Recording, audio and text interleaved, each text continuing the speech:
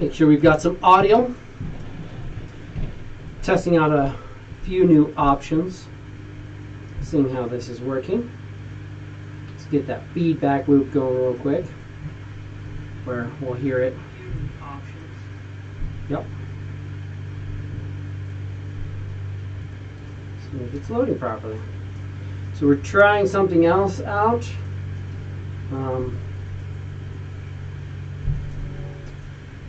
We've got a new potential option. It looks like we are double up. Oh, no, we're not. Can't even see me. Let me get here where you guys can see us. See me.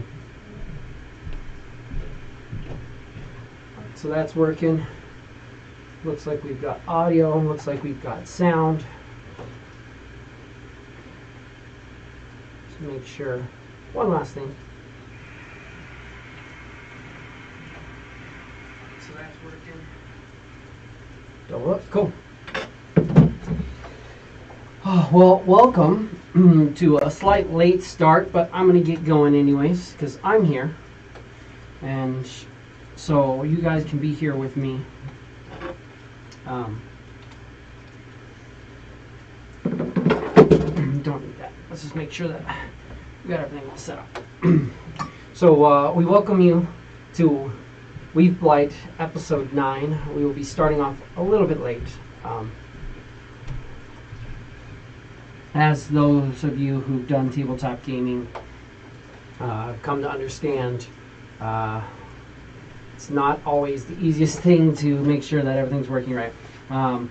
It is the end of the year for schools and such like that, so some people are getting out of college, and getting out of college means just schedules changing, work schedules changing, jobs changing, so we're dealing with that. So as we figure out and sort out the direction we're going, we will be losing Xylo for the current time.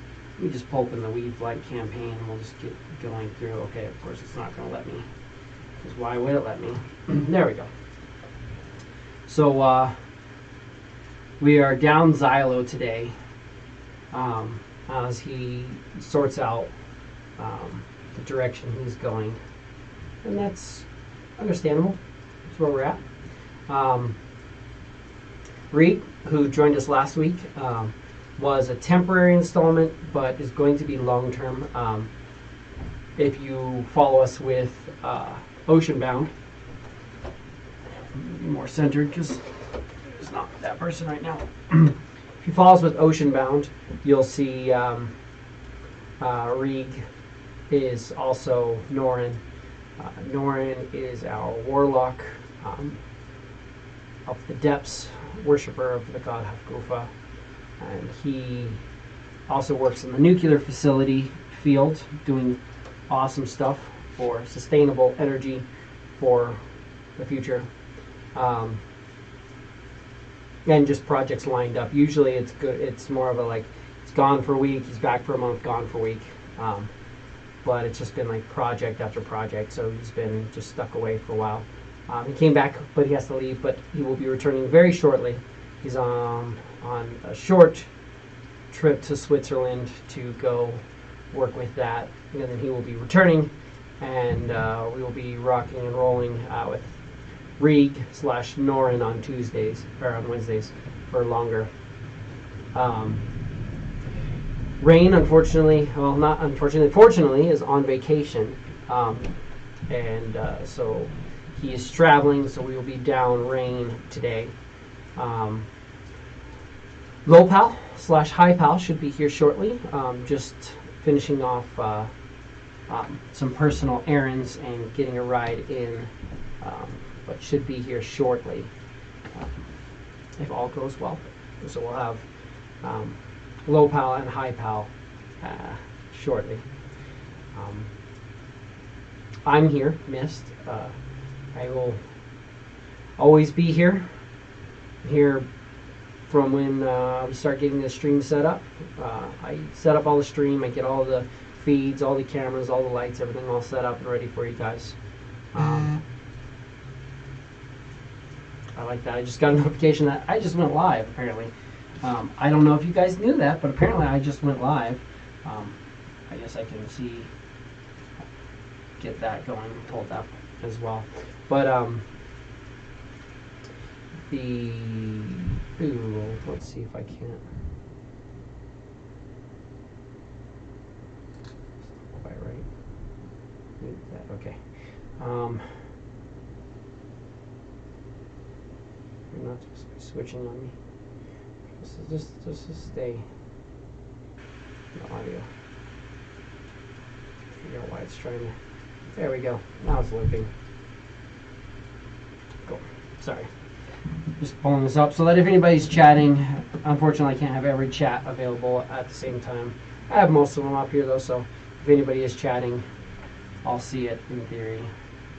It says live chat, but it's not showing it for me. Oh well. But yeah, so I'm here every day that we stream, so Tuesdays and Wednesdays. On my days off, I get everything all set up, make sure that we have audio, cameras, all the streams are set up. I run a test stream. Obviously, I fail sometimes because we have the no audio for that one stream, which is really weird. Just all I had to do is turn the camera, or like in my OBS studios, I just turned the mic off, turned the mic back on, and it was fine. But for some reason it didn't want to stream, but here we are. It looks like everything's streaming properly. That's just way behind. That's fine. We're good. We're going to exit out of that. If you have anything you want to say to us, I am currently live in Rumble. Some people ask why. Mute that. But you can always hit the Rumble chat. Some people ask why I'm doing Rumble more than anything else.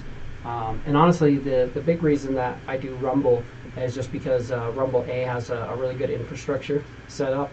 It's building up. Rumble is growing, whereas I keep thinking it's not playing like this. Rumble's growing, whereas YouTube is kind of shrinking down.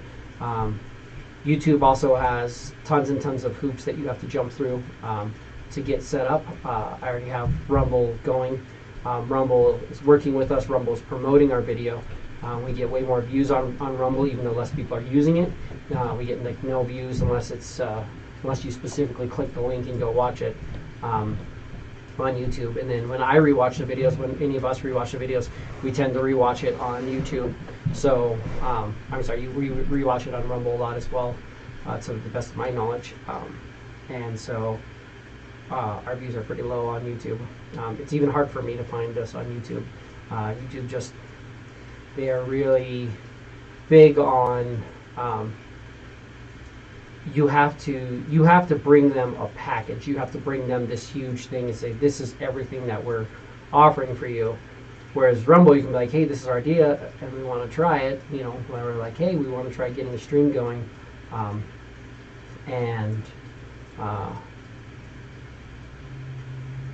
They're like, yeah, promote it, do it. You got a couple followers, you got this going on here. Have a custom URL. It literally costs us nothing. Really, like, it's super easy. Like, you're just an extension on our website. It's fine. It's easy. I've got it all set up, so it works really well. You can also watch us on Twitch, also Facebook and Facebook Gaming now. I'm not sure how that looks or how it's working out. I'll check that later. But I'm trying to stream into Facebook Gaming today as well. We're just seeing how this is playing out, but it may or may not be working.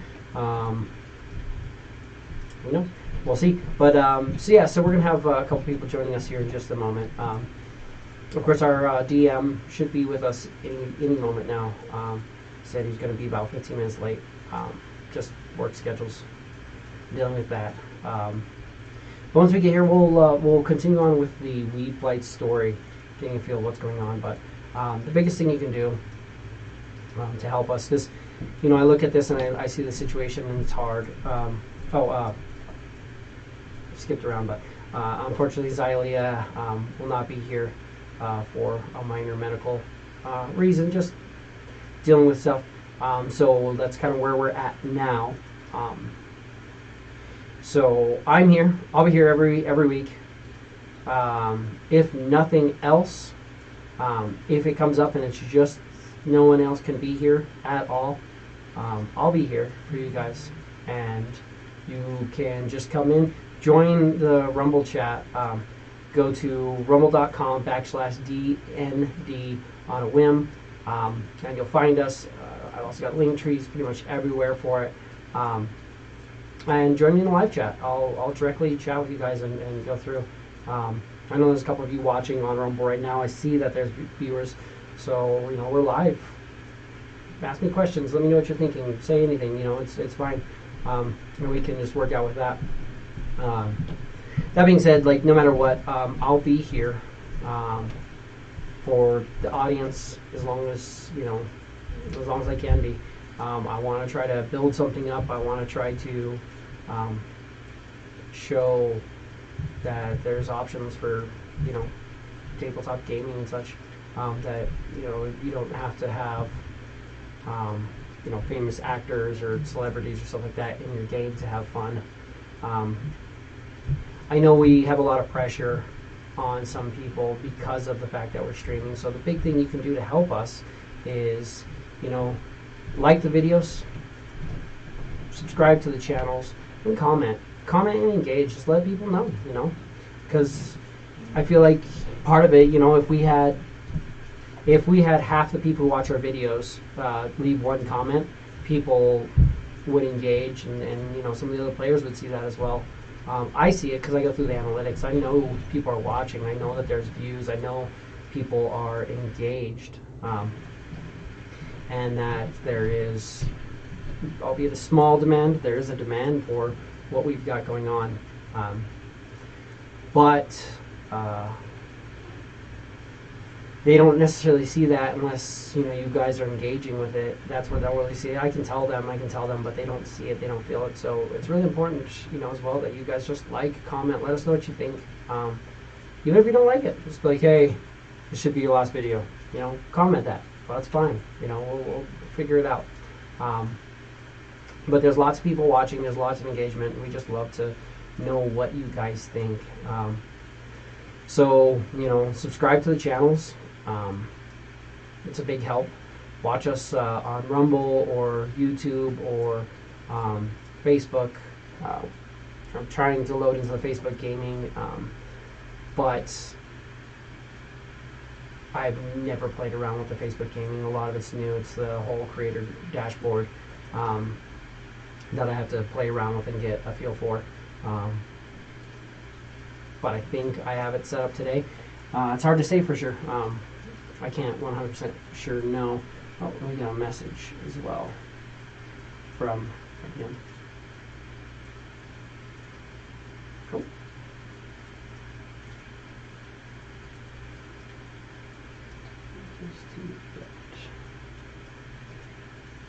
So, no. We will not have our DM any minute now. It'll be a few more minutes on that. I'm going to try to see if I can figure out. I'm try to pull you guys up on every single platform that I could possibly have. Figure out if anybody is commenting or watching or any of that, if I can. I just have to try to bring up multiple different things at the same time.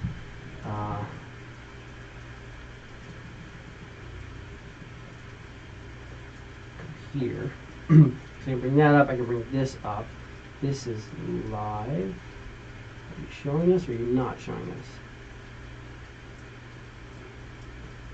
Yeah, go there.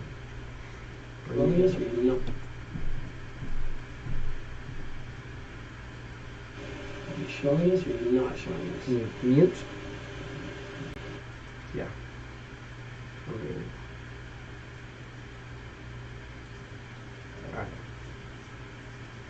So, nope. No interactions at the moment on that. Ooh, that's fine.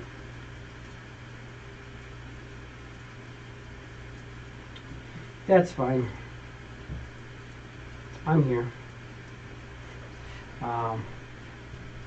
Oh, we've got, and I've got people watching. Oh, yep. We got people watching on thing, but just no comments yet. I'm in the live chat. I'll chat in here.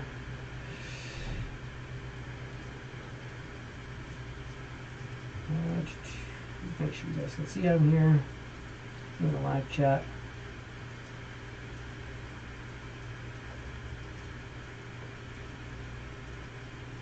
Nothing if anybody's there. We'll get some therapy going. So I said in live chat, what's up guys, how are you doing today? Just trying to get something going. But yeah, so this is definitely, it's one of those things, it's like one of those hard points with D&D, just trying to get people committed. I mean, it's hard with everything, just trying to get people committed to gaming to the time. You know, I know it's a 4 hours every week, but it's loads of fun. A lot of time we have lots and lots of fun with it, but you know, it's hard. People get new jobs, people have different things going on, and so you end up with days where it's just hard to get everybody together. We have situations like this where, so Alex, our DM, is actually going to be probably about 30 minutes still, because work's just keeping him late. That's where he's at. So you guys get to just deal with me and this. Join us on Rumble. I'll shout out the Rumble page as well. Let's see if I can't share this real quick. Just try to help. Just join me here and talk. Let me know what your thoughts are. Join me in the live chat now on Rumble. So if you're on Facebook, you'll see this right now. I'm sending that out. Let me know what your thoughts are. Ask me your D&D questions or just anything. Communicate. Join in. Have fun. I know there's people watching. It says there's people watching live, but none of you are talking to me. That's okay. I'll talk to myself. I don't know. D&D is really fun for me in a lot of ways because it's escapism as well as being able to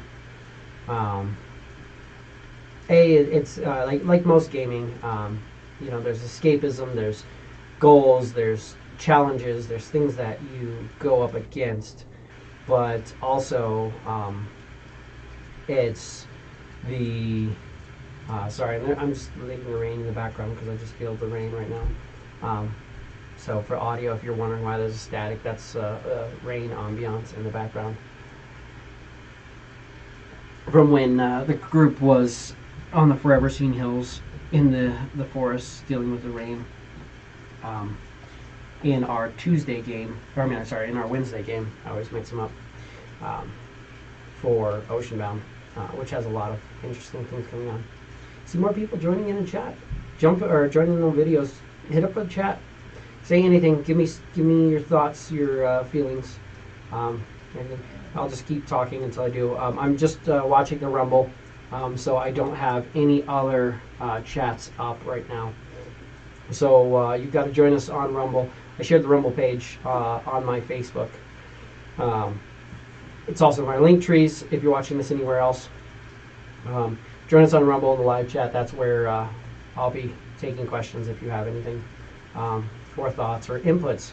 If you're like, hey, this is this or this is that, like, just let me know.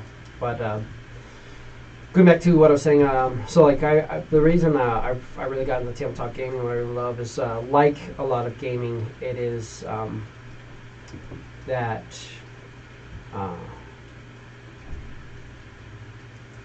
there's goals, there's skill challenges.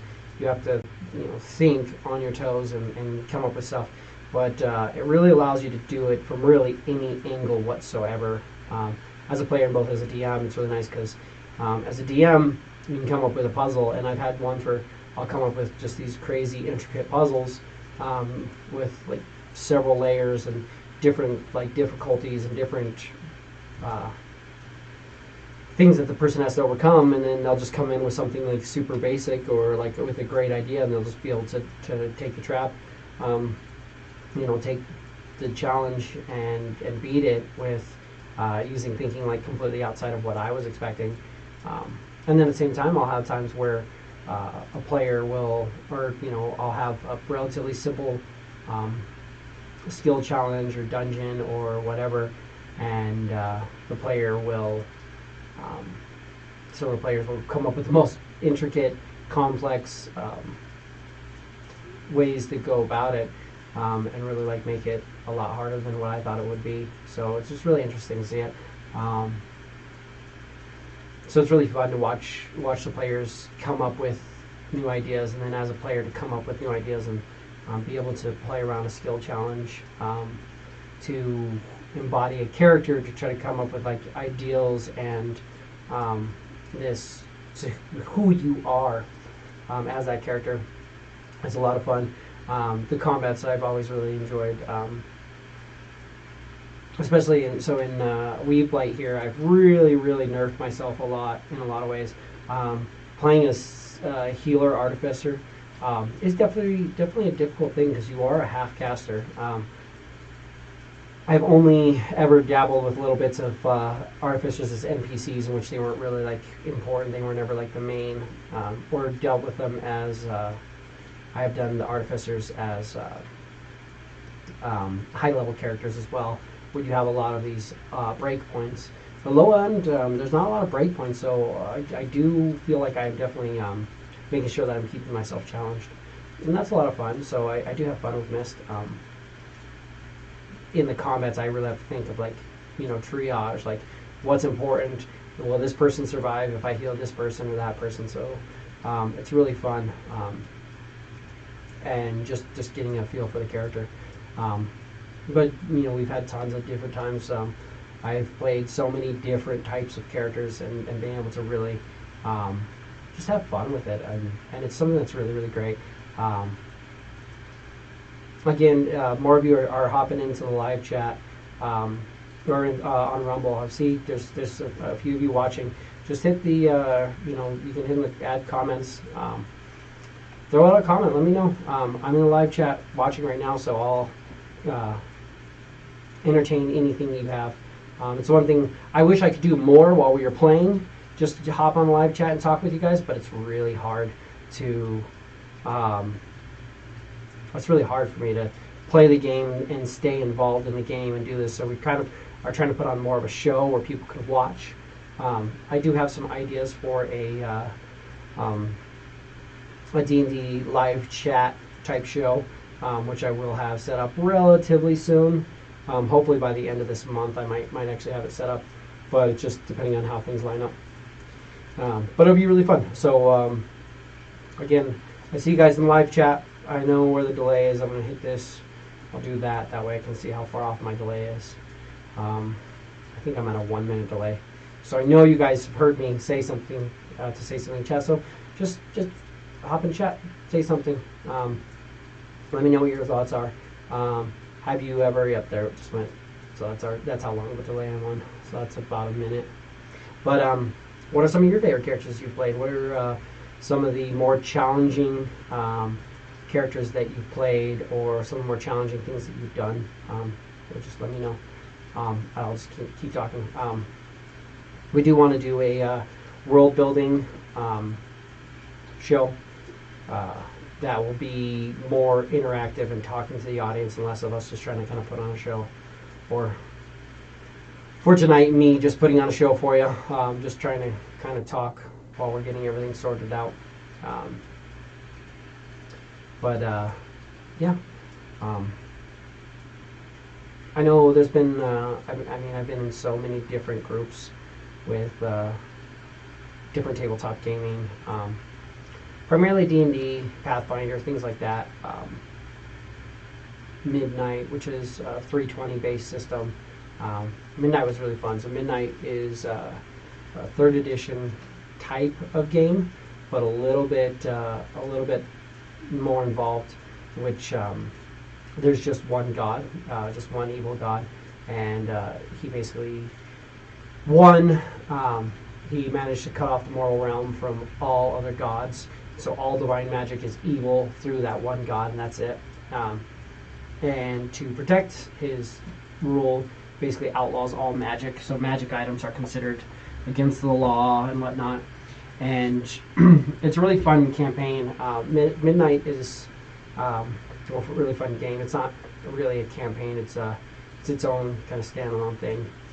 It's based a lot on the D20 system, but it feels like a kind of pumped up version of Dungeons and Dragons or Pathfinder. You start off with these kind of more powerful races, and it's involved. It's good. I like it, but it's really fun because you see a lot of people. You're not really like in your typical like good guy roles necessarily, because it's a very evil world in general. So you find that it's a lot more of, and it kind of like pushes you towards more of like you do have the heroes and the good guys that some people play, but it's a lot more like your chaotic neutral people who are just like, oh, I want to bring back magic and I want to bring back gods and I want to like end this evil tyranny. And then you also have a lot of the even a lot of players like go more of an evil alignment where it's like, oh, like I don't want this guy to be in charge, like I want to overthrow this still, even though they're not necessarily the good guys, as you will. So that's a really fun one. But I played with lots of different types of games and stuff. I've been DMing and playing for 23 years now, basically, something like that. Yeah, 23 years, and it's been loads of fun. It's really helped me through a lot of different stuff. It's nice to have, even when it doesn't necessarily work out. I always say it's nice just to have that one consistent thing where I'm like, cool, like I've got my game on Tuesday night, or I got my game on Wednesday night. Like I know we'll have that no matter what else is going on. We've got that going, so it's always a really nice thing. Sometimes things just line up like this. If I didn't have the stream and I didn't have the ability to sit down and chat with you guys, and I didn't know that a couple people were coming, we might have talked about it, and we might have been like, hey, we're just going to call it this week, and that happens. So and so's on vacation or this or that, and you'll call an episode or call an episode. You'll call a session, and just be like, yeah, sorry guys, we're not going to play today or whatnot. But that's rare. We play a whole lot. My first game that I ran, it was actually kind of funny because I got together with John and Alex, and I told them, hey, we're going to like my first official homebrew campaign. I was like, hey, we've got the books for 3rd edition just came out. We have a feel for it. Is that me clicking? What is that noise? Sorry, just hearing a nip. I think it's actually outside. But I threw together some stuff and I was like, hey guys, We've got a third edition is out. We've got some books for it. We have some ideas. Let's learn how to play third edition officially. We were mostly playing advanced D&D at that point, second edition, and we're like, yeah, like I was like, draw up some characters. Don't get attached to them. We'll learn the rules. We'll learn how the game plays, and then we'll kill off your characters and we'll start a real campaign. And it was actually really funny because that campaign ended up lasting. I think it was almost. It would have been almost 12 years. No, maybe a little bit less than that. I know we sat down and we did the math on it, and so Alex was in elementary school when we started it, and it went till after he graduated. So like that gives you a feel of like how long this game ran. Once, sometimes twice a week. Sometimes Sundays we'd get together for like 8 to 10 hours and just like have some really long sessions on different things. But it's just always fun stuff. So it's great just to have that outlet, whether it's being a DM and creating a world and telling a story, and I would say that being a DM, it's kind of like you step in and you're like, all right, I'm going to set the whole, like I'm going to create this world, and I'm going to make it this like magic place where everybody is like, or that everybody loves, and you build this this world, and your players get attached to it, and they get attached to their characters and stuff like that. And then as a DM, you're basically trying to destroy everything that you've created, and your players are trying to save it. So that's always that kind of a nice thing. Again, hop into the live chat, say some stuff. I'll engage with you guys. I'll reply to anything. There's people watching, but I know, and if you don't want to, it's fine. I know a lot of people just like to throw stuff on and listen to it. I do that a lot. I listen to this stuff all day, every day, and I don't always engage. So I totally get that. But yeah, so as a DM, you're creating this world, and you're trying to create some place that people can, so you're creating something that people can care about, and that people can really like have fun in, a world that they feel like they can belong in. And then as a DM, you're trying to also destroy that world, or cause that conflict, cause something that has your character step out to be heroic, or to be the heroes that are needed to really build up that adventure.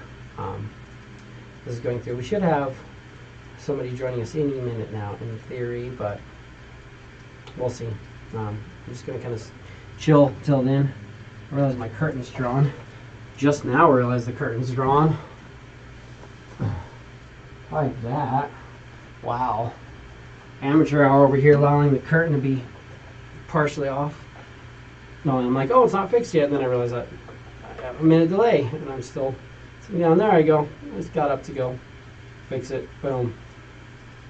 And did I overpull here? Yeah. Getting set up. Sometimes it's tough. I do everything on this again. So all the set up is all me. So that's on me that I missed that. Audio, all the technical stuff's on me. It's a bunch of stuff. It's some work, but I really don't mind if I can try to create a fun game and get something like this set up where people can come and have fun. It's worth it. It's worth all the extra work and stuff. So I'm happy to do it. It's always a bummer when you have days like this where people can't be there on time, or can't be there at all, just because of life and all the different things. But yeah, so we're just gonna we'll chill. Join us in the Rumble chat if you're watching this, and comment. Let me know in the live chat what you're thinking, how your day's going.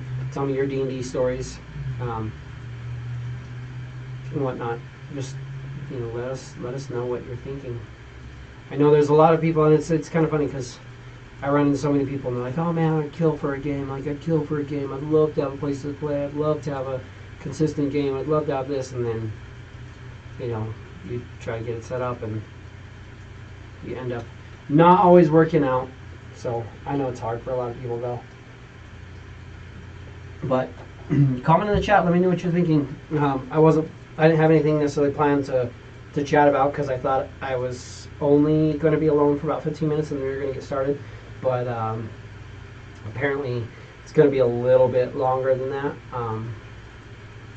Hopefully within the next 5 to 10 minutes I'll have one person, and then hopefully within 10 to 15 minutes after that we'll have another person, and we'll get started in with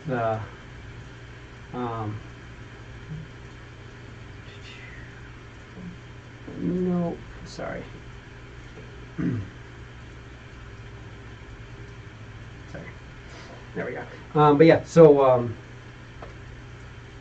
I didn't expect. We do have people. They're on their way. They'll be here shortly, and we'll get started into Weave-Blight and seeing what we can do. Given the fact that we're down a few people. Can't really do a lot of role play stuff, but we can do some fighting stuff. I can open that in the background, and I won't open that in the background. I won't open that in the background. I can start opening up some extra pages, and we'll get just making sure I have everybody. So I have Mist, I have Xylea, and I have Rain available. So I've got the 4 of them. High Pal, Low Pal should be here shortly, and our DM will be here shortly, but I've got Rain, Xylea, Mist, and Rig pulled up. So if nothing else, we can just get into some combat and try to do that without, because that's something we can do without necessarily having people here. Combatively, I can play all the characters pretty easily. As a DM, I'm used to it.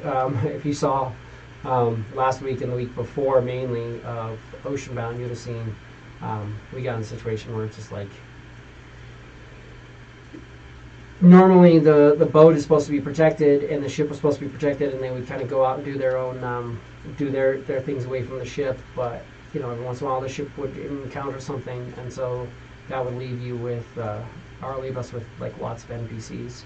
It'd be really fun. We do have the sidekick option available now, so as we go to try to arm the airship, and more so crew the airship, we can look at that and really figure out or set up the crew and stuff like that. But for combats, all the crewmates will be drawn out basically as basic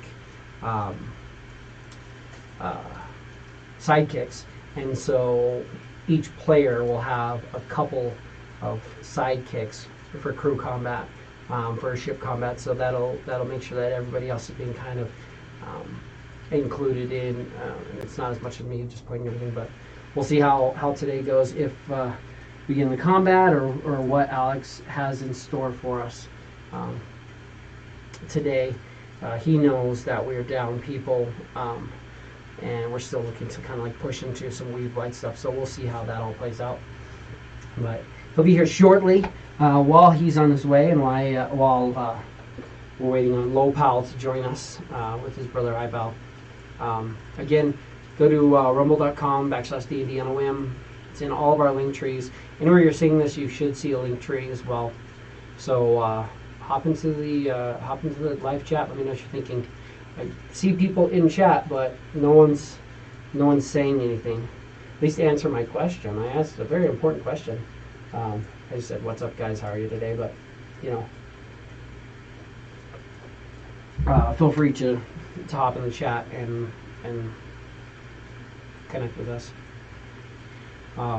Help me, please help me, because I just look stupid. I'm just sitting here, but it's one of those things. I have always been really big on certain aspects of stuff. One of the big things that I always bang on is because I say, we're going to go live from 5 to 9. We may go a little bit over, but like 5 to 9, like we're going to be live at 5. I try to be as close to 5 as we can. Sometimes technical difficulties go through where like it'll be 5, I'm like, boom, click on it, and it's like error, and I have to go through and fix stuff, but usually it all comes through. We got one person commenting here, but I don't think they're commenting on the right things. Oh yes.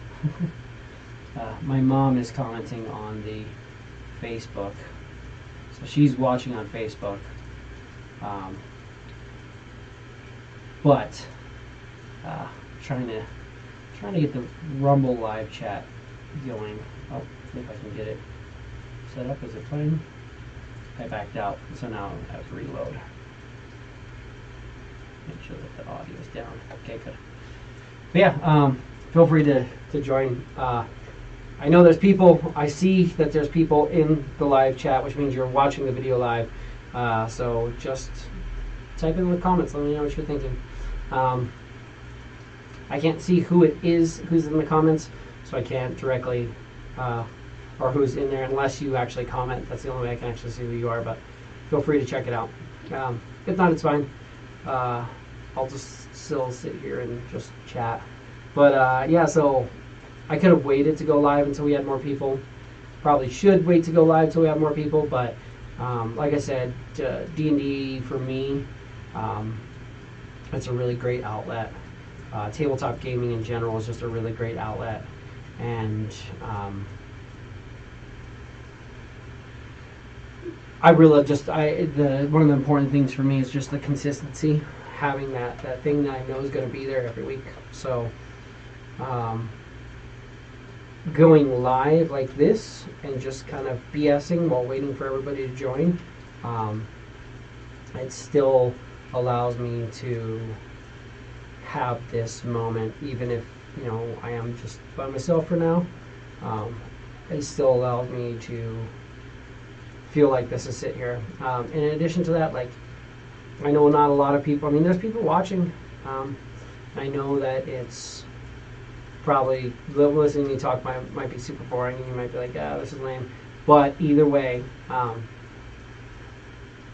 for me, being able to be here and just do that, I'm like, this is really important for me because I have D&D every week. And for some people,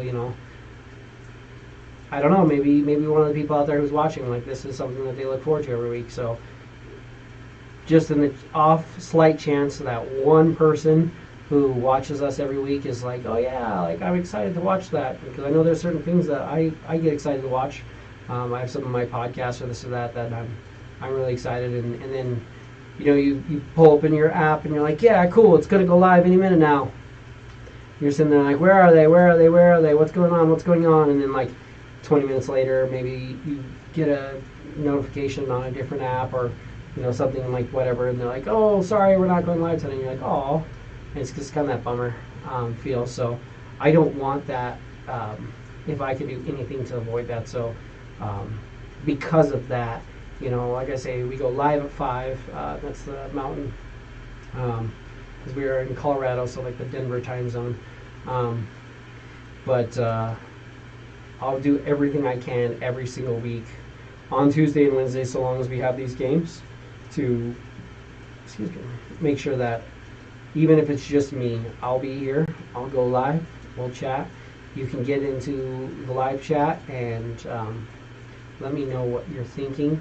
Ask me questions about D&D, ask me questions about anything that you want. Ask me questions about the campaign, ask me questions about the other campaign. Ask me questions about your campaign. Ask me questions about any sort of tabletop gaming things that you have in mind. You can always jump in there and just chat with me. But I'll be here no matter what. And then as I get the other shows set up, which will be more of a audience interaction, and it'll be more of a thing where players can, or not players, but just the audience can talk to me.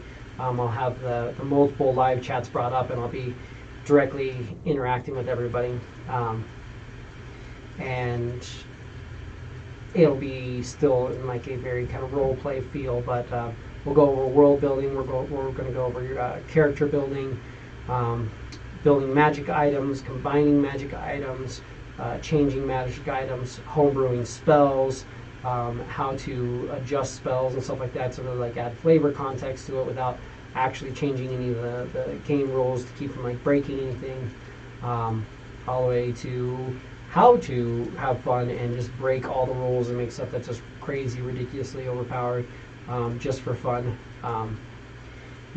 or playing things like I'm playing now, playing a character who is very, very fun and very involved, but definitely isn't as powerful as a lot of other characters could be.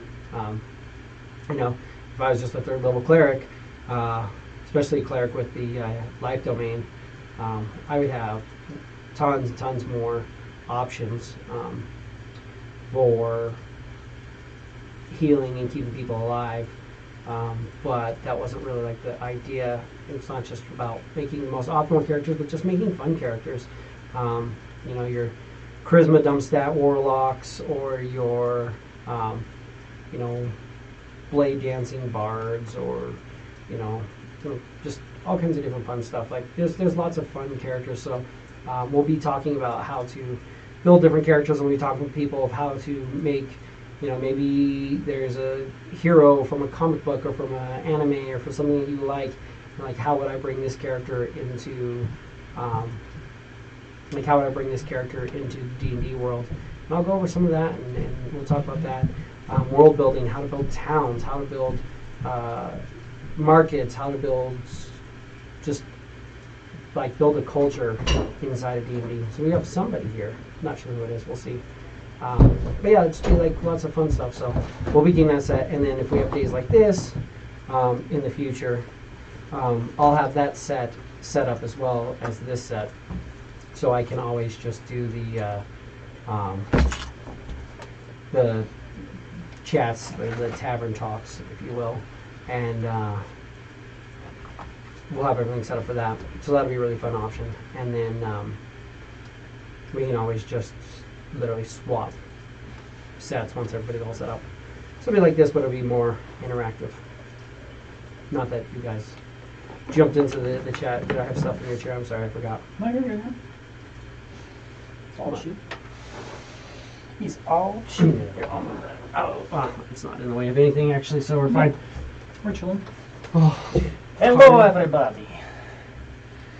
Welcome to Weave-Blight. We are people down, but a story will still be told. We are down people.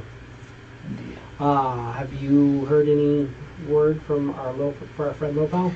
Lopal is still waiting, I think, for groceries to be dropped off at his house. Heard. Why he has the responsibility of doing that is beyond me, but that's his prior commitment, and he will be here as soon as he can get a ride from there. So,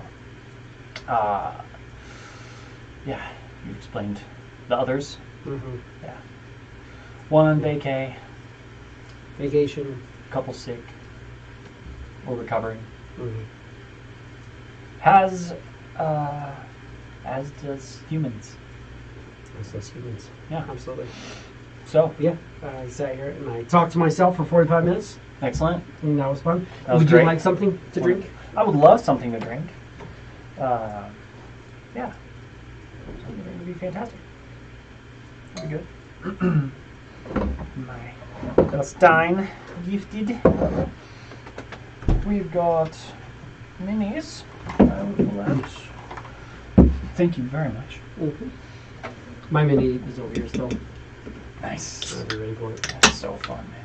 You know what your thoughts are. Little minions on it. I set up a superiority card as well, just to track for our buddy Rain. Nice. Yeah, I was gonna sit and just write it out on a sheet of paper. Mm-hmm. Everything that he has and that his heirloom will give him. Well, I know in D&D Beyond, the feat He's bugged. Well, no, I'm sorry. The feat works, but the superior technique doesn't work. So if you take the fighting style, superior technique, to give yourself the ability to get an additional maneuver and additional dice, it doesn't show up on your character sheet. It says you get one additional and you get one additional. It's like you get additional mover, you get additional dice. Right. But it doesn't show that. And they don't give you any options for editing that because they're like, you don't need to edit that, you don't have those. It's like, just give me more ability. Like, I get it. It's really nice not having to worry about players potentially, fudging stuff. Mm-hmm. But things need to work right if you're gonna do that. So yeah, for sure. We'll get past it. I think. I think he'll be way more into it once it's all laid out in front of him. I think once he hits 3rd level fighter, and actually gets the class in that. Yeah. The one dip of rogue is nice for the sneak attack, for the expertise. But then I look at it, I'm like, man, even if you sneak attack once per round, that's still what he's doing. D6 sneak attack, right? Yeah. So I look at it, and with the way that he's set up and the way everything's going with him, so sneak attack 1d6 damage. If he was 3 levels fighter right now, he would have 8 superiority dice. Yeah. Which are d8s. Yeah. So he would literally, we'd have to have a combat that's over a minute long before it really, it really mattered. And before it started becoming even. You start looking at the potential for the damage. 8d8 could be 64 damage, right? 8 times 8 is 64, yeah. And then, so 64, it'd be 11 rounds before you could actually do, or have more potential damage with the 1 level rogue. Which I know it's not just about the damage, but also just, you also don't have that versatility with the different stuff because you would have a bunch of other maneuvers as well. Right. Oh, on top of that, he doesn't get his 20th level extra attack. This is true. And when you have Commander Strike, that's really nice. Yeah. You can play into his martial type feature up to 18th level and go Rogue 2, but I've never looked at what Rogue 2 is. Rogue 2 is really nice. That gives you your ability to do the cutting action. So the bonus action. Yeah, bonus action for your hide, your dash, and disengage. Yeah. Hide, dash, disengage. Which is nice. Without getting an archetype, that'd be bad. Yeah. But I mean, there are a few ways that he can go. He could go all the way up in the 7th and just do Fighter 13, and then he'll have 2 uses of Indomitable. He'll have extra attack 2, which is good. Mm-hmm. And then he'll have his ability to score improvements up through 12th level through Fighter, which is nice. And then that 7th level Rogue, of course, gives you evasion, gives you expertise, gives you uncanny dodge, so you have that reaction. Yeah, there are some benefits. I feel like a lot of it is just that comfort of being a rogue. He's got quiz. He's got that play style. He likes the rogue. He really likes the rogue. Yeah. So I feel like first level, just and especially what we were doing, because we went from a level 20 campaign where we are all level 20, and he's playing the level 20 war cleric, and champion of Cord, and multiple epic boons and stuff like that. Yeah, and just all set up. So we're just used to like going through and he's got his vorpal sword and he's just like chopping off heads and like getting crazy and doing stuff. Being resistant. So you go from that to like a first level human fighter. Yeah. And you're like, I don't really have much going on. This is chill. Yeah. So I get that it doesn't necessarily feel very strong, but I still feel like that one little dip into rogue just hit him a lot. Yeah. Well, we'll see. We'll just keep playing it out. Heck yeah. It'll grow. It'll keep filling out. We've got a really solid party. I think you all have most everything covered except for your, like you said, the healing starts feeling pretty limited. And I've got options, allowing me to have to basically mimic the very low level healing wand. Yeah. Which is awesome. Replicate magic item. Yeah. Helps a lot. It just gives me 3 healing words a day, and then I have to roll d6 to actually get them back. I may not actually get all of them back every day, but having the charges. I think that one actually does come back at dawn. I just got to remember which one it was, because that's the. Oh yeah. So, it gets, it regains all expended charges daily during a long rest. Nice, yeah.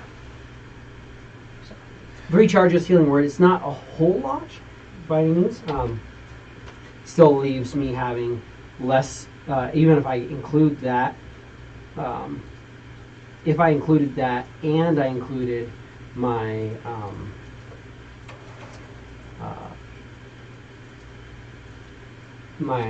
tattoo, basically the spell rot tattoo that I can use basically 1 up per day. Yeah.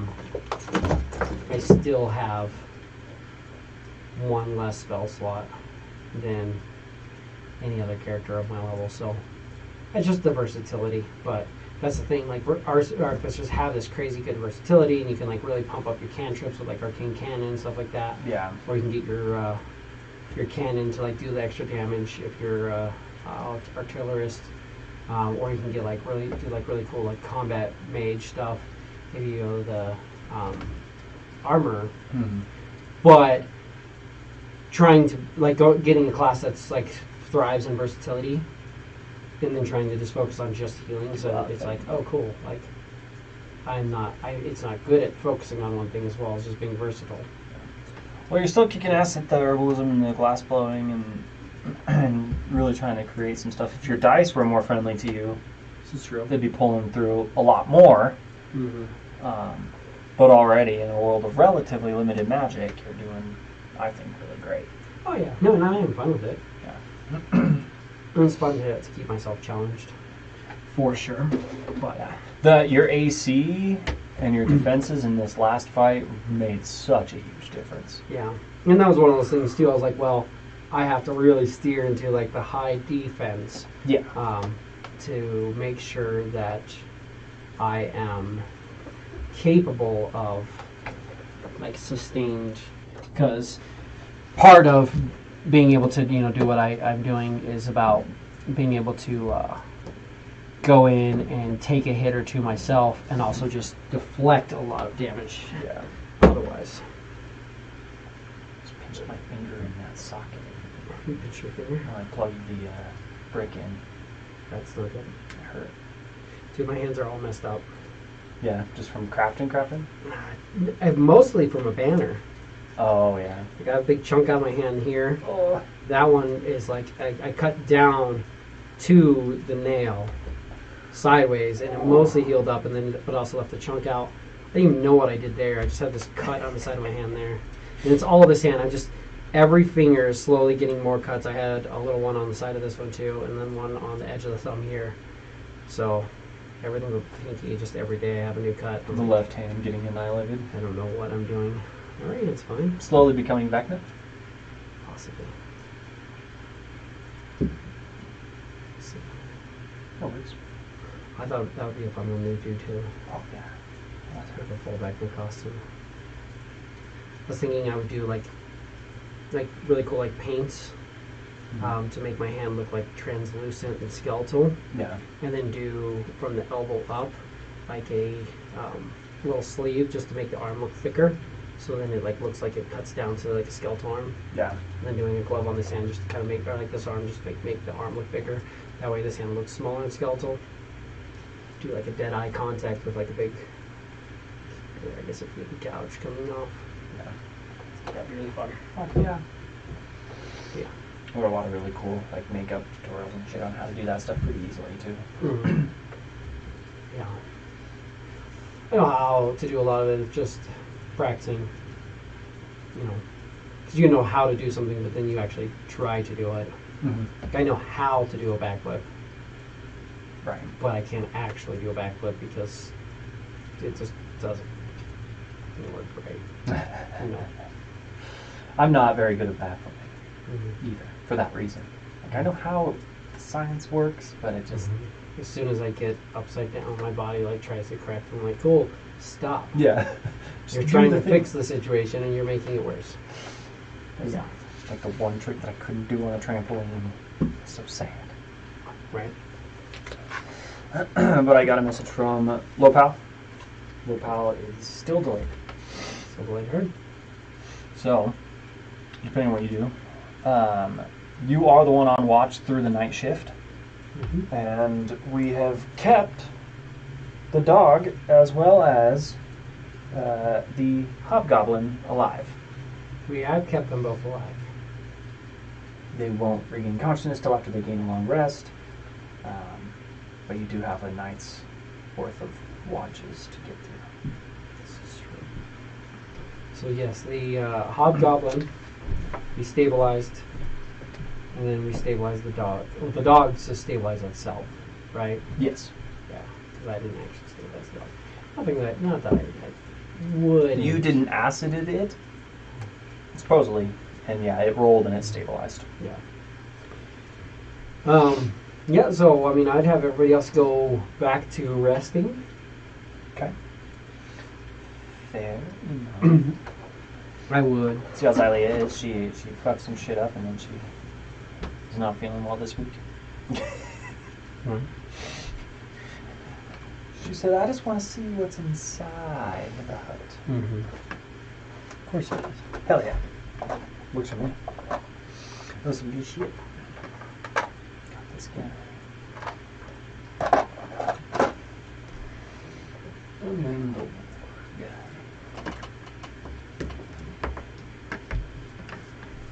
Unconscious. I know we have some tents and some people. Probably set the tent up at the back of the wagon. Bring get it. The bat will be looking to the, or actually I guess I would have the bat on the front end, because he's going to be watching and making sure that he has, I think we were going to leave them in their house. Leave them in their hut? Okay. But probably loosely tied up. But we can tie them up with inventory. Do we have rope? Yes, we do. So we have rope. So we will tie them up.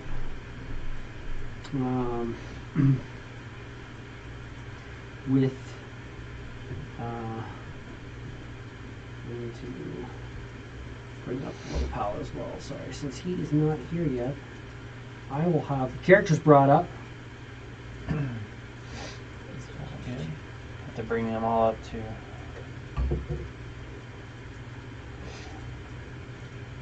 Lopal, High Pal will be here soon. I'll bring them up for now, though, Okay. just so that we have them available. So yeah, so I have them all up for now, and we will tie up these guys. Reeg will leave it off, and I will assist him. Cool. Works for me.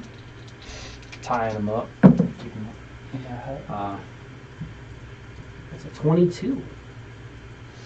22 is absolutely a great tie. Knot them up so they're not like horribly Not uncomfortable, but uncomfortable, but bound and yeah, staying where they are absolutely. easily. Yes, we're no longer than ready. 22 is absolutely great.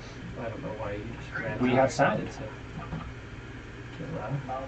I'm always like, that's my secret. We are in.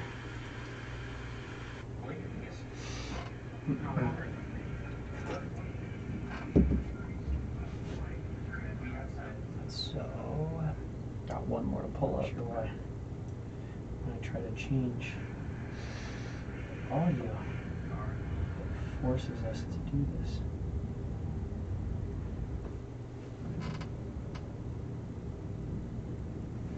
This is the forest.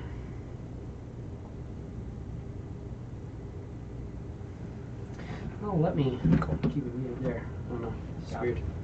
I can't put it in the background. Whenever it goes to background audio, it insists on being the same volume as anything else.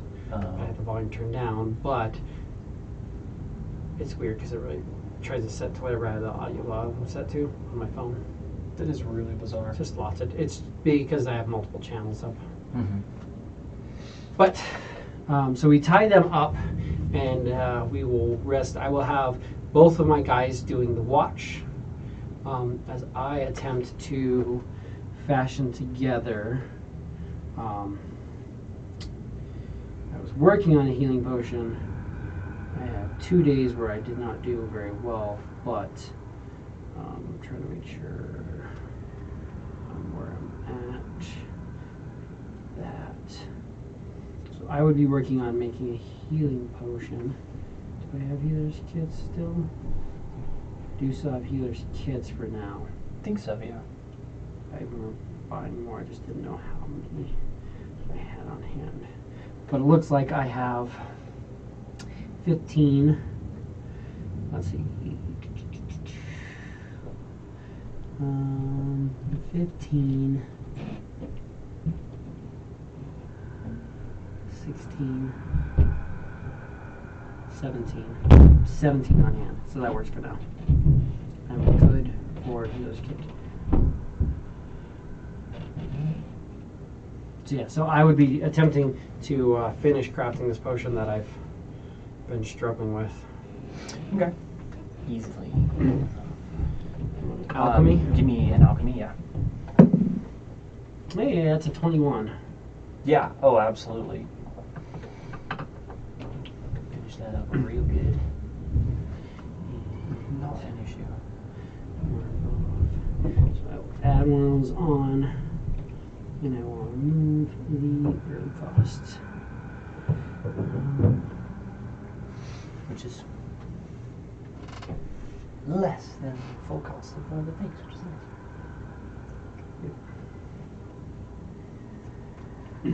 Just takes a little bit of time, that's all. A little bit of time. Took a lot of time. Definitely, that one definitely took a little while. Potion of healing, +1. So I have 2 of those. But still moving along. So yeah, so I will do that. Indeed. You craft your potion, working on that. Is there anything else that you're looking to do earlier on, like in your watches, as everyone is bundling down to go to bed? I'll just have Bloot and Gabloot watching, making sure everything's going around. Bloot with his blind sense, making sure that he's covering the whole of the building with his blind sense, so that if anything does happen, nothing can come in or out. So he's really focusing on the perimeter of that, just kind of the perimeter in general of his blind sense. Okay. And so Bloot does that. Gabloot will just be kind of looking around and watching and just perceiving what's going on around, listening for stuff. Kind of patrolling and keeping his eyes open, heard. Let's see here.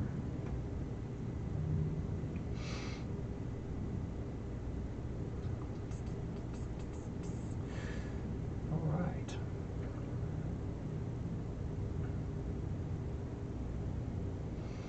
Mist, go ahead real quick and just give me a quick little wisdom save, please.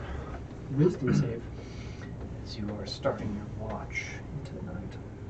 Wisdom? Heck yeah, that's a 9. Alright, alright.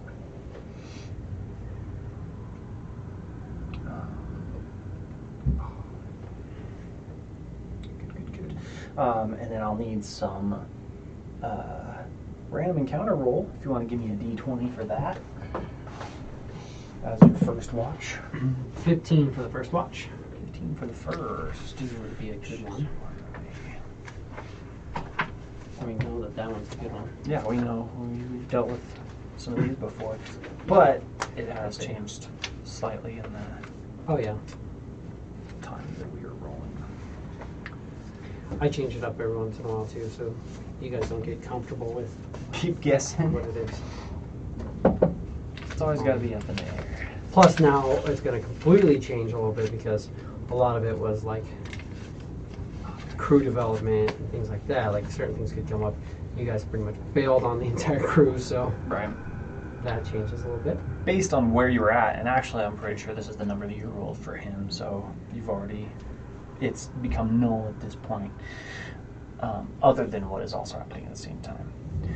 So, but yeah, this particular set of numbers is something that can't happen in this area anyway. So, But, that being said, I get to roll some Constitution saving throws for people that are not here.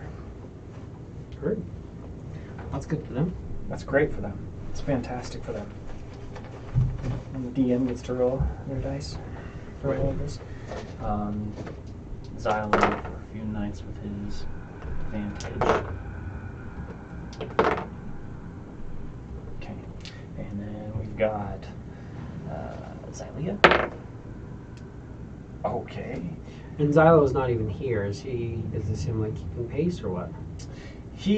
So there's a couple of different options, but he would essentially be keeping pace and be coming up on you. It just depends on, if and when he wants to be here. Yeah. So yeah, there's a lot of stuff. Like I said, if you guys had stayed and watched that ceremony, obviously unpredictable, crazy things could have happened depending on what you all wanted to do. He will be there for that. He will know a little bit more to it since you all left, but where he would be in regards to you kind of depends on what he would want to do. So just got to follow up with him. Yeah. All right.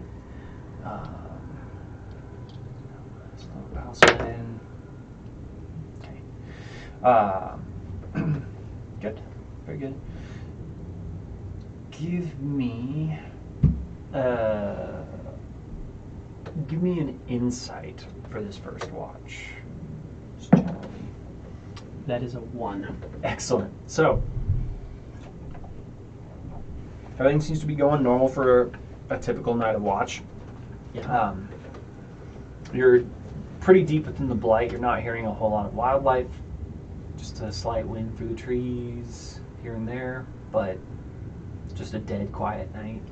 Go ahead and give me a roll for a second watch. D20. 7. Excellent. All right. Can you roll D6 real quick for me? D6? Yes, please. 5. 5, okay.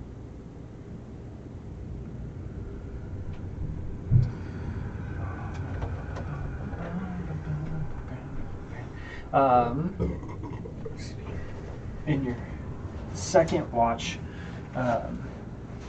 things are still kind of quiet. Give me perceptions from the three of you, your Geblut, Blut, and yourself.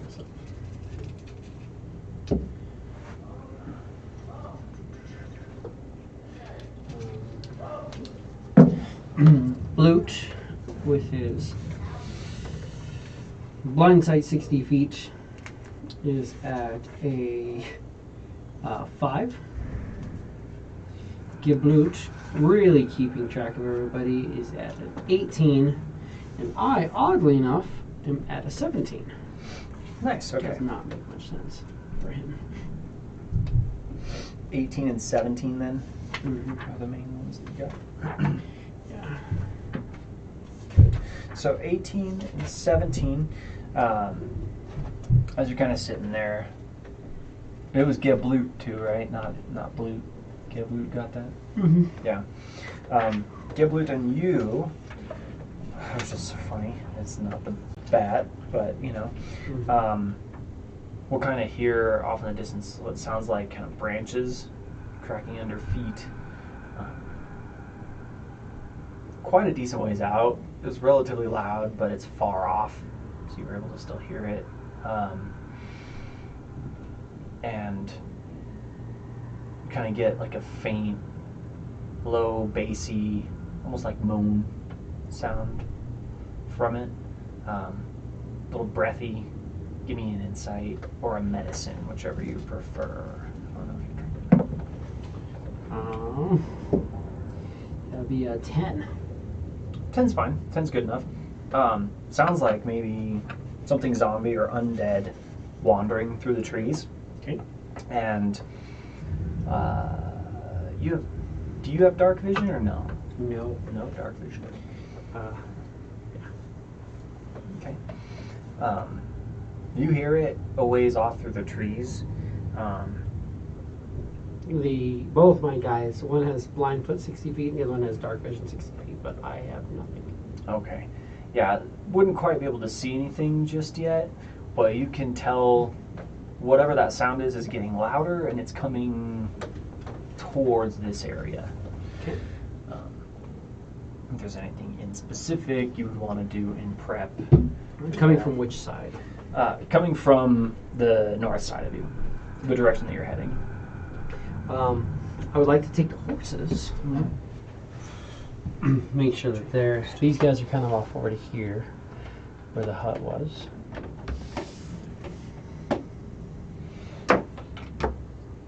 Yeah. Make sure that the horses are tied up well, and all set with that. I will move out small ways away from them, making sure that he is paying attention back there, and he will come up, be ready to assist me if need be. Go with you. He's got his 60 feet dark vision. 60 feet dark vision is like a 10-foot low light, or I've got 10 foot of bright light, 10 foot of low light coming off of me, I believe. 10 foot bright, 10 foot low. No, sorry, 5 foot 5 bright, foot 5 foot. That's what I thought. It's what I figured, yeah. Bright 5, dim 5, yeah.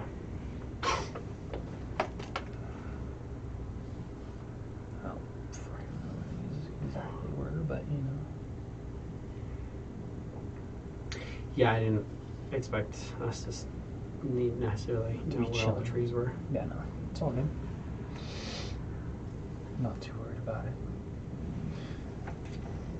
Welcome to Weave-Blight. Trees aren't always going to be exactly in the same place.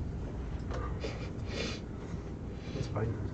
We can go back and watch another video and see where they're at and where they're different.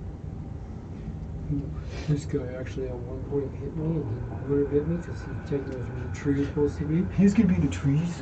Retcon that. It's fine. No. It's not important. No. But, as you start to walk forward, Geblut will see that there are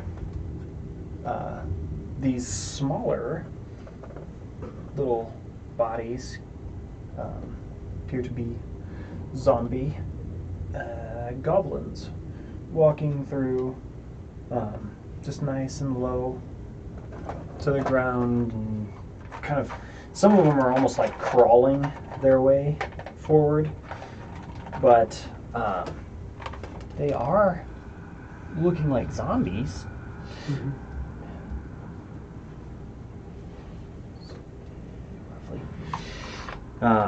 But he can see roughly about 4 to 5 of them, give or take, at this moment. Do these guys seem like they're big enough to be making the noises I was hearing? They do. Yeah, they're meaty enough. They're definitely like zombie-ish, but they're, it looks like they can kind of see a little bit of light ahead of them, but they're all kind of like digging and clutching at the ground and kind of moving with stuff. Now that they're within Geblut's field of vision, give me a perception from him as well.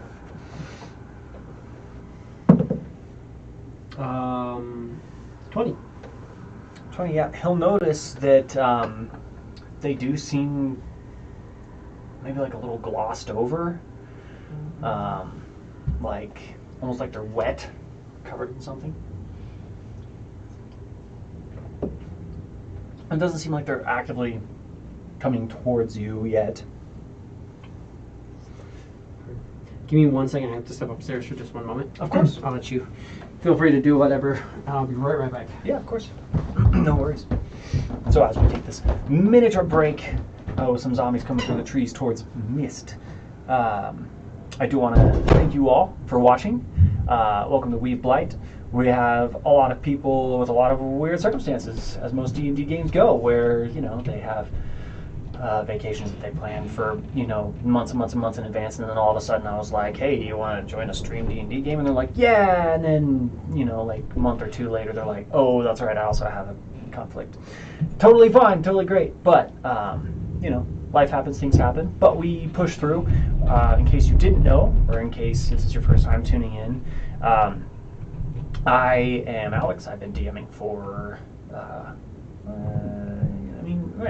on and off for many, many years now.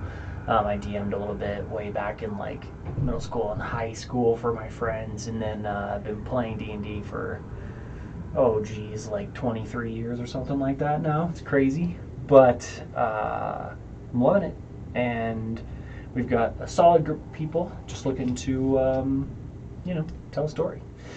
So we've got Mikey, who isn't feeling well.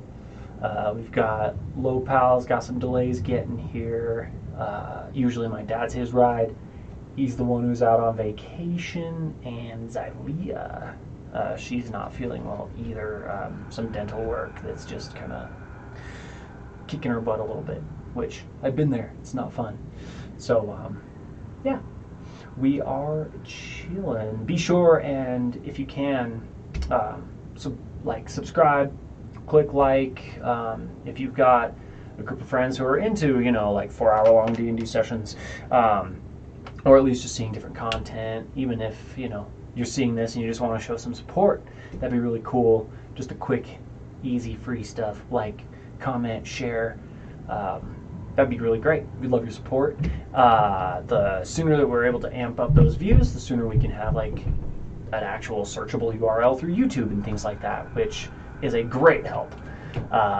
We are also streaming on Wednesday nights. Those start at 5 o'clock sharp, and that's Oceanbound, the campaign Oceanbound, where Mist takes over the DM seat. He's been my DM for literally since like I was like 7 years old or so, or something crazy like that. Maybe it wasn't 7, maybe I was 10 when he started DMing. And so I started playing with my uncle DMing, but then he was a player. Then he was my DM. It's been like 20 years of him DMing me. It's crazy, something like that. But yeah, we've got a great gig going on Wednesdays. If you tune into that, Oceanbound, I'll be in the player's seat. He hops over to DM. Currently, we have this giant map behind me. That is the world in which Oceanbound is set. And currently, we have escaped this mysterious Far Realm-controlled ship known as the Black Betty, and commandeered a battle blimp. So we'll see where that takes us. Promoting a little bit of Wednesday while we're here. Yeah, might as well. I can't remember. It's warm. Did I start? I was trying to remember when I bugged Amy because she was playing D&D with Russ. I feel like that was when I was in like 3rd and 4th grade, when I was back from New York. So I was how old like, are you right now?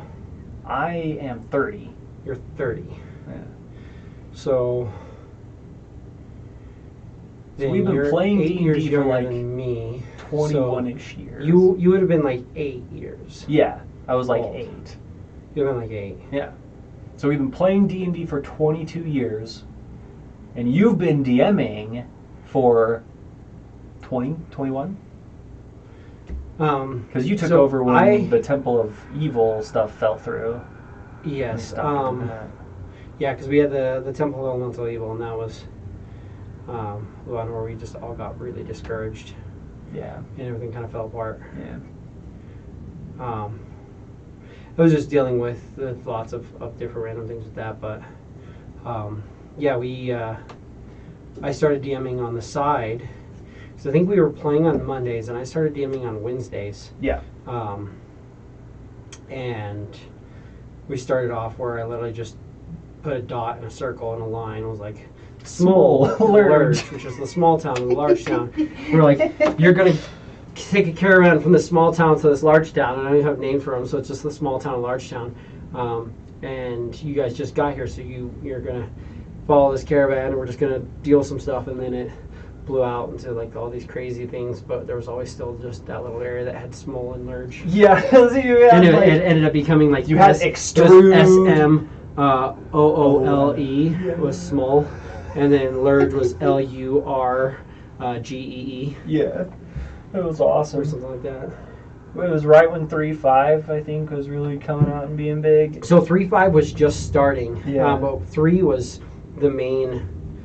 3 was still primary. And we were 2.5 for Temple of Elemental Evil. And we were playing 2.5, where we were just homebrewing 3rd edition rules from 3rd edition into AD&D, but 3rd edition was like massively broken. Yeah. Which is why they released 3.5. We had 3rd edition books and 3.5s were getting ready to be released when we first started. Yeah. And then we switched everything over because we still had all of the little brown 3rd edition books. 3L books. Like the supplemental stuff when we started playing. So it was before 3.5 had officially started when we actually first played. Yeah, and you told my dad and I, you were like, don't get attached to these characters, we're probably just going to kill them off. Yep. And they were the long survivors. And they lasted years and years and years. That's fucking crazy. Played that campaign from when I was, like 10 years old until, because you guys were coming to my concerts in like 4th and 5th grade. Yep. And we played that through high school. And then, Really? for sure. Basically graduated and stuff like That's cool. That was wild. a long campaign. I sat down and did the math on it, and based off of the amount of time we spent, it was something like 112 days of actual game time. Holy shit. Like time at the table for that Actual campaign. time. Well, and I don't know if you had counted, because we had a few days, because we'll do like Like the the Sundays. Thanksgiving or the Sundays where we're like, we'll play for 10 to 12 hours straight. I think I factored in a decent bit of those. Yeah. What I could remember. But, Yeah. yeah. That shit was fun. Back in the day. So you said these guys are kind of glossed over, like slimed over? Yeah, definitely looks like they got maybe a little bit of that slime or mucus that you've seen from like the trees on them. They haven't noticed you quite yet, depending on what you're looking to do, but they are headed straight in your direction at this point. I, knowing that they're coming up, will use I will have Geblut launch a anticoagulant dart at them, Okay. which he can do. It just requires his reaction because I basically, from where I'm at, I cast it and then he can cast it using his reaction. Right. So I will create an anticoagulant dart, give it up to him, and then he fires it. Pretty freaking sweet. Sounds good to me. Seeing how he can see and I can't. Right. Just firing at the yellow one in the front off to the far side there. Copy that. That will be an AC 11. That's a hit. They're zombies. Mm-hmm. For 1 point. 1 point of damage. Necrotic damage, and if it's undead, it has disadvantage. Yeah, disadvantage to its attacks against Geblut, I think, because it's It's its next attack. next attack. Okay. Yeah, its bodies. Yeah.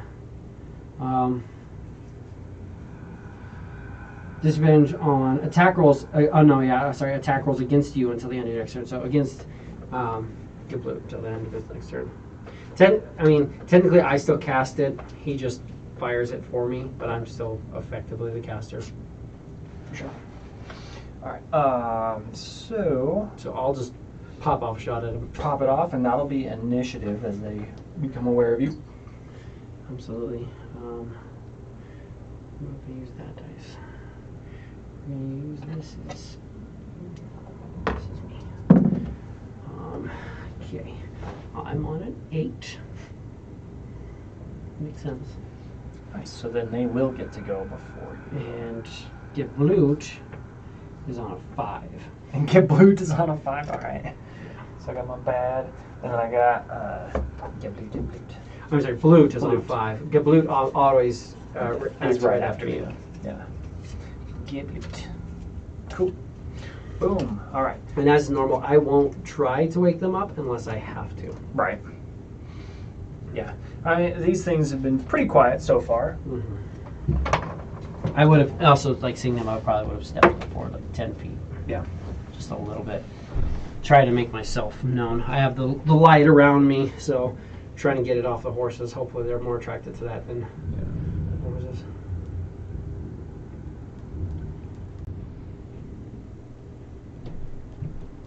Cool. They just kind of move up, and they're relatively clustered, but just once they see you, instead of like crawling on the ground, they definitely kind of like get up and do like a faster little stumble towards you. Absolutely noticing the light, but that is as close as they can get for now, Mr. Up.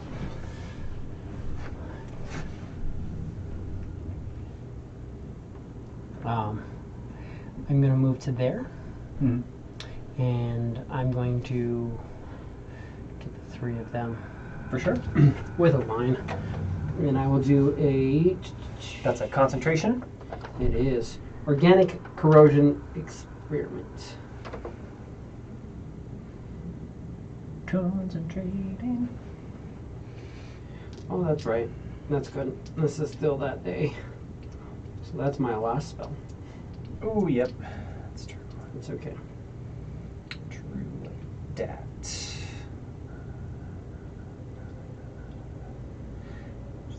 Okay.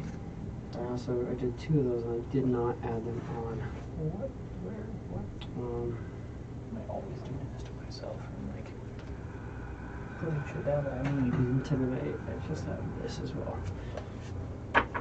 Which is 5, 6, 7, 8, 9, 10, 11, 12, 13, 14, 15, 16, 17.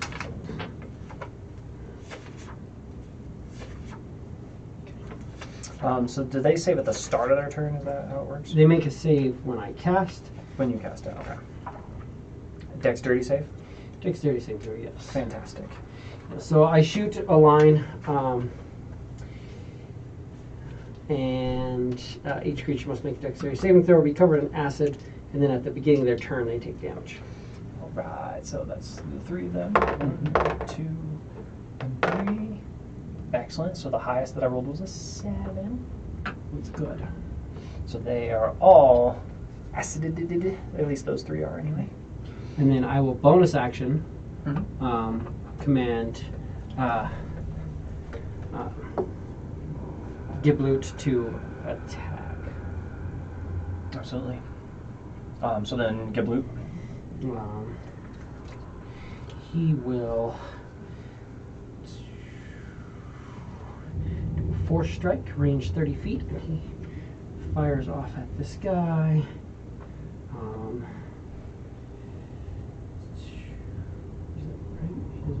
So +4 to hit currently. So that's AC 11. That's a hit. We know that. Mhm. Is he going after the same one that he hit? He'll be. Yeah, he'll focus on the one that I already shot.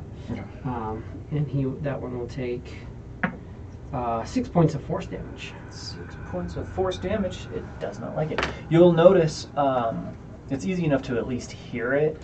When the force hits, boom, you can hear like a poof as it gets hit. And Geblut sees like that like gloss that's over it definitely like bursts and yeah, miss into the air a little bit. Kind of like the trees. So he's Yeah. got like pus pockets. Yeah. And that's it for Geblut.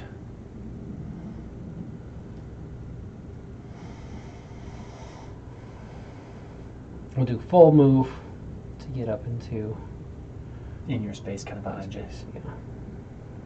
I'll come over and then I have both of them with me. Herds, zombies. Yeah, really. Yeah, no. So they are going for you.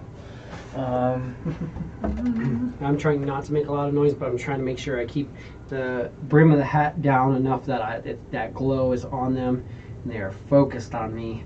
That way I can die here. So I have no more healing left. It's all right. They're zombies, so we'll see. You're at an AC 21 currently? AC 21 currently. Yeah, so we've got 1, 2, 3, 4, 5. All right, so that is 1 hit on you. And it's not a crit, but it's a hit. And hide my own Easter eggs over here. Is a D. This. Wrong one. One number. 4. Excellent. So that's 2 points of bludgeoning damage. Hurt. And that's it for them. Start of their turn. Oh yeah, that's right. The Start of their turn. Old school goblin ones. Yep. Each take 4 points of acid damage. 4 I got hit once, so I have to concentrate, and I'm fine. Nice. They are mounting. Cool. And then end of their turn after they do their attacks. And Mist, you are up. Bonus action, command. So what do I have to do?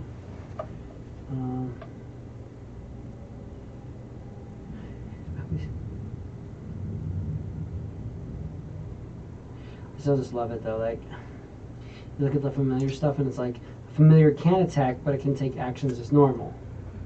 Bite, weapon attack. Yeah. So that's fine.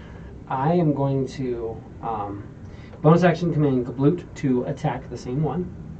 Okay. And then I am going to throw an acid vial at the 2. So this is the one. That was That the we one attacked that you before. were attacking, yeah. So I'm going to acid vial these 2. Okay. So I'll splash both of them with acid. I need a dexterity saving throw from them. Dexterity saves. DC 14. Oh, fail. So they take 2 points of acid damage. They failed horribly. 2 points of acid each? Mm-hmm. Okay. And that was those 2. Those 2. That also took the 4 acid. Yep. Excellent. And just kind of chilling next to the tree. Yeah, I'll stay right there. Gibloot. Force. He is going to do his force attack. Use the force, Gibloot. For strike. Ooh, not the best. Still probably hits zombies though. 9. That's a hit. Yeah. He hits zombies. Absolutely hits them. And he is doing D4 plus 2 force damage. So 3 points of force damage. 3 points of force damage on The same one that we hit before. Hurt. Not quite bloody, but almost there. Hurt. And Bloot. Bloot will assist me. Aid. Missed. He's actually going to assist Gabloot.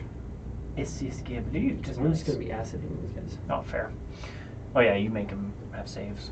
Cool. Start of their turn. Start of their turn. Come on, 8. Acid. Or 3. 3. Okay. It's all right. It's still fucking them up for sure. I mean, it's still 3 points of acid damage to 3 guys, yes. But it could be 8 points of acid damage To 3 guys. And now in 2 rounds I've done what I could have done. I've done less than what I could have done in 1 round. It's okay. Still aciding them. 5 attacks on Mist. We've got 1 AC 20, which is a miss. 2 miss, 3 miss, 4 AC 21. So that's 2 hits total, and then yeah, miss. So just 1 from this round, and that's they have a +1. Yeah, 3 points of bludgeoning damage. Okay. Ouch, that one. And yeah, that's it for them. We got Mist. Um, Oh, Since Mist. Sorry, are you immune to poison damage? Am I immune to poison damage? Yeah. No, I'm resistant to poison What about damage. Geblut and Blute? So I'm only resistant. Blute is has no resistances, and Geblut has immune to poison. Okay. And Blute is up a little bit. His helping me. He's within 5 feet, but he's at Blute is up there with yeah. So he's 'Cause fine. he can help me from within 5 feet. Yeah. If you and they're small, Mhm. definitely. Can you, Mist, give me a Constitution save? Well, first of all, I need one for the taking damage, just maintain concentration. Right. And I'm good. And then a con save against this. Poison. 9. 9 is a fail. So that's 2 points of poison reduced to 1. Is that the same attack It's from the mist. from the mist? From when. So it's a second damage source. So I needed a That's con true. versus that. Yeah. But I'm fine. Well, you're great. Cool. Yeah, when Geblut force blasts this one, it kind of bursts again. Yeah. So. Okay. But they took their poison, they did their attacks, it's back to you officially. Same 2 that I splashed the last round. Yes. I will splash. I need a dex save for both of them. Splish, And I will splash acid exactly the same way. 2 more damage. 10 was the highest I got for that one. Cool. So they each take 2 more points of acid damage, and I will bonus action command Geblut to kill that one. Absolutely. So then Geblut will And he has advantage. kill. So he hits really well, but not a crit. Damn. We'll try. And he will drop his dice on the ground. Throw his dice on the floor. Yeah, of course it was. That's cocked. All silence. 3 points, so 5 points of force damage. 5 points. That bloody. They have so many hit points. Yeah, for. Well, I mean, it's like a 3v5 at this point. Not too bad. Ish. Yeah, except for one guy can't attack, the other one I have to use an action to make attack. Right. You can give yourself advantage, which is nice. Blute. Gives Geblut advantage. Excellent. Also, when he force blasts that guy, I need Mist to give me a con save. Yes. 25. Oh yeah, absolutely. You don't give a shit about the poison. They're up. They're going to attack you. First one, second one, third one, fourth one, and fifth one. All of them. Whiff, whiff, whiff, whiff, whiff. Good, because that's what we need. I had a couple rolled off the 18 onto a 3, and then another one was like 20 onto a 2. Yeah, I need them to not crit me. Yeah, no, that would be horrible. Bonus action. At the start of their turns, they were supposed to take acid damage. Oh, yeah, sorry. Good call. The 3 goblin-y ones take, hey, that's better, 7 points of acid damage. Ooh. Definitely beyond bloodied and critical for the 2 of them. The 2 that I was acid acid splashing. And then the other one is bloodied for sure. Okay. The 2 that I've been smacking on, I'm going to roll a higher number. Hey, that's better. So make sure they both save now. So I rolled 6 points of acid damage, both of them. Great. So if they save, they'll take none. Oh, one was a 16 and one was a 2. Okay. The 2 takes 6 points of acid damage. So he Other has to one make a doesn't. Constitution saving throw. You said 6? So DC 11 con. And he makes it. So he survives with 1 HP. Good. That's all he needs to kill me. Yep. You know the math. I know the math. I know. I'm aware. What HP are you at? I'm at 21. I was gonna say, because I have like level 2 your hit points right here, not level 3. I'm at 21 of 27. Oh, okay. Because I did use my 2 regenerative protocols. I didn't put it on there, but I just rolled a minute ago, and it brought me to exactly max hit point. Nice. So yeah, Geblut is up. And he's going to shoot that one Same one he's working that on. he's been working on. Okay. Yeah, absolutely. It's a hit, not a crit. And we'll use, technically this is his damage dice. He does, hey, that's better, 4, 5, 6 points of damage. So maximum damage from him. 6 points of damage? Yes.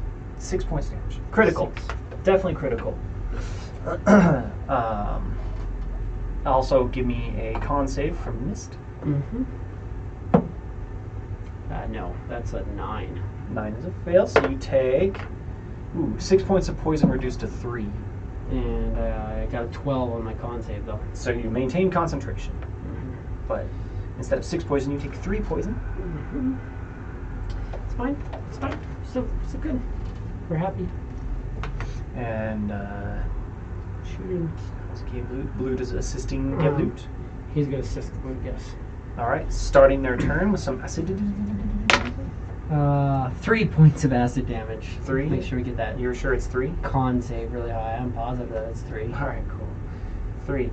So the third one, the one that hasn't been getting the vials, he is critical. The other 2 need. This one is very, very critical. This one has to make his con save with a DC 8. Which he barely makes. He makes it on the nose. So he's like definitely the acid is eating away at him, But it's not enough to drop him. you can see it's wearing his body down, but there's some sort of like necrotic energy coming out of the mucus that is like, as he's melting away, it's like filling those gaps. So this mucus almost seems to be piloting the zombies a little bit. Also, you could just imagine trying to kill a zombie with acid. Yeah. They're just kind of like melting away, like his arm falls off, but he's still okay. The He's like skin's almost dripping grabbing off it of with my other him. hand. Yeah, and he doesn't give a shit. Yeah. His lung falls out. Yeah. He's Oh like, no. I don't need No, I won't have my lung. that. Rats. But so then they started their turn, so now they're going to attack you. Mhm. 5 on you. Miss, and miss, and last 2. Hey, AC 21. It's a hit. That's going to do 2 points of bludgeoning damage. It's because I'm using one of these rounded d6s and not one of my green ones. And Concentration you're fine, 'cause check. I'm almost bloodied. That's true. Yeah, absolutely. Roll the 19. That's 25. Yeah, super rocked it for sure. That is it for zombies. Missed. And that was they've had 3 turns since I've hit them. Yes. So the 2 that are super critical right in front of me, I'm gonna splash the fuck out of them. Absolutely. Yep. 5 points of acid damage. And dex saves. Dex saves. Does a 13 save? Nope. DC 14 right now. DC 14. Okay, so then they both fail. So then they both have to make con saves. What was the damage? It's 5, so DC 10.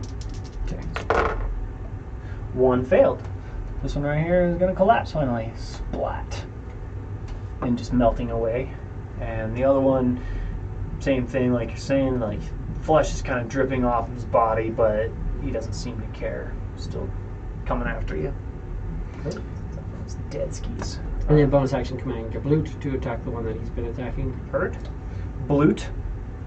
Gonna give that attack on the one he's been attacking. Yes. Who is super critical. Yep, it's a hit. It's not a crit. Oh wait, he has advantage. Still not a crit. Okay. But still Mm-hmm. for how much damage? 2, 3, 4, 5. The blast kind of starts to fall apart, kind of crumples his way back up, standing. And that's a 14 con. You save, no poison damage. And then Blute. We'll just keep assisting Giblute. Assist Gablute. Giblute is now, I mean, he would lift up a little bit, so he's right above me, Mhm. and then Blute is above him. So now he's like 15 feet above them almost. Perfect. Oh, height and everything. Zombies starting their turn, so the 2 that are still up, give me some acid. Have 7 points of acid damage. Oh, okay, 7. So that's gonna do this. Potentially, we'll see for that one. Fail, and then for the other one standing next to you, and that's a fail by 1 because DC 12 and he got an 11. So these 2 fall. Splat and splat, and you are I'm still concentrating. Yeah, I'm just good Smelt because them. It's what you do. They're also just the fact that they are undead. So Yeah. they are already dead, technically. Yeah. So destroying them more is probably the best option. For sure. That was them starting their turn. And then I have 2 standing. So the 2 on you. Absolutely not. Wouldn't hit anybody in the party, including Xylia. Missed, you're up. So we're down to just this. So I'm going to bonus action. There's the one that's super critical and the one that has not been touched. Right. Well, I have nothing, so I'm going to bonus action anticoagulant dart, or I'll command him to attack, and then I'll do a bonus action for an anticoagulant dart on him. I didn't miss. AC 14. AC 14 is definitely a hit. And that will do. Let's get out. 3 points of necrotic damage, and he cannot regenerate. The one that you said hasn't been hit? The one that has been. That's all messed up. The one that has. Yeah, he's still standing. Yeah. But, yeah. No regen, and yeah. Geblut will chase the crit. He still hits for. Hey, that's better. 3, 4, 5 points of damage. Excellent. He rolled a nat 1 on his save, so he will fall. Good. He's got 1 left standing at full HP. But it's not looking good for him. You say that. Until I crit you. And that was Geblut. Oh, give me a Constitution saving throw. Yes. Absolutely. 18. Yeah, you're more than fine. Blut still just assist Geblut. He's going to assist me now. That Assist. is only the one. So he will have to come back down a little bit, so he's within 5 of me. He can be behind you, technically, so he's not in that radius of He's poison. just making sure he's like, yeah. Like behind you, back 1. Oh, yeah. He's above and he's staying at the furthest distance to not be in that poison spread. Easy. So then he will go and will attack. AC 9? No. Okay, cool. Missed, you are up. I'm being assisted. Anticoagulant dart is a crit. Absolutely. All right. Give me that damage. This is where I want to do enough damage to kill him. Not going to. No, because he hasn't been touched. Yeah. That's 5 points of damage from the crit. 5 points. That's all right. Yeah, but that was the crit I needed to drop him. 5 points of damage. And then Geblut. He's going to do just. Assuming you're not moving. Oh, and my save against him because I shot him. Oh yeah, that's right. I With mean, your it's dart. a spell. Still, it's technically. If chill it's touch. if it's an attack, it'll still cause it to happen. I just made sure, yeah, because it's a spell attack, but yeah. Yeah. The saves won't, but yeah, Yeah. the So yeah, sorry. attack will. Con save. So yes, no, 10. 10 will save Okay. for these. And then Geblut attacks him for, that's definitely a hit. AC 15 and 6 points of force damage. Same thing. Con save. You said 6 points. I rolled an 18, so I think I'm fine. It is bloodied. And yeah, no poison on you. Blut assisting you, and then zombie will attack you. I can roll off the 20 on the 2 again. Missed. It wants to. Those green dice want. Anticoagulation dart. Oh, he has disadvantage on me too, because I'm doing the anticoagulation dart. You're right. Yep. But he rolled a freaking 2. Oh, hey, that AC 8. AC 8's a hit. I Zombie. rolled a 2 and a 1. Excellent. Yeah. Zombie. 7 points of necrotic damage. Does the necrotic damage need to be doing anything less than what I would hope it to be? No, they're taking it. Just making sure. Critical, no, for sure. And then Geblut fires on him, and then I'll do my 2 saves. It's definitely a hit for 4, 5, 6 points of damage. 6 points, DC And 11. then save and Saves. save. So I save on both poison. But Gets he's just- blasted by the force, still pulls himself up to standing. Heard. Blue assisting you. Yes. It will start its turn. Slam!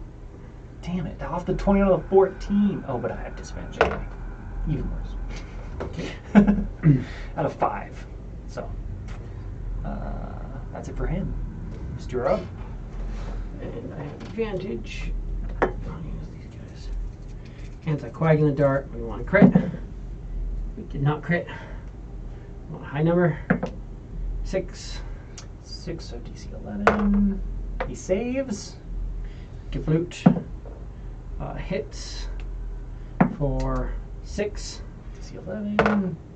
And he failed. Falls. That's 2 more saves on you, though. Constitution save.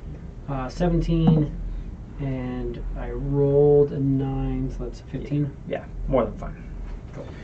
No poison damage. And you've dispatched these 5 goblin zombie things. These zombie creatures. Yes. I will take, and I know we're going to go right past this, so I'm literally just going to take them, still concentrating on the acid, and just like sit them up against the tree without burning myself. Right. It's easy enough to do. Just sit them up against the tree, like all bunched up in like the sitting position, and splash them a little bit more just to make sure they're dead, but not to like dissolve them. They're just like mostly skeletal, like chunks of body. Just splash them. See if there's anything else on them. Give me an investigation.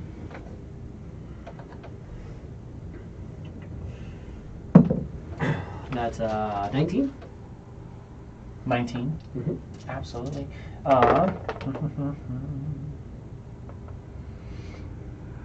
You will find collected between them all 57 gold pieces. Oh, Colton's locked out right now. Oh, heard. If you wouldn't mind grabbing him. I do mind grabbing him. You should just grab him as soon as you open the door. Just I'm just gonna go grab him. yeah. Right on the throat. I hope he's watching the stream so he knows what's coming. Right. Honestly, at this point, if he gets choked, it's his fault. That's for not true. watching the stream. It's true. These are facts.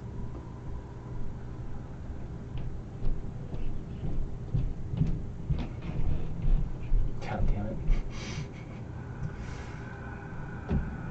Excellent. We got dead zombies. Dead zombies. Yeah, yeah, zombies. Yeah, yeah, yeah, zombies.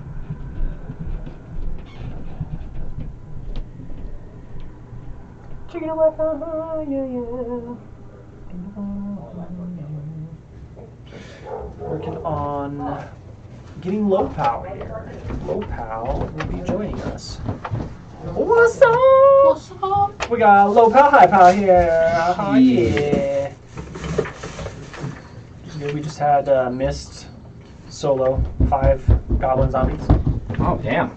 Because, yeah, y'all are trying to sleep. You guys are sleeping. Oh. Me. Oh, you're don't- watching us. Wake up. Yeah, he's We're watching you sleeping. while you sleep. That's what he does. These are yours. Thank you. This is yours. Get the goods going. Yeah. That's probably all you need. I don't think you need all your D6s at the moment. No, definitely not. I think I have enough. Well, you're not sneak attacking for like 40 d6 Yeah. as this character. Yeah. I got to do that one time. No, that's cool. Hell yeah. Absolutely. But, so 57 gold. Anything else? That is it. You're just finding the coins, and a lot of those coins seem to have been eaten, like came from their gut region. You're not finding them in pouches and stuff. Yum. Definitely looked like, yeah, these creatures ate whatever and just decided coins. Sure, why not? It's all going down. Oh, let's actually Down the hatch. let's adjust this. As they say. 57 is 0. Let's go to the actual part because I don't want party treasure chest. I want party treasure. That would be cool. I'll put the 57 gold in the party treasure. I won't tell anybody. But it will be there It's there. in case anybody asks. Mm-hmm. Excellent. I'll put it into the bag of holding party treasure that we have. The other stuff, which we didn't go through all of. because we left town before we went through all of it. We still have some spears and some longbows and stuff. Oh well. Those were in the chest that we had, Why not? and You have your chest. yeah, we have a couple chests in theory. Because we asked for a cart, and we wanted like 2 or 3 chests in it. Plus, we already had 1 chest. Right. I don't know how many exact chests we would have in the cart, but hopefully like 2 or 3. Yeah. In addition to the one we had. Let's see here. You'd have 3. 3, so a total of 4 chests in the cart. Easy enough. One of which was, I'm calling it party treasure chest, but we're going to call it, I'm going to rename it, customize, and this is going to be cart chest 1. Cart chest. A chest of carts. I didn't add Chest the other built one, like a but cart. so I can add these in. So 3 more chests. Because why not add more to my character sheet? Have you looked at my character sheet recently? 1, Yeah. 2, It's fucking amazing. 3. It's customized to high end. You did Hila a favor by taking everything out of her music box. I didn't take everything out. I Not just everything. But Geb literally took all of her boxes and the sand out, which helped. Because she had a lot of sand and a lot of water. Just chilling in her music box. Now she just has nice furniture in there. Nice. Yeah. Nice. Which is great, because, you know, he took a shitload of money to give her power, and now she's like, maybe I don't want your power. I don't know. Well, It's going to be a wild ride, that's for damn sure. Also, she really doesn't trust Norn for shit, so it's still not looking good for him. She's like, where did you go? Well, I was, talking to Moot. Okay. Sure, whatever you say.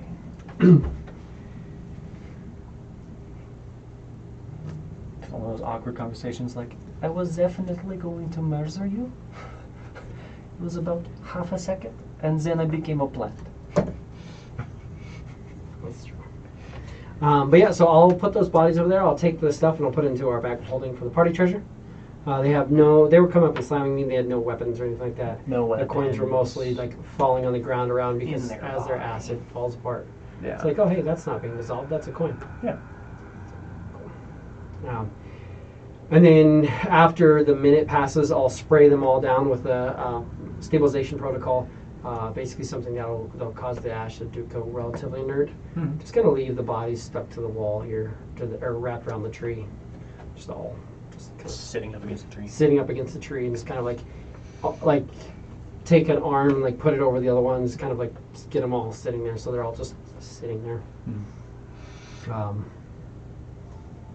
And then I will go back to the cart and watch with them set up with Blute keeping an eye out, making sure he's watching the building. I will do a quick check to make sure everybody looks fine as well, and then get Blute to the back of the cart. Absolutely. Watch the rest of the evening. Give me,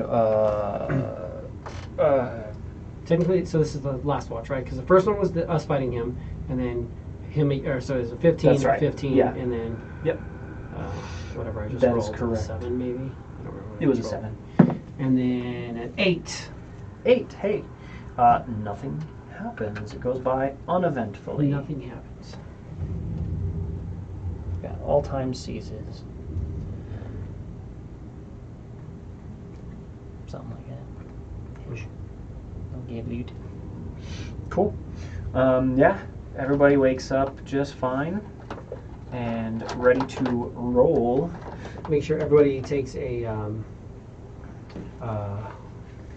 right as they're coming up. Sustenance I'll give cube. everybody a vitality cube, Hell yeah. and then I will create 10 more. Heard. now. So the horses, that's what, 1, 2, 3, 4. Are you giving one to High Pal? Yes. Okay. So that's 1, 2. I don't 3, know 4, that, 5, I know that he 6, doesn't seem 7. to be a functional creature, but he still does seem to be involved to an extent. So yeah. So 1, 2, 3, 4, 5. And then to the I don't horses? need 1. 6, 7. And then I can give 8, 9 to the other people. If you'd like. It's in the morning. You guys are kind of waking up, stirring, kind of getting the horses ready. Is there anything that you guys want to do? Other, so I'm rest casting basically. So Right. I'll use up these berries At the end, and then after, because they're good until the end of my rest, and I can give it to them. Everybody's good until the end of their next rest before they'll start getting hungry again. Mm-hmm. And then I get 10 free vitality cubes.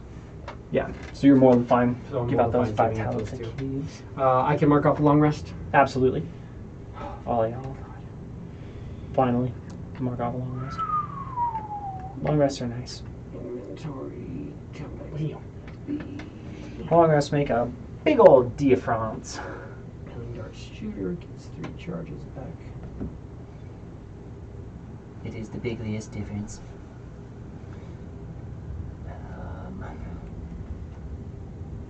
Yeah. He gets his long rest. I'm working on another one that I don't know if anybody's gonna work or gonna get. I don't think I'm gonna be able to have it done either. I'm working on it. Working on it, baby. Work, work. Driving me crazy. Work, work. Shake it up, shake it up. It's important. It's a voice that I have to get down solid. I don't really have it exactly, but I'm working on it, and he's going to be the Lord of Drakengard. But he's going to let you know the importance of hard work, determination, being a team, being accountability of who you are. Excellent. Anybody know the voice? No. Christopher Watkins? No. Christopher Walken. Wow, amazing. Christopher Walken is more of He'd the... do some Christopher tits. Walken anybody can do, because we've always liked him. That's just... Sometimes. When you're on a ship, and you're sailing. You gotta have a crew. You gotta come together. Somebody's gonna be a captain, but you also need them to be a crew. When you have a surgeon, he might be cutting on you. And you don't really know how to handle it, so just get in there. No, this guy's a lot more cold and calculated. There's a voice that I have to work on.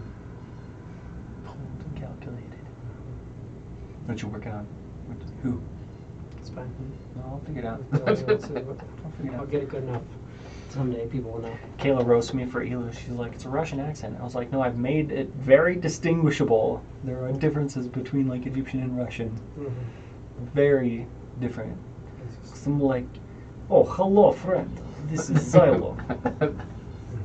What are you talking about? Yeah, and it's hard though, because there are differences between Egyptian and Russian. But then when I'm trying to do like a haggard old Russian voice and I'm hearing yours, I just slip in and it just becomes all one big blur. Well, and I flub it because obviously I'm not Egyptian and I don't have as much interaction with Egyptian people as would be fun. Mm-hmm. But yeah, the D's are all supposed to be Z's and the TH's are all supposed to be Z's. And it's so difficult because those are all words that I use often. Mm-hmm. So one will slip through the cracks like every other fucking word or sentence sometimes. P's are supposed to be B's. That's not Russian. That's not how Russians speak. But yeah, so I'll do that and then I'll go back and we will rest the rest of the night. I would like to take the guy out of the room. Yeah. So we have him out here and the dog is still tied up in there. Okay. Yeah. Bring him out there and I will give him a vitality cube which will restore 1 hit point to him. Yeah, absolutely. I'll put a vitality cube in the dog's mouth as well, but I won't like have him like choke it down. So there's a chance maybe he spits it out or that he eventually absorbs it. All right. You give him a vitality cube. He will regain 1 hit point. He regains 1 hit point. And let's see here. When you're going to move him, give me just a perception check or investigation, whichever you prefer. You kind of moving him. 8 investigation. Investigation. Okay. Good.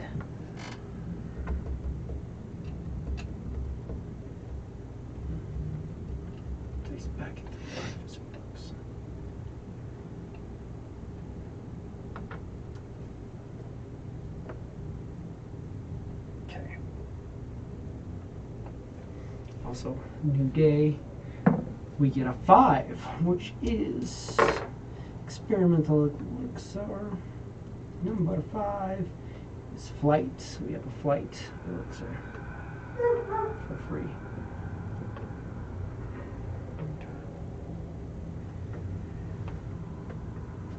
Good. All right. You can move Vitality Cube. He wakes up, and he's, of course, bound, but you haven't, like, gagged him or anything. He is just not really saying much of anything. He's coming to and just kind of trying to figure out what's happening around him. Please, spiritually. I'm curious to know what you are doing in this area. I am fleeing the north. If you go much further south, you will come across a place called Paradiso, referred to as Paradise, but they will not let you leave. They are collecting a large amount of blood for rituals. As interacting with you yesterday, I've come to realize you have blood inside of your body. Sorry for that. Yes. Though you were hostile as well. We wish no ill will to you. You and your dog can go. I just wish that you do not harm us. Well, you have spared us. That is a arrangement I am more than thankful for and will honor. As you travel north, be careful. There are dead things in the trees. Like those? And I'll kind of like lift him up a little bit and point over to the goblin.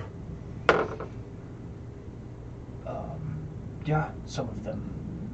Multiple different kinds of life that has been lost in these woods that just wander. The blight sits on them, poisons the air around them. You will find that the closer you get to the lake, the worse it gets until you reach the lake. But there are things far worse there. I would not suggest taking the path that you are on. If this is paradise, or so they like to call it, that won't let you leave. These people there have some form of cult. I don't know. I would take my chances south. I would just say if you do go south, be careful of going to this place. Of course. As many disappearances, we think that they are partially at fault for some of them. Of But course.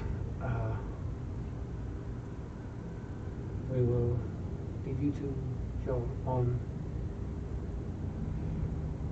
whatever. I don't have much on my person to give for sparing my life when you certainly did not have the need. I ask nothing of you. You have nothing to offer us. You have no reason to offer us anything.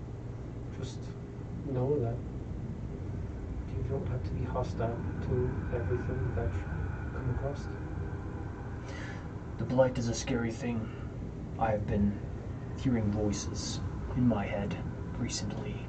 I've never had this issue before, but about a week of travels being lost in the woods, heading south at a slow pace, I've begun to hear things. I think that's how it starts. Just be careful. You're not blighted, from my understanding. From my understanding too, other than you hear things when you're alone out here. There are 2 hags moving throughout here that have magics to scry at the distance doing dark rituals to the north of here. So you may be dealing with something of that. But other than that, pal, I've seen my fair share of travelers, caster types, and know many of them come, but I've seen none survive. these hags were doing dark rituals to enhance the blight upon the land. So we did what we could to stop them, but just could be said. We will carry on. I will leave Loot here for a moment, and then when we get a little ways away, he will. Oh shit! I don't want to lose our rope. He'll take the rope. We'll trust you. am a man of my word. It's fine. We're not really worried. Worst case scenario, if you do attempt to fight us, these zombies I took out without even waking my friends. All of us are fully rested and ready for a day. If by chance you do wish to fight us while we take the ropes and leave you and your wolf free, we will simply just leave you in the state that they are. I'll be sure to make sure your body is intact enough to be animated by the blight and walk these lands as a zombie. Well, that will not happen. It's your choice. It's fine. Then untie him, go untie the horse, get the ropes back. We had to have 2 separate 50-foot ropes to tie him up, so Yeah. not looking to lose that. He gets, he'll get up and he'll go over and kind of peek in and see to his dog, and mostly just kind of let you do your thing. But you'll all kind of continue on your way, heading north. Mm-hmm. Absolutely. Since you are here, Lopal, go ahead and give me a Constitution saving throw real quick. Die.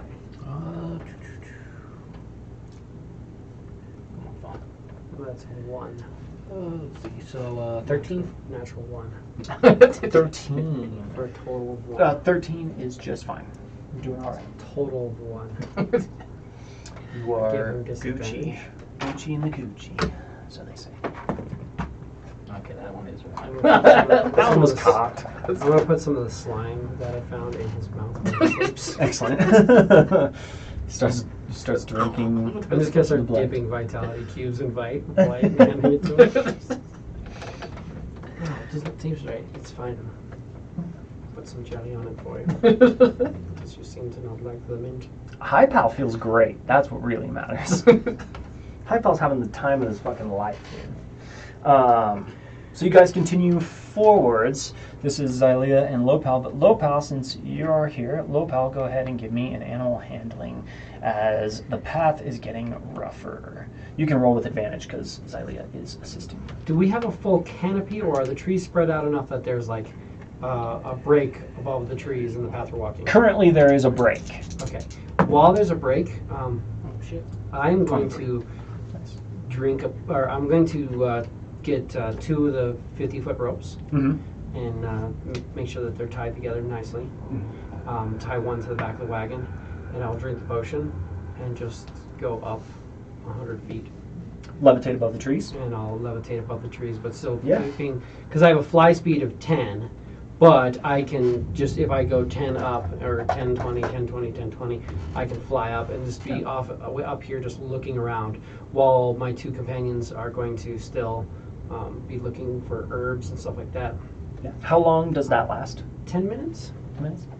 I want to say. I get an experimental elixir, allows me to fly, a fly speed of 10 for 10 minutes. So for 10 minutes I'm going to come up and I'm going to try to see if I can get high enough to like see above the trees and try to figure out where this lake is. Where the break is.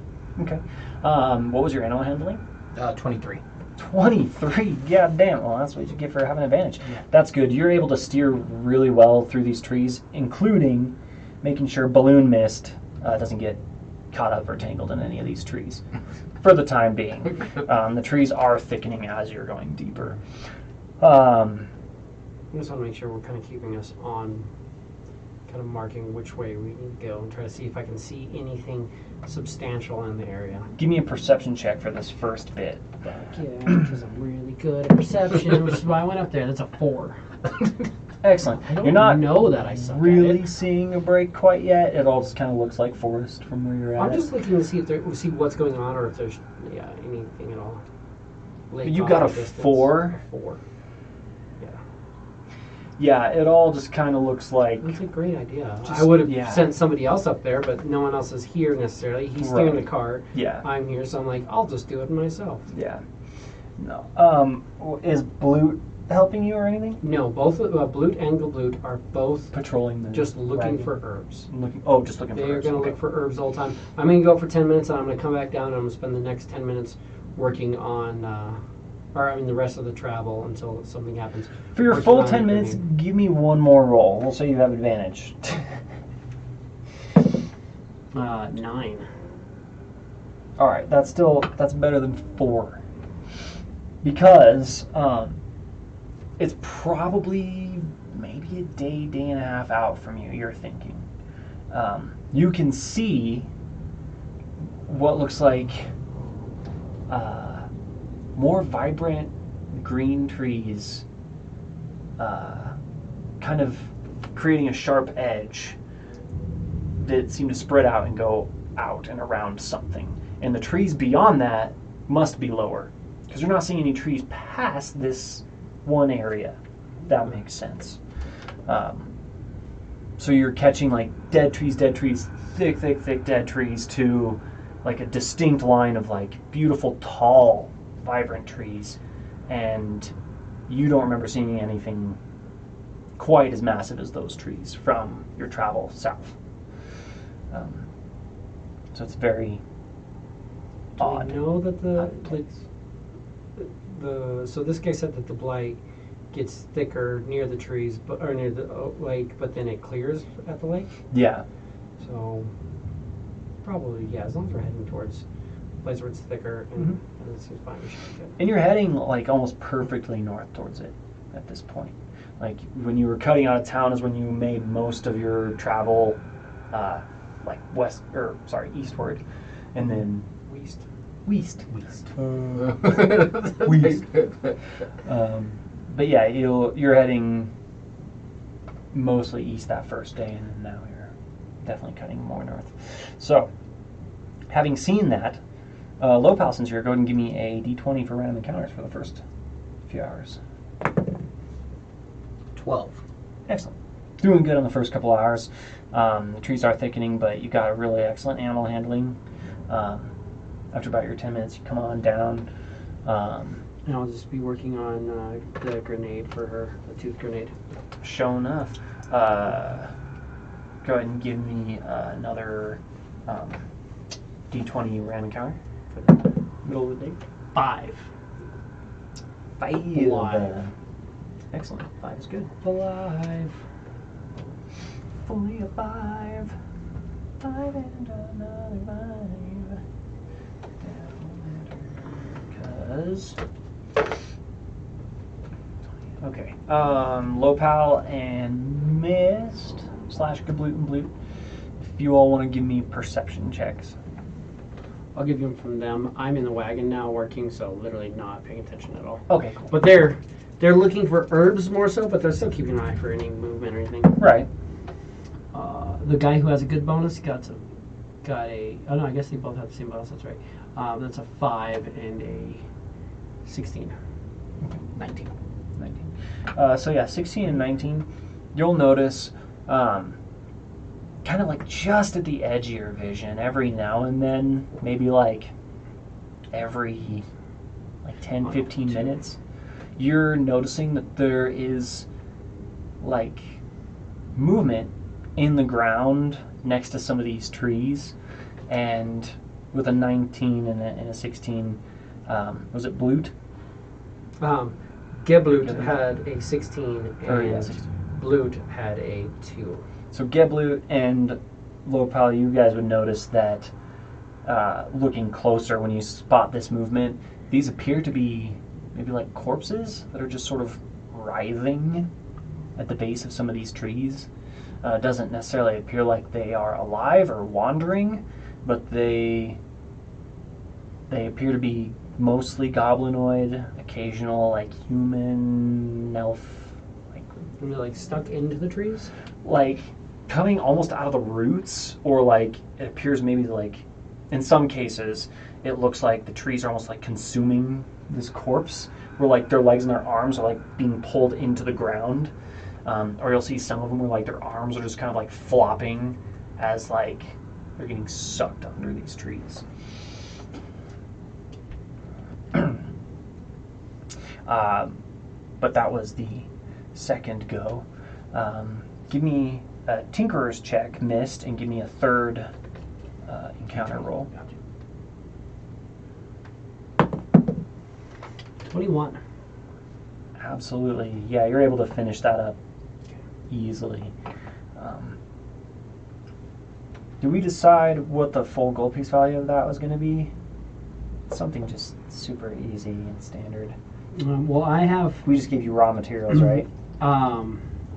Yeah, I had 5 gold worth of black powder to put into it, Mm-hmm. which is a pretty. I mean, it's a charge. Yeah. Enough. And then I had the raw materials. I had made like a reinforced pot with like a wax covered all the tooth in it, and it's meant to just shoot out almost like a just a little cone, like a 15-foot cone explosion of sharp teeth and black powder fire. So I was thinking it was going to be probably about 10 gold worth of materials, which I had. Yeah. So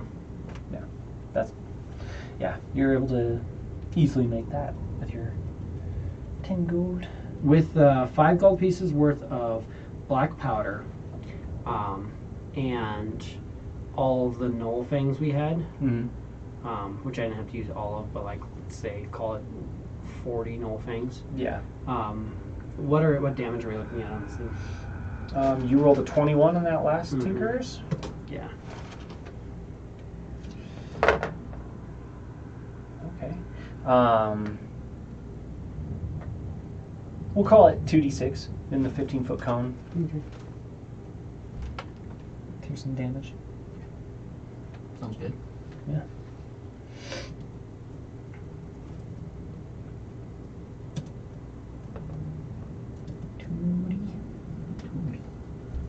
Um, 15-foot cone is teeth. Has some null teeth. Teeth. Gross. Just gross. Don't want to deal with that. What would you get for your roll? 11. 11. Excellent. Perfect. Wonderful. Just fantastically beautiful.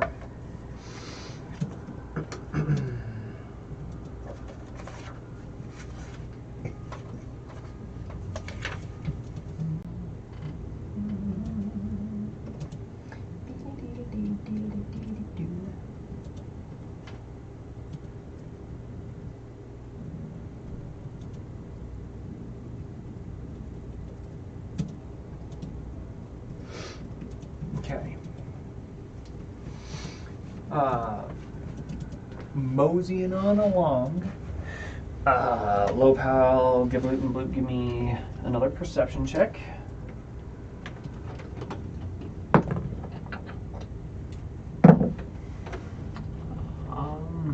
That's a 13 and a 9.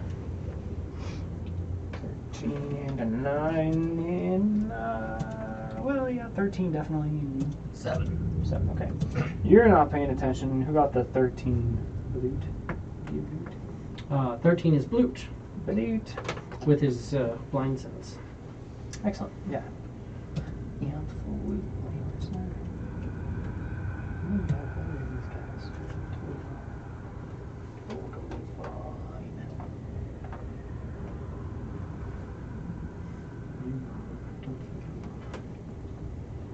Blue, which makes sense because he's kind of out front. He sees kind of off in the distance. The trees are getting thicker, but he sees off in the distance there are a couple of like really massive hulking bodies, kind of zombie-like. Like they, even with a 13, he can tell that these are just kind of like wandering, hulking corpses with like chunks of skin missing and bone showing. But yeah, it'll obviously communicate that to you as you're traveling if you wanted to say anything. But they are directly ahead. Like, doesn't appear like they're coming towards you, but are just kind of aimlessly wandering in this area. I'll definitely let everybody know. There are some large zombies ahead coming at us. We should probably deal this. Lopal, as you are steering the cart, is there anything you'd like to do, or are you going to keep moving forward? Well, I think I would definitely slow down quite a bit because obviously if it's been communicated that we have big zombies, I mean, we don't want the horses to get fucking slammed. Right. So you easily stop. Yeah. For now. Stopping the car, you guys want to talk about what you want to do? You can deal with them.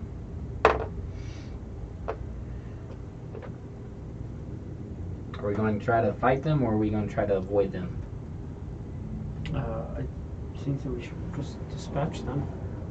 Otherwise, they're going to be behind us. Are you Sounds like worried fun. about them?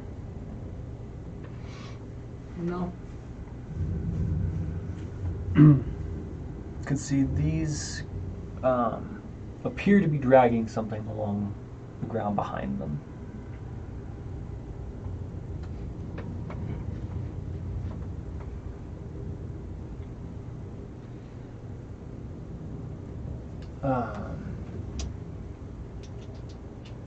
Let's see here. First one.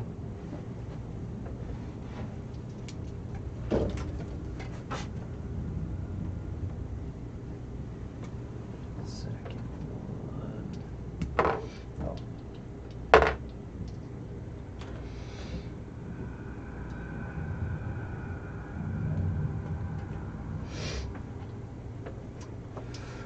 Oh. Doesn't seem like they have noticed you yet. If you'd like to prepare in any way, move out, or you've mentioned to the others, and Reed will kind of post up behind a tree and sort of see what you guys are up to. Xyleo kind of just chill for a moment. Rain's got his bow out.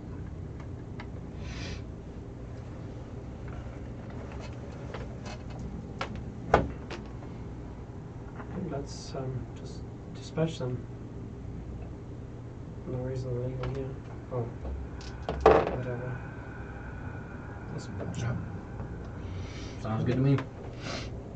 Roughly at that point, the zombie that came between the trees absolutely notices the horses and is heading your way. So that's going to be initiative. Okay. So,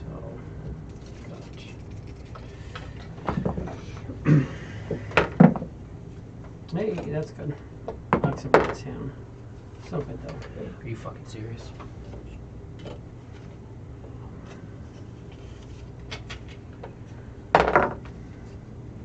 I've got, and I have everybody pulled out. Oh, he's gone. Just so you know. Cool. Can I get a marker from you? Yeah. The blue one you're not using? Bleep.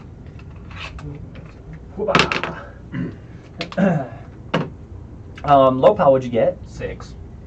High power, what'd you get? 6. Excellent. Doesn't matter, you guys can go Yeah. one right after another. Son of a bitch. Oh yeah. Because zombies. Mist, what'd you get? Mist is at a 15. The Blute goes right after him. And Blute? And then Blute is at a 22. Blute. Did you already roll for Reek? Yes. Oh, okay. Sorry. Let's roll for Reek. Yeah, I definitely rolled for all of the others. Oh, okay. Sorry. No, you're good. But I'll let you, if you want to yeah, I haven't control or lost run. that. Yeah. Works for me. If you want. I don't want to deal with it. I don't want to be the cause for why they're dead. No, I'm more than willing to take that roll. Sweet. You want to be the cause for why they're dead? Yeah, Excellent. Thank you. Of course. Appreciate it. Because the DM has no control over that, man.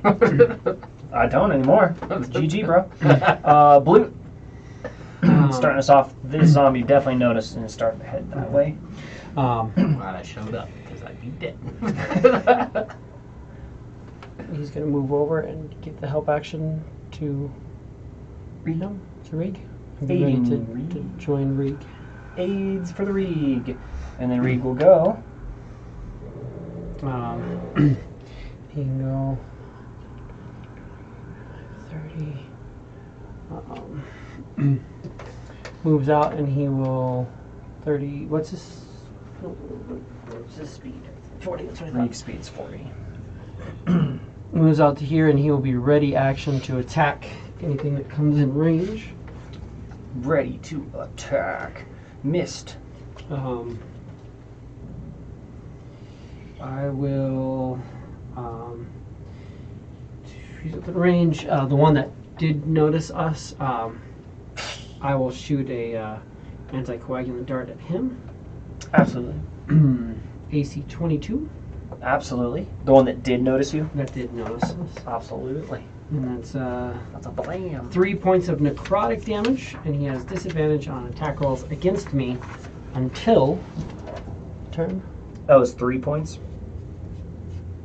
Yes. Excellent. 3 points of necrotic damage, and I will move out towards the front. Bueno. Bueno. And then command Galoot to assist Brain. Give me a perception check when you do that. Rig as well. 6 from me. Yeah, you wouldn't quite notice And yet. Rig would get 11. Rig would see a mist flies off of his body when the dart impacts. Hurt.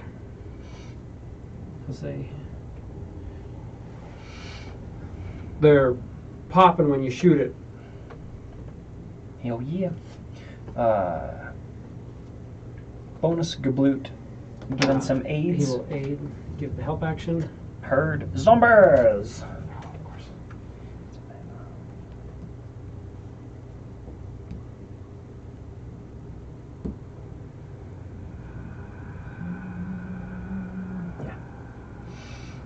Is that within range? Because he was ready to attack. Yep. And he has the assistance. So, Reed will attack him. Coming up. AC 10. Ace 10 still a hit. Absolutely. They're very dexterous. Fucking zombie. 5 points of damage. 5 points of damage on the one that's already been hit. And then Reed needs to make me a Constitution saving throw. That's a 7. 7 is a fail. Mm-hmm. So Reed is going to take 5 points of poison damage. So that puts him. I can put it in on here. Yeah, I can't adjust anything. I also couldn't mark off their long rests. I already did that. You did? Yeah, I already put long rests on all of them. I just have to re-update my thing. But now Reed is at 22 of 27. Hard. And that's it for them. Lopal, you are up.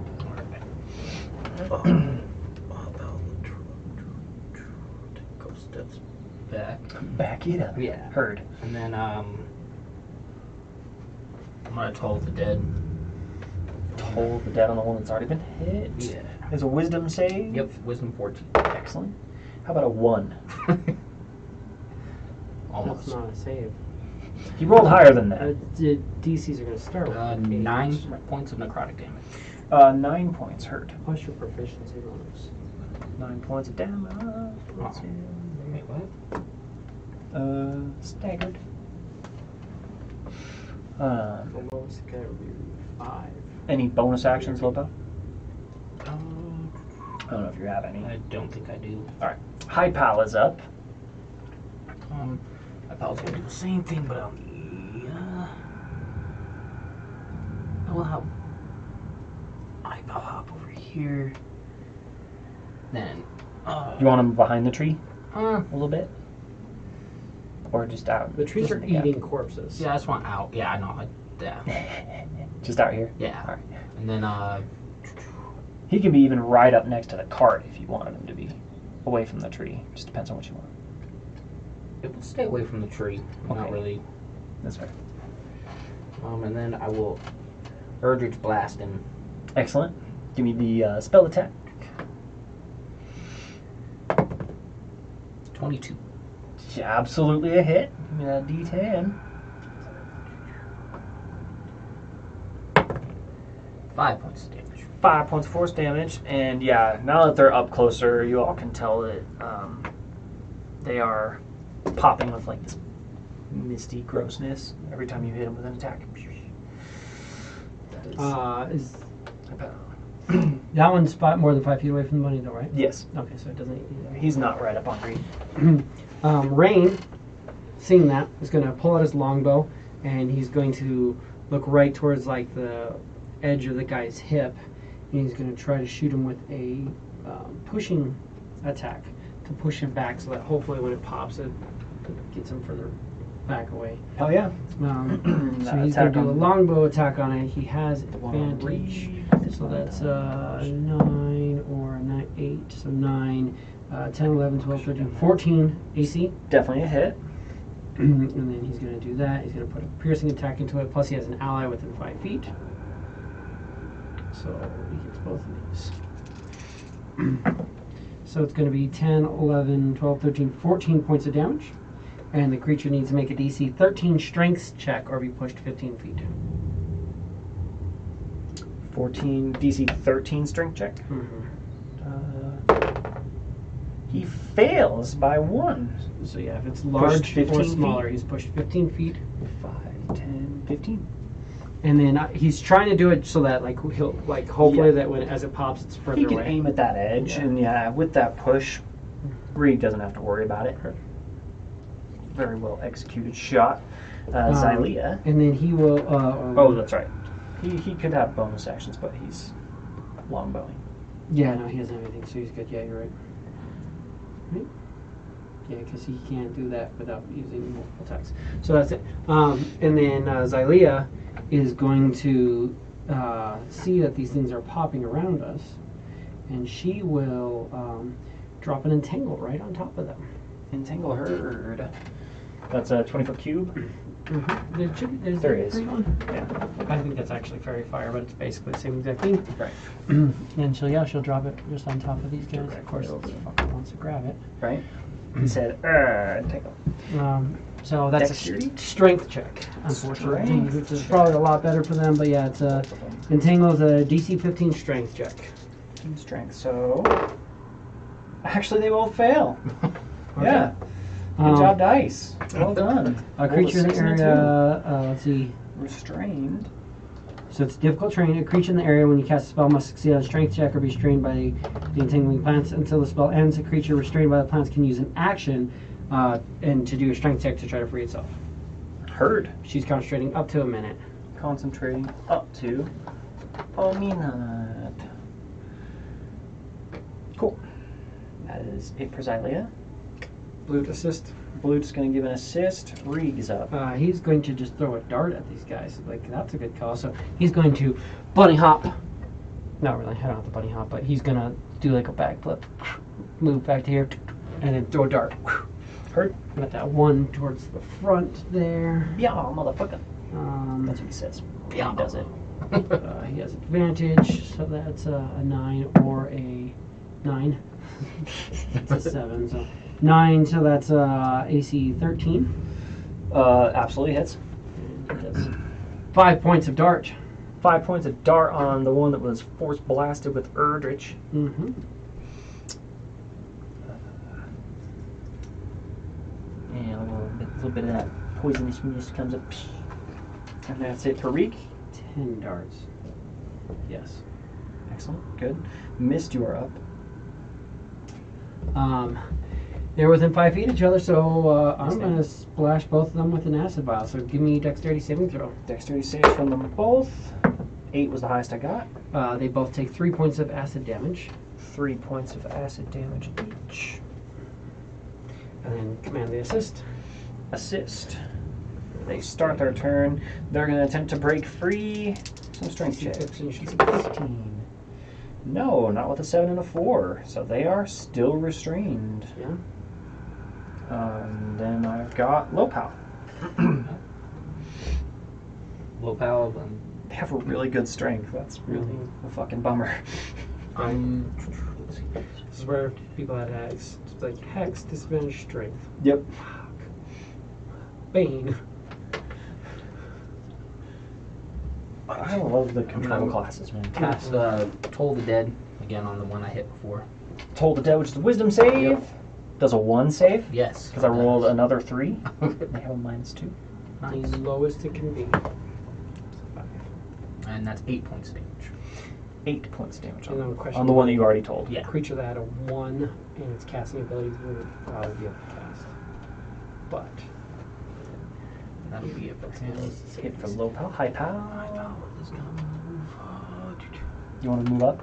Yeah. Let me see.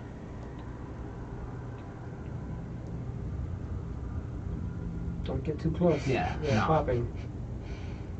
Just want to get close enough to where I can hit him with Bane, which is like 30 feet. So 5, 10, 15, 20, 25. He can be back one and get the one in the back. okay. Yeah. It's 30 feet. It's not 60 feet. I'm pretty sure Bane is 30. I think it's creatures within 30 feet, but I don't.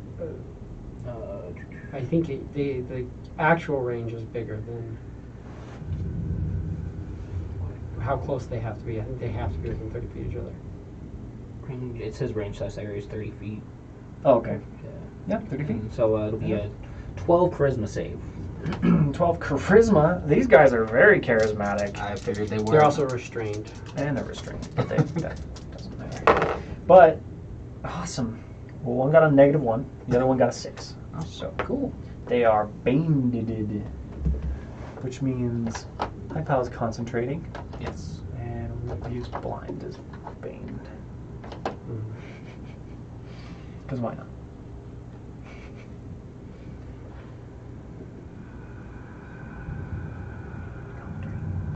Cool. That's it for High Pow.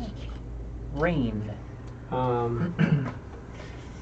On the one in the front, then he will pop off his shot, longbow against him.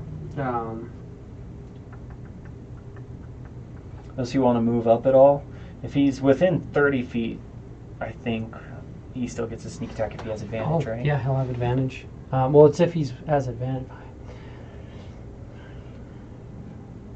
He'll move over to here. Yeah. So he gets a sneak attack. Planking off at the one in the He'll back. shoot at the one in the front because it seems like we're focusing that one now. And he has advantage. Yeah, 17. It rolled off the 20 in that first one. Almost crit. He does 8 points of damage. 8 points of damage. Piercing. Hurt. Definitely staggered, but not bloodied. That's it for Rain Xylea.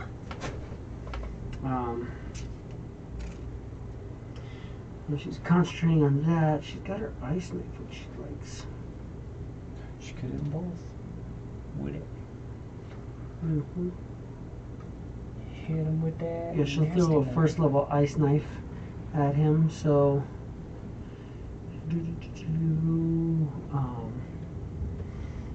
is restrained, so she has advantage. 15 or a crit. And We'll go with so the crit. She crit for sure. So that's 18 points of piercing damage. 18 points of piercing damage. And then I need saves from both of them. Dexterity saving throws. They have disadvantage because they're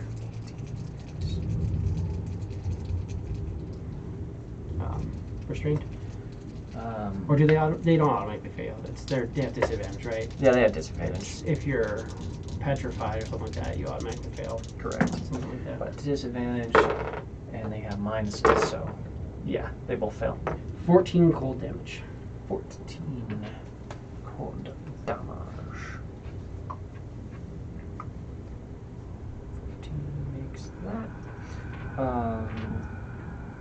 This one's bloodied.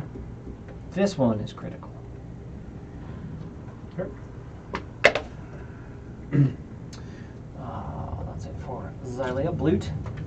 Assisting Greek. He will assist, yep. Greek. With the dart on the one in the front. Either a 6 or a 16. We'll take the 16. Yeah. Which gives us a actions. Yeah. 22 to hit. He does 6 points of piercing damage. Excellent. That's enough for him. Okay. Missed.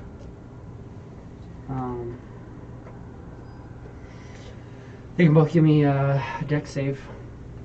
Disadvantage. Versus 6 points of acid damage. Fail and definitely a fail. They both take 6 points of acid damage. 6 points of acid damage. Okay. And then I'll bonus action tell Blute to assist Rain.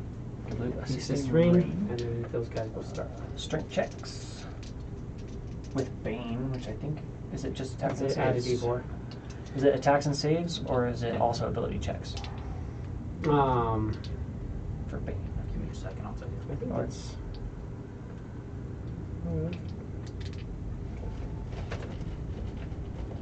Figured I used it enough. No, I would know, but I mean, me too. We all do. I don't use Bless or Bane. so this saving throw makes attack roll or saving throws. Okay, so ability checks So are still ability, yeah, a strength check. So strength checks. Come on, fuckers. Front one makes it, which is awesome, but the second one still fails. Still difficult terrain for him to get out of. Yeah. He's not restrained, but he'll That's still his action. go. Yeah, 5, 10, 15. Yeah, 20. No. Yeah, right there. Cool. And that's it for them. Lopal. Don't pop some on your friends. Now I'm just gonna go for the one in the back. Told the Dead. Hit the one on the back and Yeah. smack.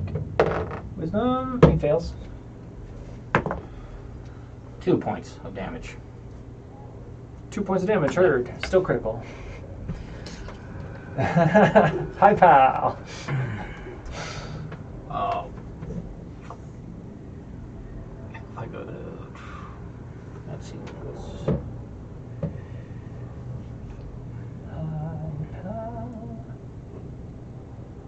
You know what? Now I'm gonna told Dead where the one.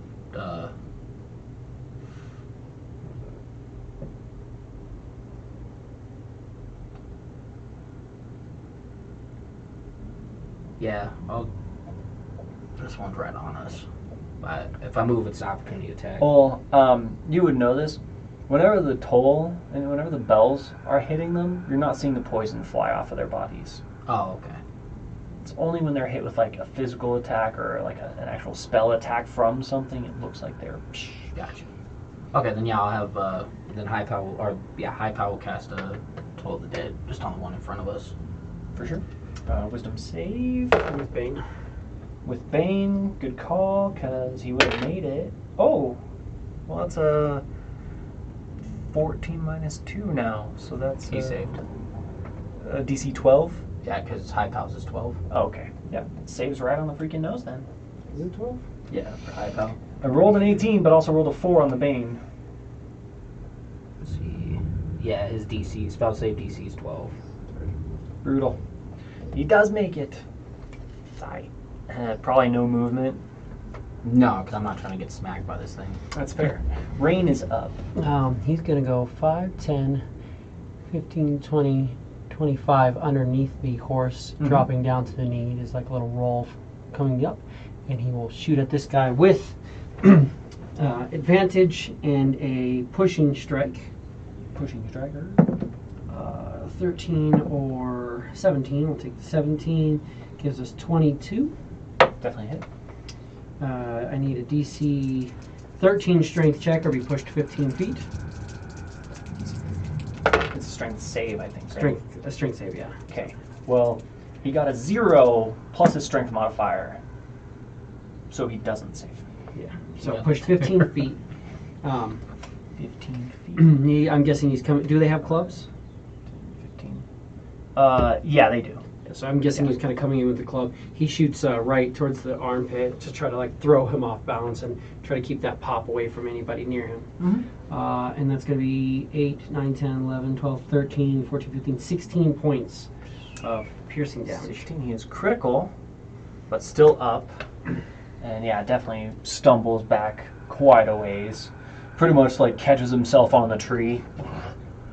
Starts coming back. That's it for Rain Xylea. She will. One's stuck in there, the other one is free. So the one that is free, she will. Free Willy. Free.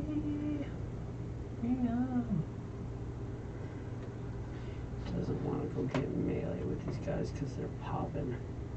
So let's do a Poppin'.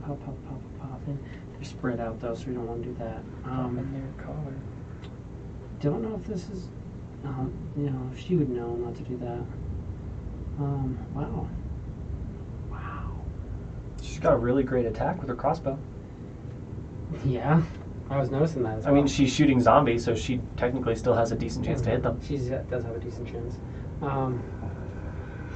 She has this bomb, but that's such a waste now. You guys really have this in the bag. I mean, she'll shoot it with the crossbow. Yeah, and that's why she's like, we're good. It's an AC 17 Absolutely hits. for 6 points of damage. 6 points of damage on the one that That's Rain free. knocked back, which Yeah. is that one. So, Constitution saving throw. 11. But he's baned. That is true, but I mean, I rolled a nat 20, so it's fine. Could be a nat 16. It was a nat 16. Plus 3? Plus 4 with these guys. Oh, plus 4. Perfect. So 20. So you have a dirty 20 instead of 24. Right. Assist rig. Assisting Rig goes. He's gonna throw a dart at this guy. Dart the dude next to the tree. Yeah. With Maybe. advantage. Oh yeah, with advantage. Hey, that's a natural 20. Hey, guess what So- those do? I know. So he sees this thing like it gets smacked and it with the crossbow bolt, and like she shoots at it, and the crossbow bolt like sticks to its face, but it seems to be like it just didn't go in quite deep enough. So he sits there and he takes the dart and he flips it around and throws it, and the ass end of the dart hits the crossbow bolt. It does 7 points of damage, and it jams the crossbow bolt into the things, and you see it pop out the back of its head. And it's just like Splat. and just collapses down. And he'll go, alley oop. That's it for Rig. Missed, you are up. This one over here is going to get an anti-coagulant dart. With advantage, because he's restrained. That's not anything extra, but it's 3 points of necrotic. He has disadvantage on his next attack. 3 points, Constitution saving throw with the Bane. Natural fucking 20 again. But it was a natural 19. Still natural 20 with the Bane, though, because like if you roll 20 on a crit, the Bane may, you still roll natural 20. Gibloot. Assisting. Assist. And he's gonna strength check. Hey, he fucking makes it. He's not restrained anymore. It's a difficult terrain. Yeah. Is he smart enough to try to like evade the difficult terrain? I don't think so. So 5, 10, 15, 20, 25, 30. So he's in it still, technically. But he's not restrained anymore. In it to win it. Bane coming in clutch. Bane and fucking And Entangle. That's actually what I meant to say. Yeah. Entangle coming in clutch. Bane's been helpful though too. That's it for him. Low pile. We're gonna toll the dead him again. Toll the dead. Wisdom save. Fails. Fails. Take extra damage. 11 points. Constitution saving throw, and he makes it. This motherfucker. He rolled a 14, minus 4 plus 4. All you have to do is radiant damage. 14. Come on, Too bad all my shit's around dead people. And necrotic. Hi, pal. High Pal's gonna toll the dead. Toll the dead. Oh, actually, no. His DC is a 12. I Yeah. rolled a 12, but I have a minus 2, so roll damage. Constitution save. 8 points. Hey, that's a nat 1. He falls. Doom. That's it for them. You are out of combat. Search them. See what they got.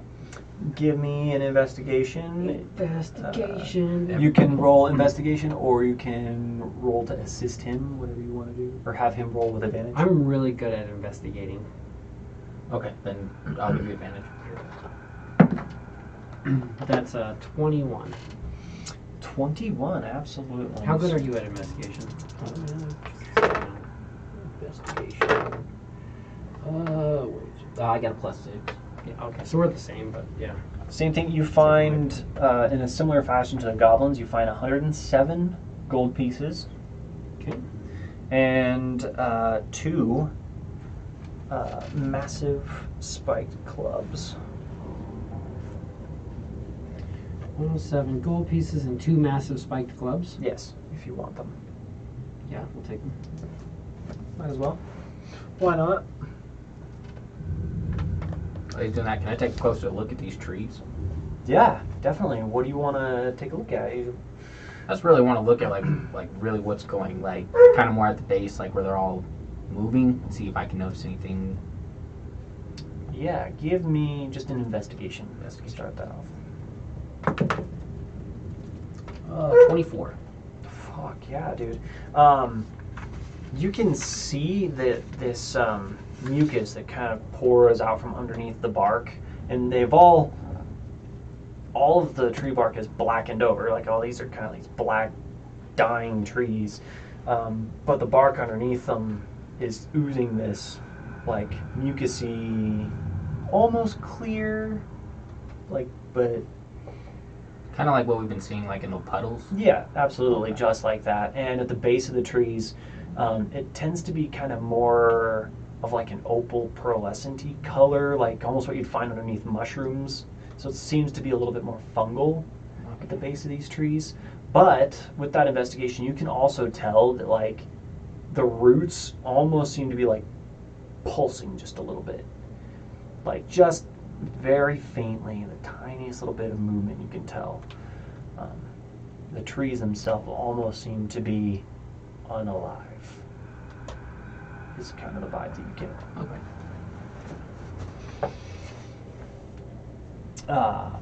But yeah, you dispatch these guys. Are you gonna kind of melt them to their bones as well?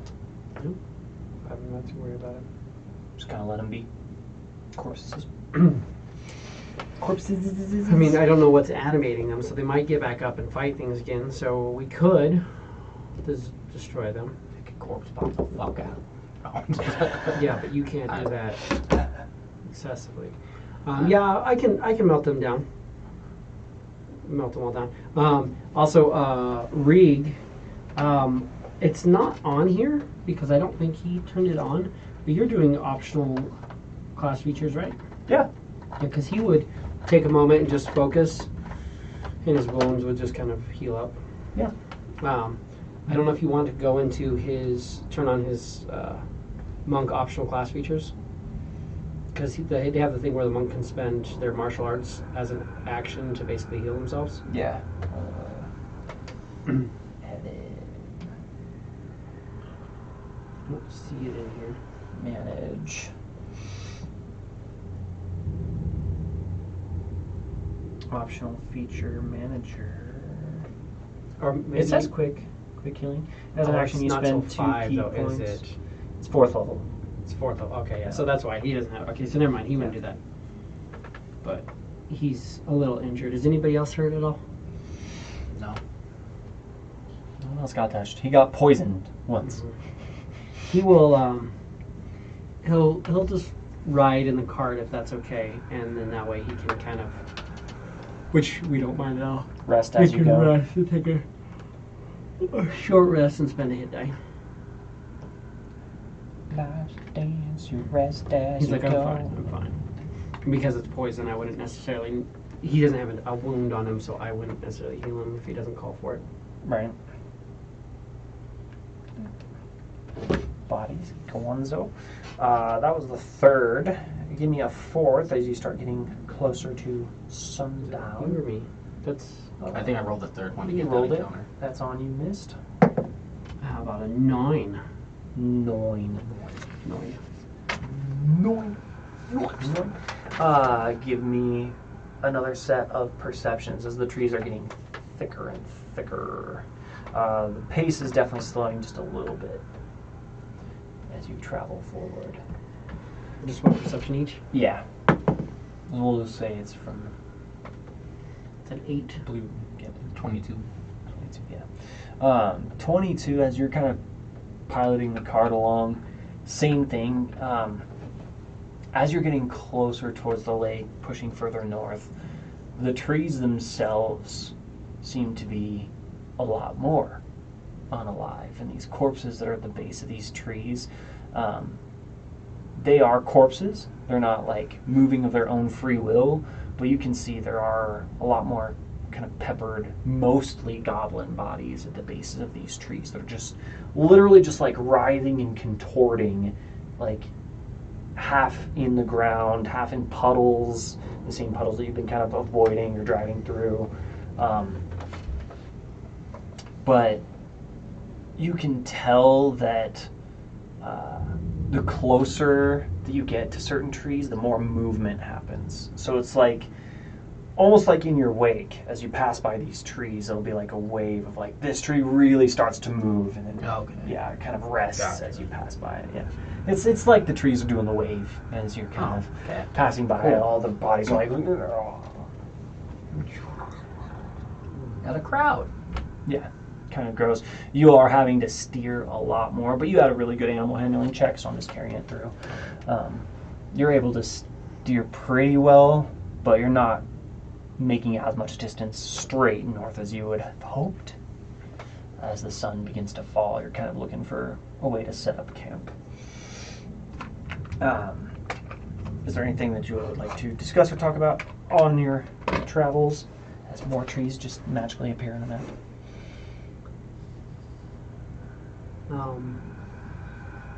So as we're traveling, I will just ask if anybody needs any alchemical items specifically, if there's anything that they're thinking could be helpful.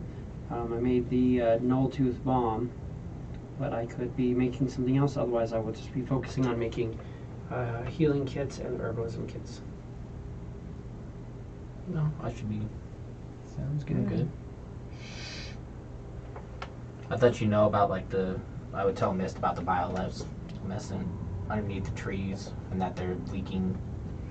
Yeah, it's definitely this like pearlescent-y, like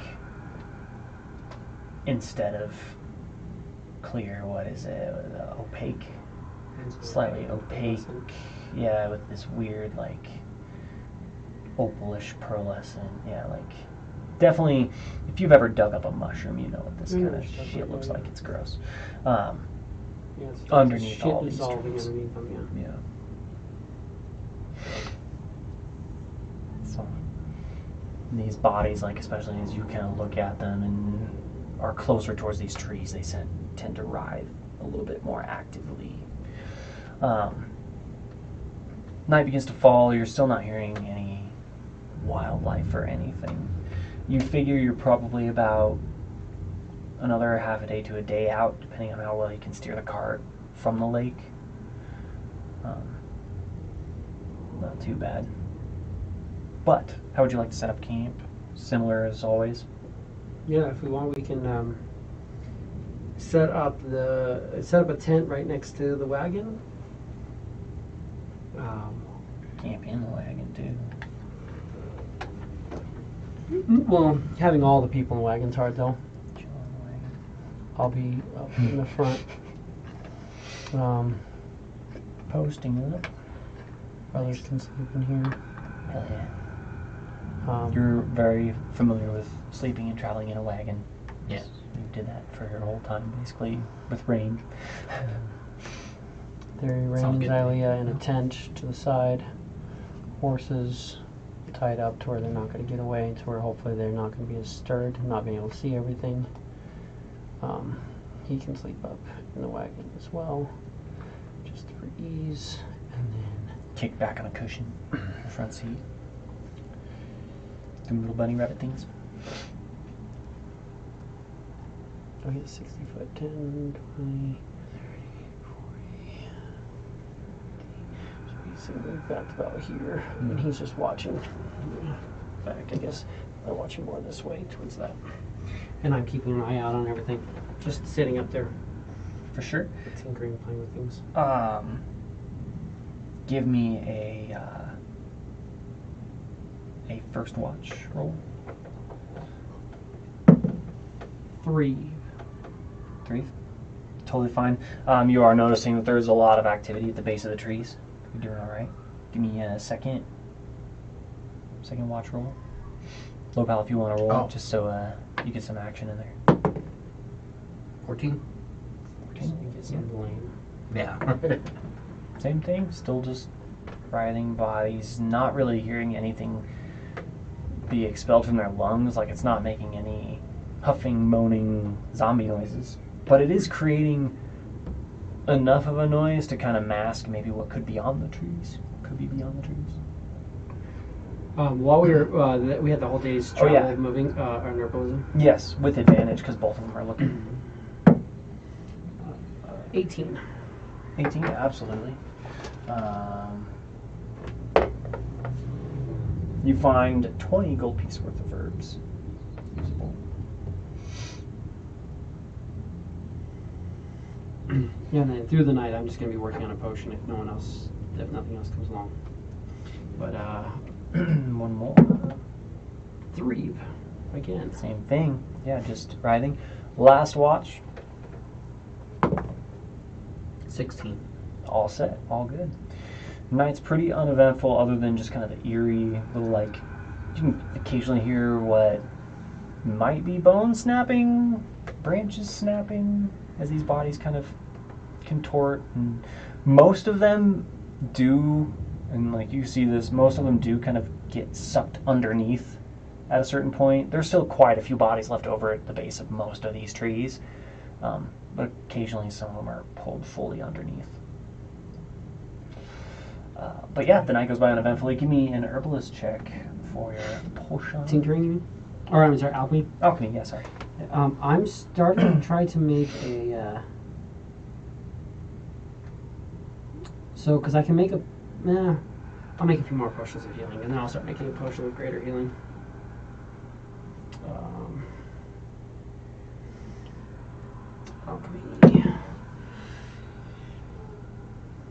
14. 14, yeah. That's good. You can subtract the materials and let's say you can get through it.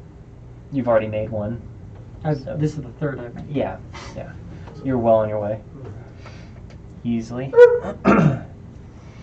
No issue there. But yeah, night went by relatively uneventfully. Give me a Constitution saving throw. Good old low pal. Do you want me to roll for those guys? Oh, yeah, if you don't mind. Xylea, I rolled a 19. That's She's wonderful. 21. Rain, I rolled an 18. Excellent. Rig, I rolled a 2, which gives him a total of 5. Excellent. Good. 11. Oh, and then the high power. High pal doesn't have to. Oh, okay. Oh, yeah, he's dead. Doesn't matter.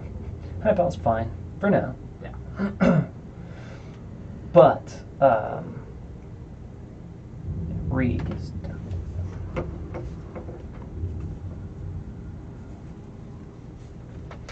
And you got an 11? Yeah. Okay, good. Plus, I'm poisoning him slowly every day. Yeah. Pretty much. Just a little bit every day. I mean, you're also a caster in the blight, so whose fault is it? Not my fault. I didn't do it. Sure. Good. Actually, no. Give me a percentile, please.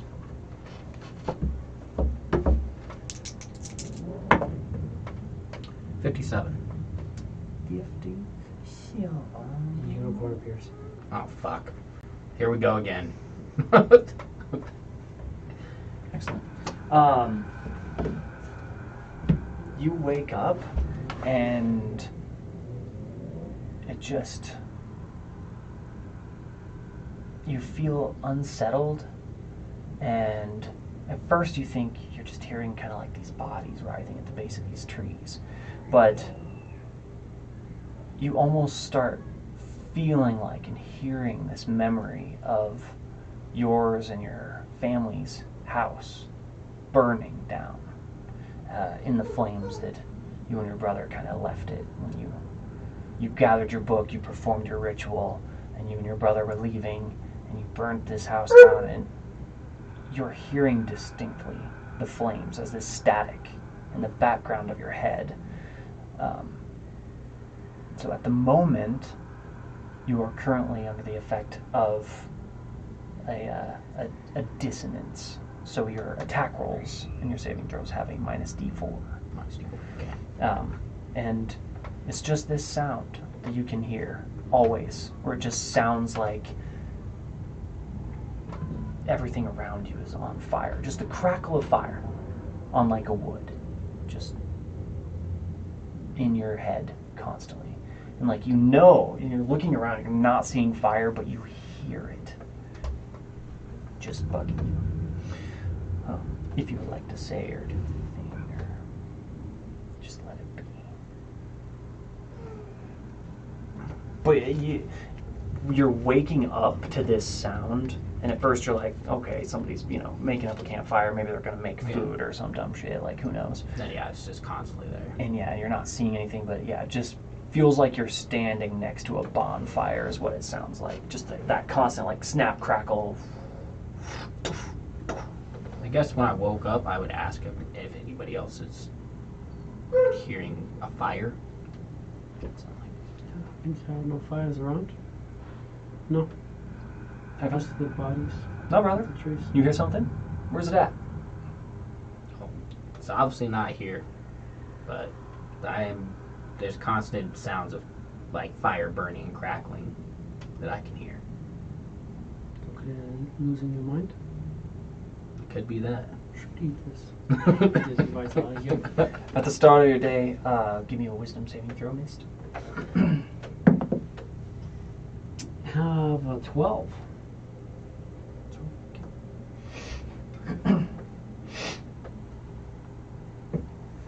Yeah, I mean, and you're not hearing any fire or anything like that.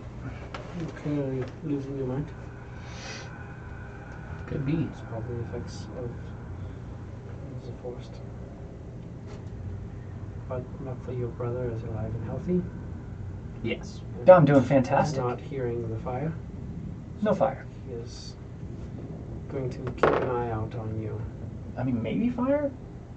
No, it's just branches. Right? Branches are popping right now? Now, He's kind of like staring at the base of a tree now. I definitely hear branches. there's branches and there's also creatures. Yeah. Kind of. Maybe. Branches. Motorcycles. And motorcycles. You hear a lot of those in Weave-Blight. All the time. What happens when you fail your Constitution saving throw when you're deceased? Can I get a hell ride? Love a Hell Rider, please. Thank you. But yeah, just continue on your way. You're thinking, yeah, depending on how well you can handle the animals, you'll be able to make it to the lake by the end of the day. Okay. Or even by the middle of the day, depending. So, for your first go. Colt, give me an animal handling, and Mist, give me a random encounter roll. Well, I have advantage with that since I have. Yes, 10. Xylea's helping you. 10. 10. All Gucci. 15. 15. Yeah, it's definitely more challenging.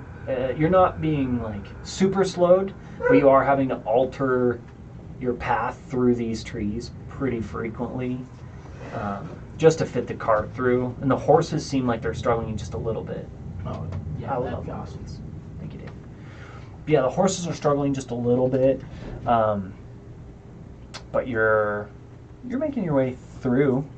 Yeah. Yeah, Not about as as quick as I would like, but about as well as you could expect. makes sense. It got more dense, so. Yeah. Ooh, I'm gonna go. Oh, I'm gonna go right. Sweet. Love how you gave me the choice for Pepsi. Hmm? You gonna let me have the Pepsi? You know you love Pepsi. I didn't know if I wanted Pepsi or not, dude. I know I don't want the lemon one, but That's I'm just fine. getting them out of my fridge because no one else is drinking them. So whatever Yeah. you didn't choose. That's fair. If you chose the lemon, then I was going to have to decide whether I wanted a Pepsi or Mountain Dew, Right. which I didn't want to choose. Right. But I had a good feeling that there was a chance that you wouldn't want a second lemon. Right. So I had a pretty good chance that he was drinking the lemon. Yeah. Thus, I don't have it in my fridge anymore, and then I didn't have to decide what I wanted. Right. And then you drink exactly what you want. We all know you want the Pepsi. Yeah, I mean. I thought Mountain Dew too. Give me your second watch roll. Watch, random encounter. 2. 2. Doing just fine. As the trees are getting thicker, you're still finding a majority of the bodies that almost feel like they cover the entire ground at this point. Your horses in your wagon are traveling through basically like old bone and skeleton that have been mostly compressed or eaten up into the ground. So the trees are starting to get much closer together now that you're traveling through difficult terrain. But you're keeping the horses going. It doesn't seem like anything is alive or acting against you guys. Give me the third. As you're continuing on through the day. 14. 14, doing great. Cool. As it starts to become sundown in your last watch, give me your last roll for random encounters. 5. 5, okay. Which is fine. Same thing. You approach the edge of the water, and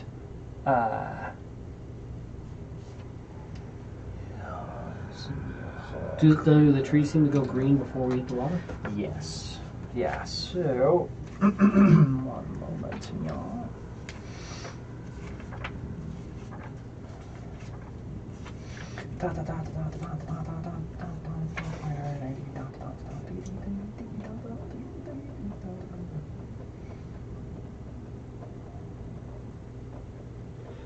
End of our day of travel, can I get an herbalism? Yes, give me herbalism with advantage. 20? 20, absolutely. So that's going to be a couple of those.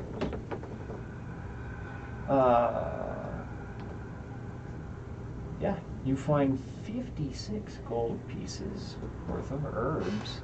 Finding all the healthy ones, because if you're finding herbs in here, they're the good ones. Mm-hmm. The ones that are actually making their way through the blight.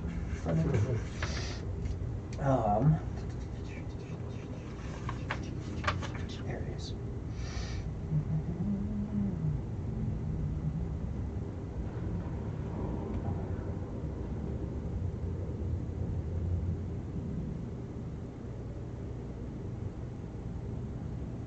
Yeah, as you approach the area, it's you can see like a distinct like difference. Like you've got basically this wall of dead trees, and then immediately next to some of these dead trees are these large, like some of them have a 15-foot diameter instead of a 10-foot diameter.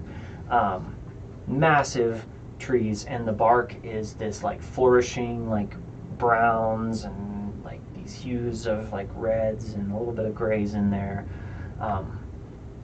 Beautiful brown trees, massive branches reaching out, actually sort of creating a canopy in a line and up to the lake. Beautiful, large trees, seemingly up to and beyond 100 feet tall. But you're noticing as you approach this line of these trees, roughly around sunset, the ground is like covered in tons of these like underbrush, bushes, almost overgrowth, like jungle-ish types of terrain. Give me perception checks as you approach the line. 3. 16. Yeah, 16. You're not seeing, and even with 3, you guys aren't seeing any bodies at the base of these trees. These all look like they have, just these massive, like almost fern-looking, like huge leaves, wide-reaching out leaves. Seem to be like kind of lightly blowing in the breeze just along the ground. Occasional like firefly, and as you approach this wall of these beautiful trees, you can hear sounds of birds chirping, sounds of like insects buzzing. You can see occasionally like a dragonfly kind of darting away. You approach the lake as you kind of walk through, and the wagon kind of pushes through some of this underbrush. As you approach the lake definitely seems to have like a good set of like moss chilling on the outsides of it. This like plant algae riding along top of the water for a good like 5 to 10 feet out into the lake. Seems stagnant-ish on the edges, which is kind of creating that effect. But there are like bugs and stuff kind of chilling, moving around the water.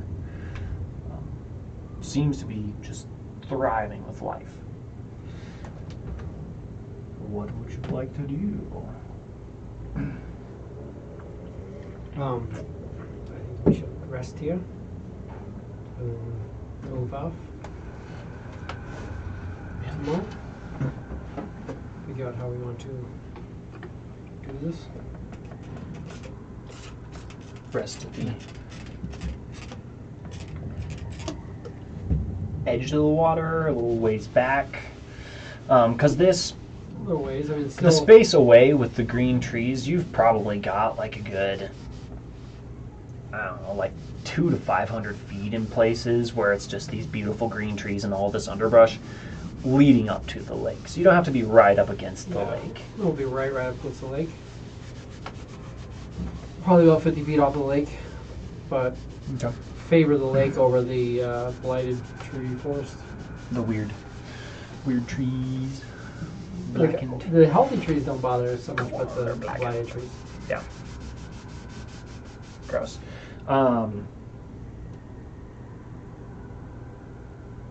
For your herbalism check, go ahead and give me a separate investigation check with advantage from Geblut and Blut. 16 or 16. Okay. Yeah, no worries then. But you said maybe about 50 feet out from the edge of the lake. Yeah, maybe about 50 feet from the lake.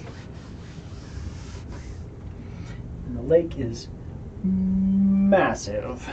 You're thinking maybe there's an island out there, but it's fucking huge.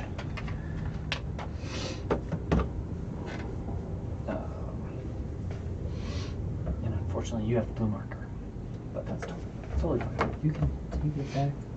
Where did I put it? It's right Back, behind dude. Huge. Planeta soldier.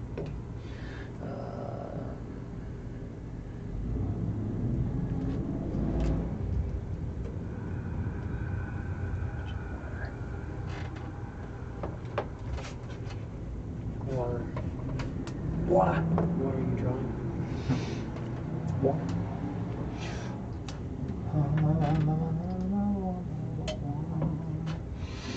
Chilling the usual way, just kind of like so. Kind of. He will be more here.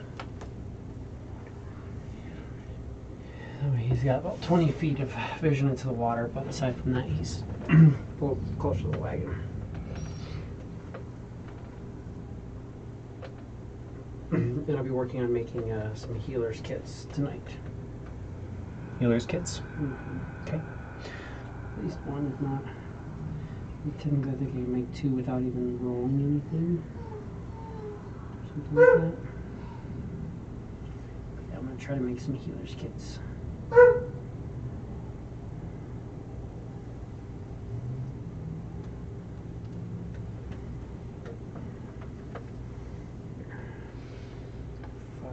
each, right? One kit. One kit for $5 each.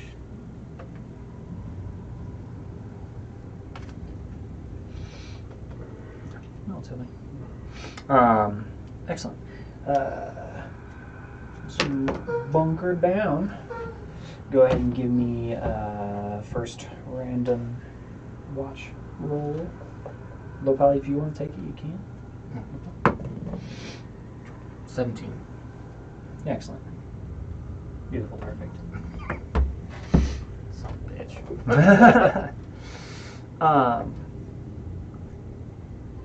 Yeah, you're camped out. You're taking watch. I'm taking watch and working on herbalist kits. Or healer kits.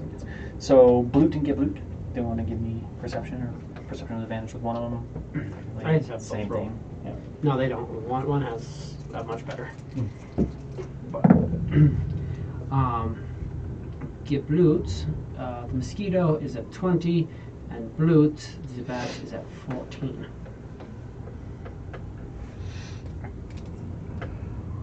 Sorry, 13.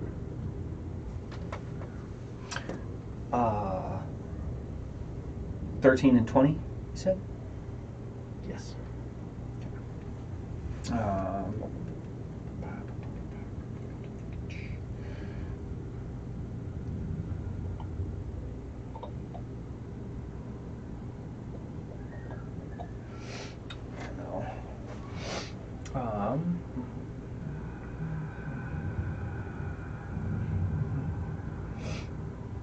Yeah, so it would be one of these, which is this. Concoct. Hey! Yeah, absolutely. Not really hearing or seeing much of anything.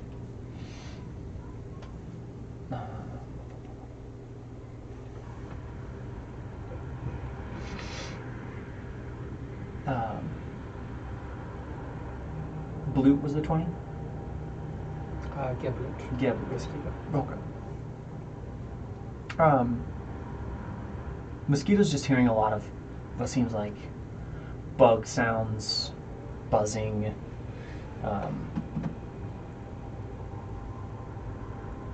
Doesn't really seem to hear anything other than just the little bits of wildlife and the occasional wind blowing and rustling these leaves.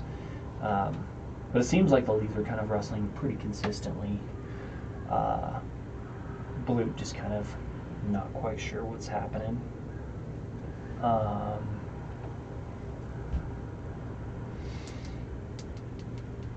So I can absolutely see.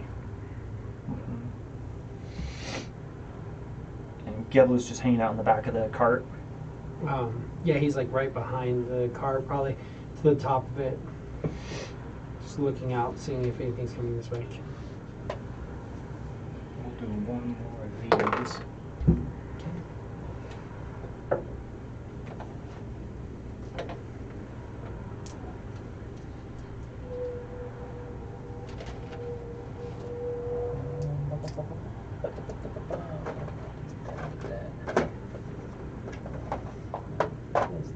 I think we decided.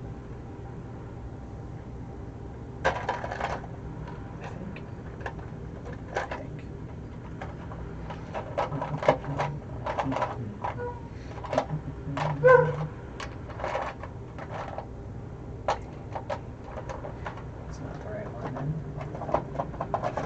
Right?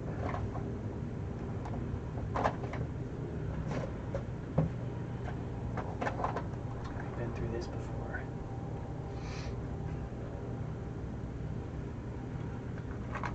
Oh, excellent. Okay.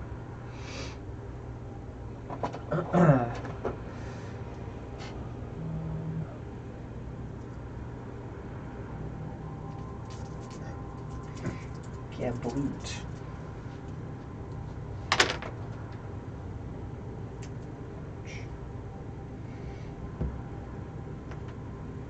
Gabloot's gonna take 14 points of force damage. No attack roll or anything? Nope.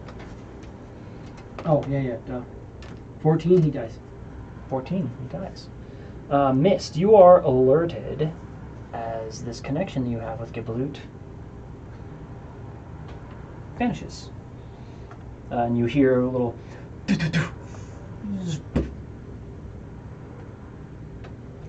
give me a perception check, Mist.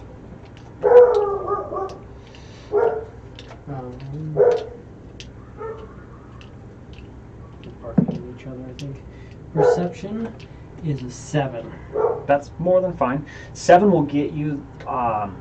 You're thinking whatever the sound was traveled from your from the southwest. I don't know what from over there. Okay. North. Stand up and I'll tell him. Why are you killing my companions? Shield up. Not that it's gonna help me. You stand up and ask, why are you killing me? Why are you killing my companions? You got a 7 perception? Yeah. Okay. One more. Plus it's dark and I can't see Right. past the wagon. Yep. You're gonna get one too. Mist, you get 11 points of force damage. As Bloodied. you see a hag poking between these two trees. Very much dark skin, long hair, pointy hands, just absolute hag. Tattered robes, pretty much that fucking many. Yeah. And that'll be initiative.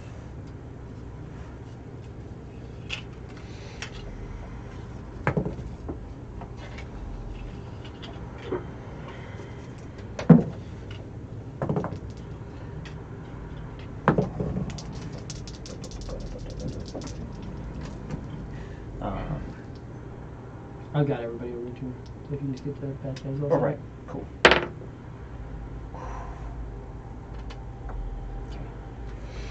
can find my number.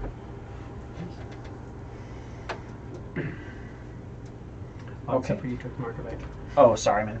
I don't need it anymore. Mist, you are up. Oh, you mean where am I? So I'm up?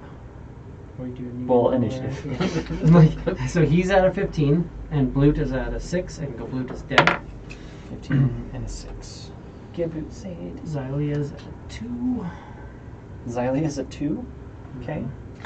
2. I thought I did bad. Lopa. She's a 7. Blue, you were a 7 or a 6? 6. Okay. Hypa. 10. Rain. Rain is at a 12. Reeg. Rig is at a 14. Mist, you're at a 15? Mm-hmm. Incredible. Excellent. At least everybody goes and then she'll go. but she also starts it off again, which is good.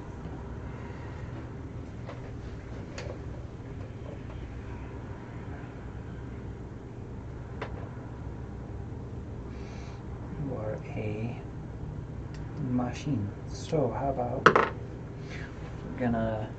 She goes back behind the trees and disappears. Mist, what would you like to do?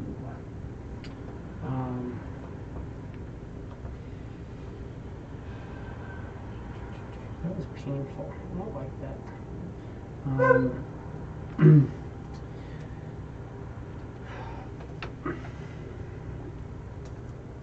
And she disappears out of sight. So can't see this bitch.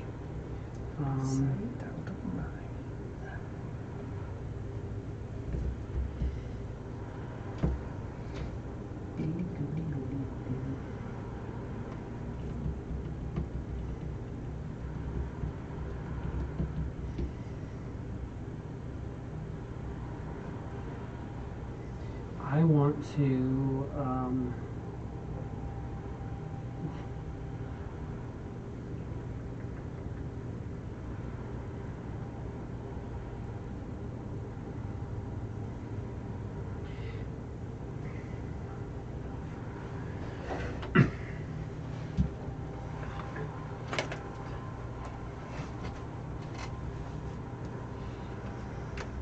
can I see her there? Give me a perception check. 5. You cannot. Not quite sure which way she went at this point. Just like a fart in the wind, she crept back between those trees and just gone. And it's all dark, right? Because you don't have any dancing lights out? I have just my headlight. Yeah. So not So seeing... bright light, dim light. Yeah. Not really seeing her.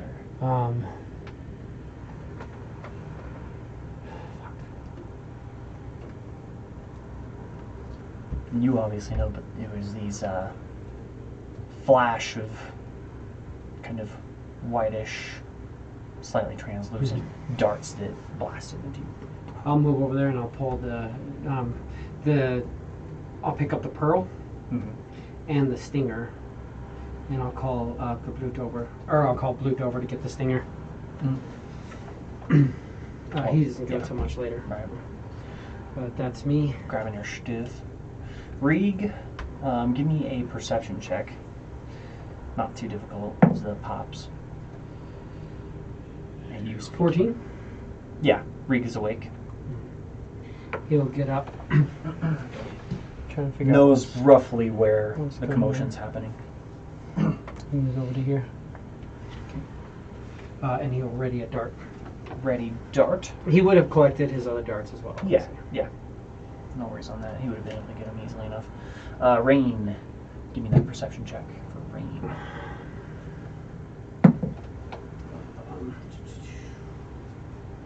9. That's still more than fine. You're speaking loudly next to him in the tent. So. Gets out. Kind of kick him on his way past. He'll climb up here and have his bow out. Post up with his bow. He also can't see for shit. So he's just kind of, he'll come up into the wagon and try to have cover. So yeah, he'll actually kneel down. So he has mostly cover and have the 3/4 bow cover. in there. Fuck yeah. High pop. Give me that perception. Fucking A. 21. Absolutely. High pop wakes up. And he has 60-foot dark vision. Nice. He gets up, he's kind of peeking out the cart. Give me another perception check. Okay. Well, that one's way 7. Sorry. Definitely heard something, but as he's getting up, he's not really seeing anything off in the trees. Not really any movement or anything, but he knows that that is where the sound had come from out there.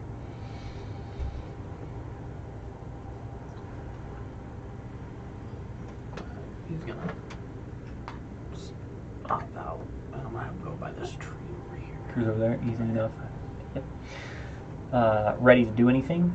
I don't know what I guess a ready action is sorry. I guess I'll just have him ready action his bow. His Short bow? Yeah. Okay, cool. Ready his bow. For the first time, you see High Pal whip out his weapons. Low Pal, give me a perception check. I want to see that's at least a 20. Yeah. Oh, yeah. You rolled plenty well enough. You're awake. Yeah, it's 20. Yep. Do you another perception check as you hop up and see if you know? 19. 19. Yeah. You're not really seeing anything out there.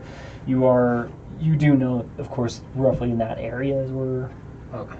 the attacker assault came from. I'll just actually step back one. Step back in the wagon. Okay.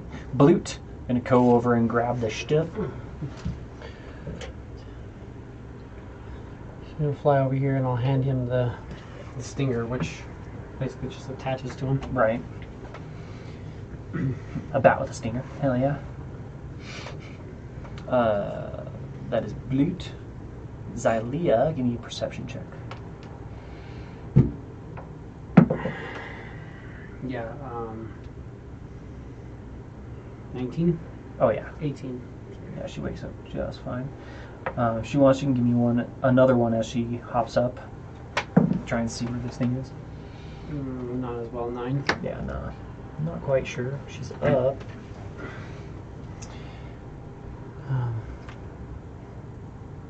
She will come over here and she doesn't want to deal with this thing being in the dark. She can't see it. So she's going to turn into... So she'll move. So that's half her movement. So that's full movement. Yeah.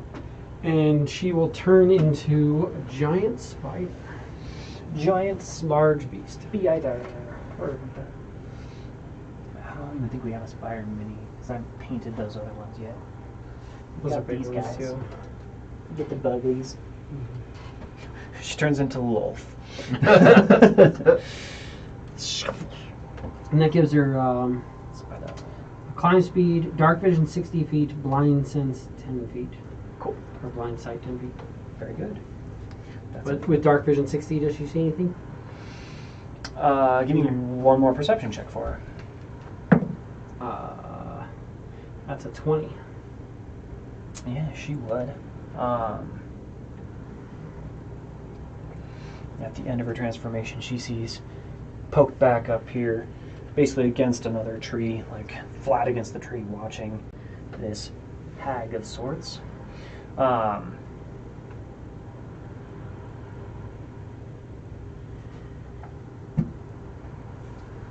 see here.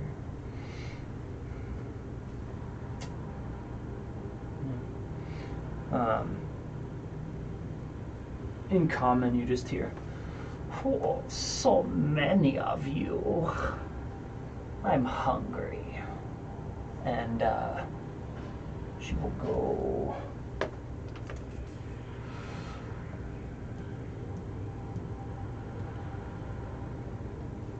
And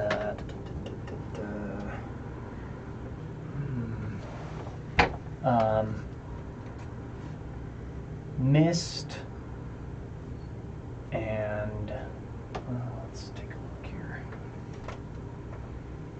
Oh, wrong thing.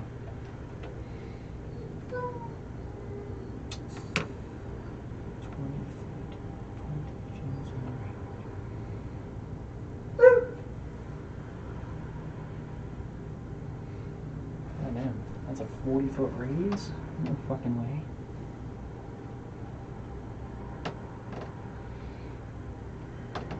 Might as well.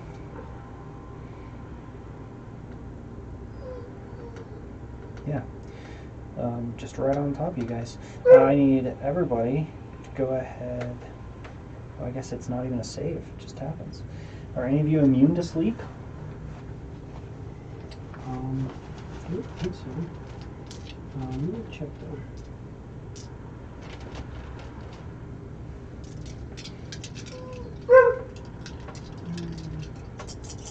I'm not necessarily immune to it, but I don't need to sleep. Oh yeah, yeah. Contract resilience.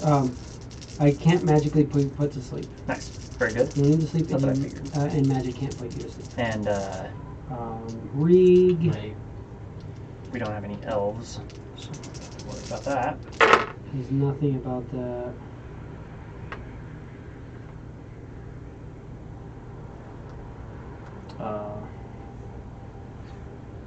Rain is just a human boy.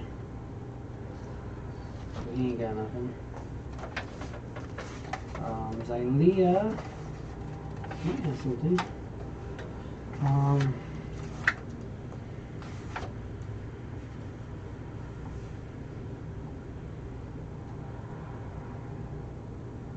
Nope.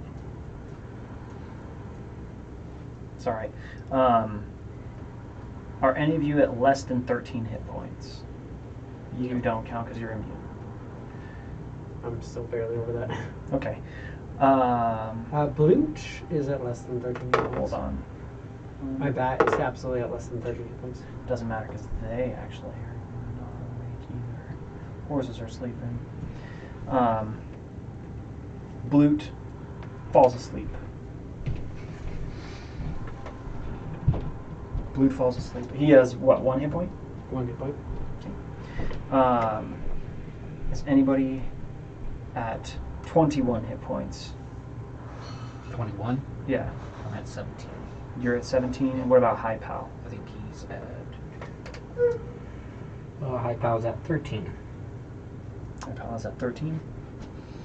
So High Pal falls asleep, and the remainder won't be able to take anybody out. But High Pal falls asleep. So Blute is sleeping, and High Pal is sleeping. Unconscious.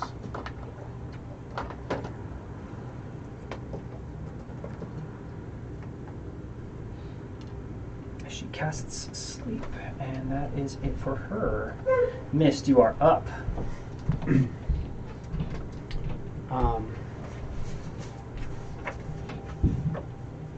We'll look to her.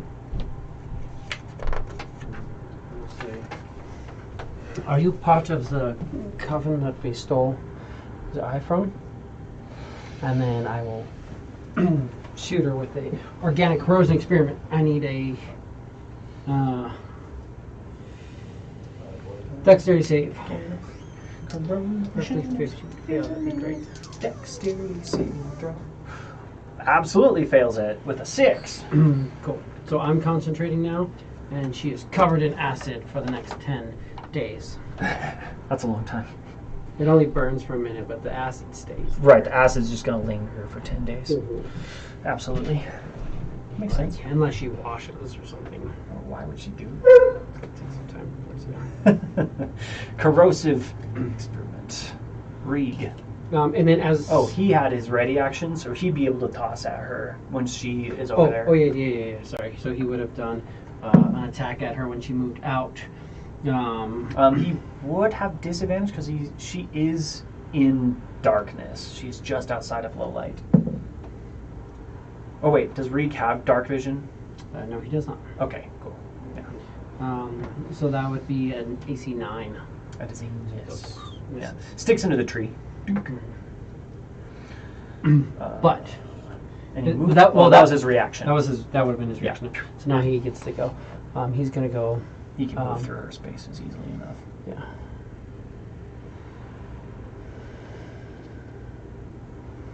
Moves around back behind her. 40 feet of movement.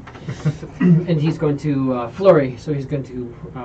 He has disadvantage still. Yes. Does he have any sort of light on him? If he's right up on her, I mean, technically, yeah, you I were mean, in is the it dark. dark? Is it? But is it really dark out? There's It's- a canopy out. Like, it is dark. Okay. There's no I mean, stars and above there's- you. Yeah, but I mean, we're this far off from the lake. Yeah. There's no low light at all. Let's see. Just something, just enough. Plus, also he has her backlit now with there's a light source on the other side through mist. Yeah, no, there is. Yeah, he can see her especially because of that. Okay. If she's backlit, he knows where she's standing. So he's going to attack and then flurry. Straight roll for those. I'm looking at a AC 12. AC 12 is a miss. And then AC 18. AC 18's a hit. So 2 hits. And he's going to do 2 hits. Ooh, nice. That's 8 and 8. 8. And then he will also. Does she have any damage resistances, damage vulnerabilities, damage immunities, or conditional immunities? Yes. And he gets all of that, right? Yep. With this extract aspects. Mm-hmm. Yes. What the fuck? Damage resistances, vulnerabilities, immunities, and conditional immunities. Yes. So, damage resistances, cold, fire, bludgeoning, piercing, and slashing from non-magical weapons that aren't silvered. So she took half damage from his attacks. Yes.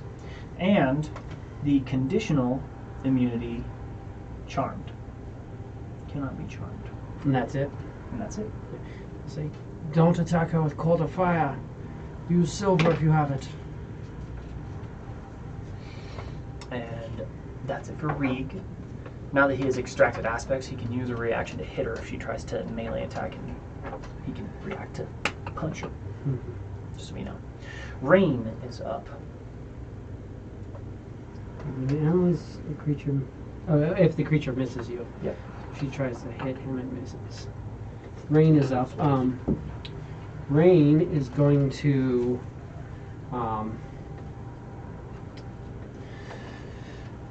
She still can't see her. He will do. So he can't really see her very well, but he knows that he ran off there. So he will do bonus action. And he will, because they just have to hear, right? Let me just make sure he can see or hear you. Nice ways. So he'll No, call thanks. out, he'll say, "Hit her again, Rig." Rig will attempt to hit her again. AC 14? 15? 15 is a miss. 15 is a miss, okay. So he misses. He's like connecting with her body, but her robes are just kind of padded, overflowing a little bit. It seems like. High power. Motherfucker's sleeping. Taking a nap. Low power. You are familiar with the spell, so you know what it would take to wake. And in action, I'll walk up and I'll slap his ass awake. Just. Oh, sorry, brother. Let's Wake see him up. if I can see her. Right?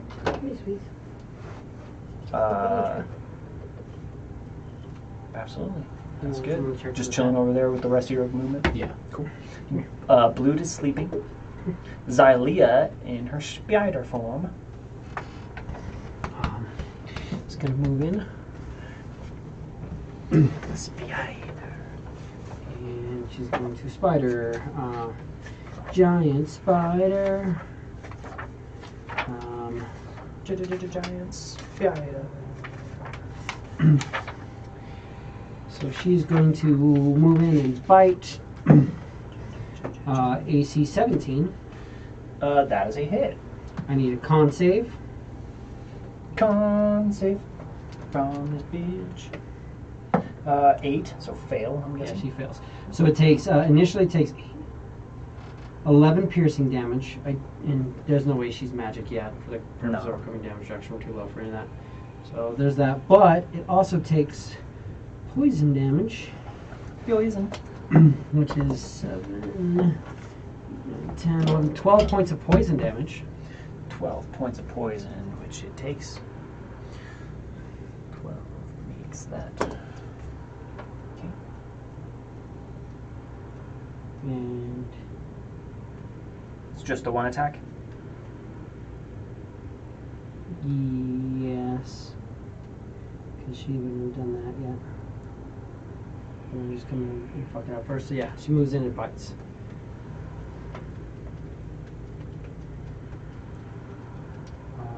which is her Warthog. Find where is he?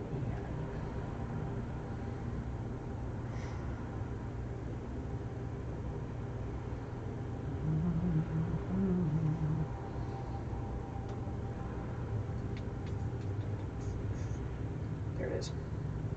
Give me percentile, please. Percentile? Mm-hmm. Oh yeah, I forgot. 21. 21, yes. Very good. Very good. Cool if I could really just look at the blocking picture, though. 21. Oh! Okay. Everybody dies. Everybody within 20 feet of her dies. Nope. Forever. Forever. Nope, but I have to write that down. So he has to write it down. That means that eventually everybody will die. Oh yeah, because she has the wild magic. Yeah. I told her to space that. And then she goes, that's not fun. I don't like you. I don't like either of you.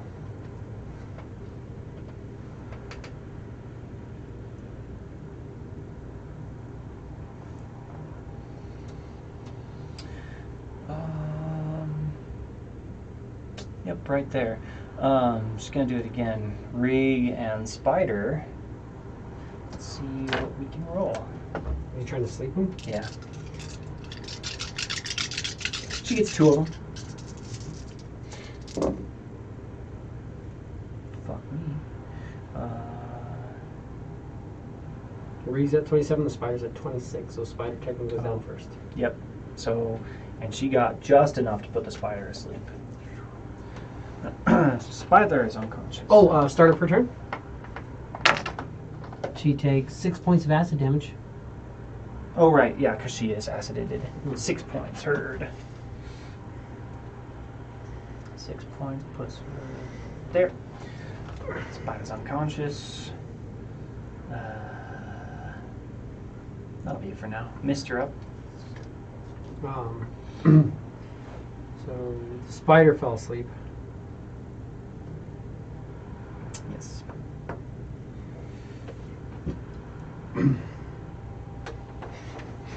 And she will say, yes, you have been carrying something of mine. 5, 10, 15, 20, 25. And I'm going to... I go over and I'll walk over and I'll grab Gabloot, or grab Bloot, and I'll walk over and I'll just kind of both of them just kind of like smack him on there and be like, wake up, you two. Absolutely. I'd say Not you can enough to easily- damage him. Yeah. Just enough I'm like, Yeah. wake up. Use an action and you're using one to wake the other. Absolutely. Mhm. That'll wake them up. And that's my move and my action. And then as a bonus action, Smart and versed in the arcane arts. that's it. That's it. I have no... Have I a bonus action really? Nothing that I can do really. No, that's it. That is it. Heard. So then that is going to be Rig. I'm going to do it again. And now she's even more lit up because he's closer. Nice. He's going to use his second She's the lady. flurry of blows. Flurry. Flurry then blows. That is 13 misses, Yeah, it's a miss. but 19 hits. 19's a hit. So that's 1 hit on her for 5 points of damage. 5 points of damage. Hurt. And you can tell they're just not quite connecting as much as you would want them to. Rain.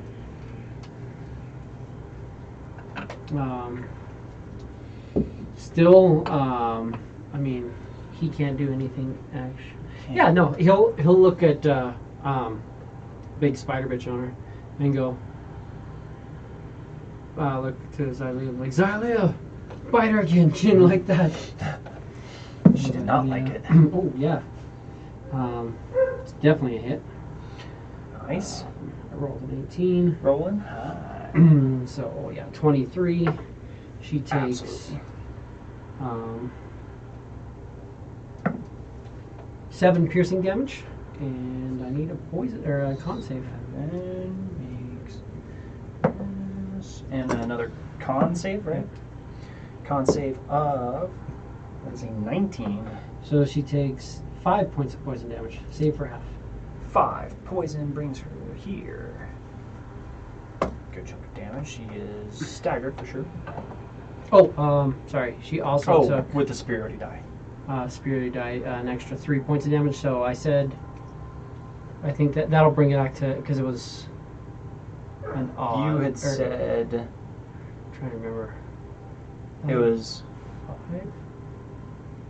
7. It was 7. Yep. So that'll be 10. So So 5 from there makes. maybe she takes 2 more. Yeah. Just because it's that. The odds adding together. Yeah. For sure. Sways, what are you doing? And that's it for Rain. Hi, pal. You are conscious. Hi, pal. My pal will use half his movement. Stand up. Absolutely. And then I will cast Pull the Dead. Toll the dead on the hag. Wisdom? Yes. 17. Yeah, she saved. She kind of cackles. Low pal. Adorable. You're sleeping. Little pig.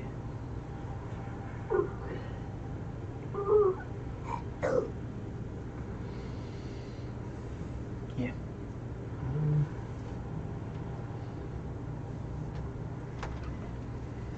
Let's see.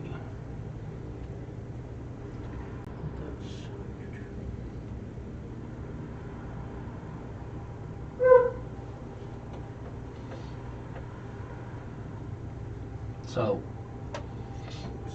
Buttons. right? So buttons. So On your pants. I have an idea since, I can see mist over here. I can see a spider. You know roughly where she's at. I'm going to cast Wither Bloom right on the spider. Wither Bloom. What's that do? You invoke both death and life upon a 10-foot radius sphere. Each creature of your choice in that area must make a Constitution saving throw. Copy that. So, con 14. Hag making a Constitution saving throw. Heard. No, she fails. Right. She takes 7 points of necrotic damage. 7 necrotic, which we know hurts her. Spend and roll. And then, so, you're hurt, right? I'm the only one hurt over Yeah, here. so you can use one of your hit dice and regain a number of that back, plus my spell casting, which is +2. So that's plus 5. So 5, 6, 7, 8. Plus points. 1 more because of your heirloom item affects 9. this. Oh, cool. And 9. Sweet. And then all the vegetation in that 10-foot area is dead. Fucking sick. Actually, give me a perception check. 12. Vegetation appears to be alive. Huh? Just vibrant as all. From what you can tell. Because the reason why it all looks good is because it's all illusion. It's Yeah. worse than we thought it was. So we're like, yeah, it's fine, it's fine. Definitely does not seem fine. You know what it's supposed to do, and it definitely did something. But not what. But yeah, you're looking and you're like, what the? You can like see like Fuck. the life force of the plants come out, Yeah. but She definitely didn't like it. That was not fun. And also, you got to see him heal, which is kind of cool. Blute is awake. he will. He's going to assist her. Spider from behind. I just want to do it. No. Damn it. He lands, Just like wanna goes do to the back of the spider, Hell yeah. and will Give her a little inject stimulant. just a little. She's like, Right on the spider butt. take it. But she says, Oh, give me, sorry, one more percentile Oh yeah, because she did something again. from Rain's. It'd be 47. 47 heard. And then it is her go with the stimulant. We should definitely see what happens real quick, though, because you never know. 47? Mm-hmm. Oh, that's actually on my phone. That's why I did that. Hello. 47 is... Not big paper if you want to write this all out. I will at one point. Oh. Okay. Do we see what's happening? Yeah. There are these gas spores that just seem to pour out of the spider's skin. Do you have the dancing lights with our minis? No, dancing lights are over 1, I think. Other way. Oh, maybe they're in there. I think they're the other way, though. Yeah. They should be the same as the vine. Second one over, yeah. Ah, yes. Perfect. And she, with her advantage, is going to attack with a web.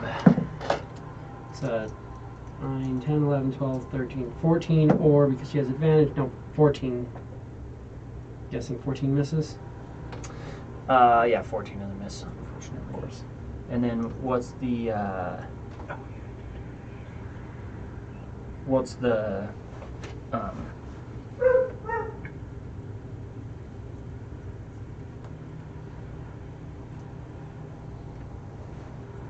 percentile?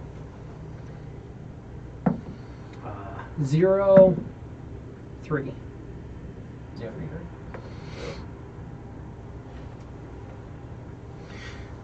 It's kind of funny because the picture of a giant spider has like a cloud, looks like it has a cloud around it. Yeah. That's crazy. 0, 3. Oh, shit. Okay.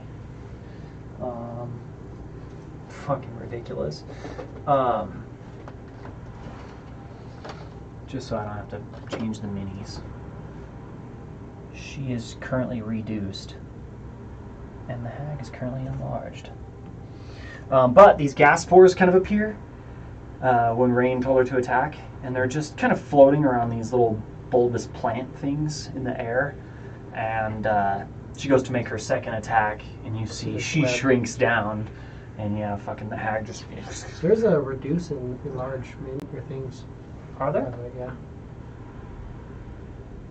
Oh, there's enlarged. Is there not a reduced? I don't think there's a reduced. Oh. But there is enlarged.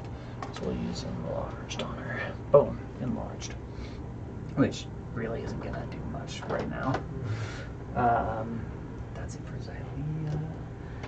She's a big bitch. She's easier to see. She's a little bit easier to see now because she's in your light a little bit more. She's in low light. I was trying to web her because then she would have been restrained. Yeah. And then That fucking our is. monk buddy would be like, advantage. Yeah. However, she starts her turn. She's acided. Yes. 5 points of acid. 5 points heard. And that, I believe... Nope, not quite. Enough. Technically. Still just I gotta go staggered. more. But, missed. She casts a spell. 4 points of missile damage and a concentration check. Made it. 4 points in a concentration. Made it. And 2 points in a concentration. No. That's gonna fail. Third one. And the acid falls off. This bitch. But that is it for her. That's how you do it, though. Magic missile is so good if somebody's concentrating a spell. Yeah. But that's literally that's it. That's what she does. Mist, you are up.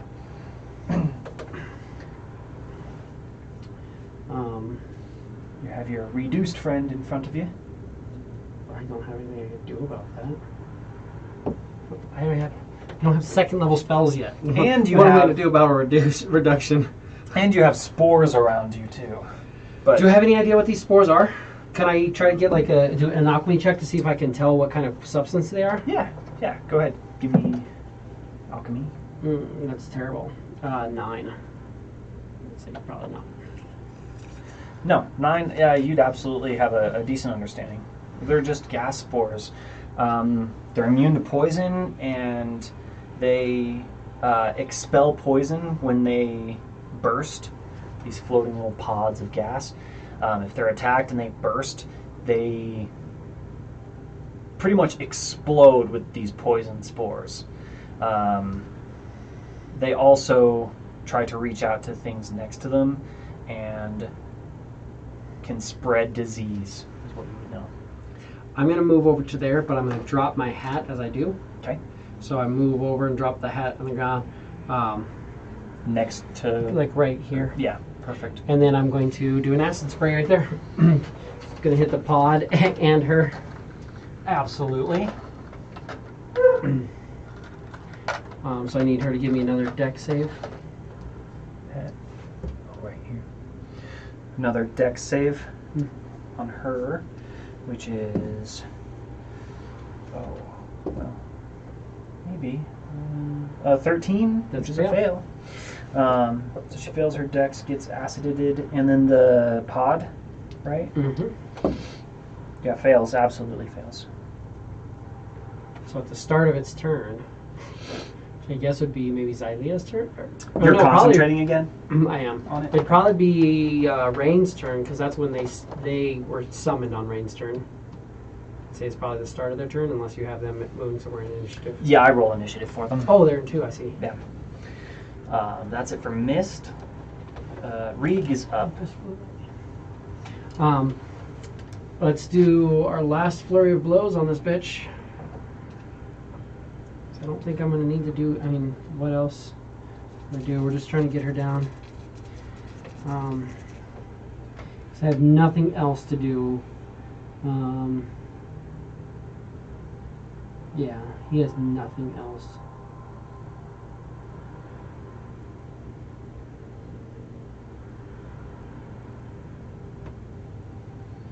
Just command again. You can see her because of your hat. She might. Oh, it's Reek's turn though. Oh, that's right. Duh. So Reek is just going to flurry of blows. Dumb. Let's making sure I had nothing better to do with it. My Are bad. you fucking kidding me? 8, 9, 10, 11, 12, 13, 14. That's a miss. Mm-hmm. So all of them miss.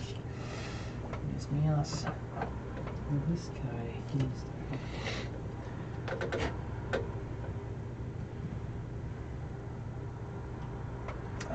Over to Rain. He will Can see her. command, command her to bite again. So she will attempt to bite. Same number. So I need a con save, and I'll roll actually all for damage. Hey, there we go. That's a So- fucking good one. 1 point off of max. Does a con save 13 make it? Yes, it does. Okay. So she'll take half, but this is 16 points of bite damage. 16. Okay. And then 8, 9, 10, 11, 12, Bloodied. 13 poison damage halved. So, 7, 6. And that's his third command. She is blooded, officially. Good hit. And percentile?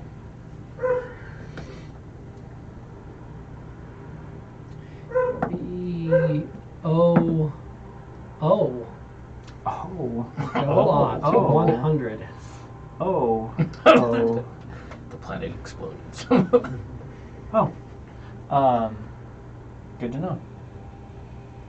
She basically just gets her wild shape back. So this wild shape was for free. Oh, nice. Okay. That's it for me. Hi, pal. The ants on our side. Yep. Fuck yeah, dude. That's your mosquito. Yeah. You got mosquito? Yeah, thanks. We can make a reality.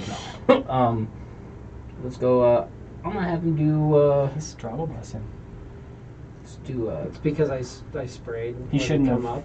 He shouldn't So have fallen he into the came cat up spills. through the ant spray, Hmm.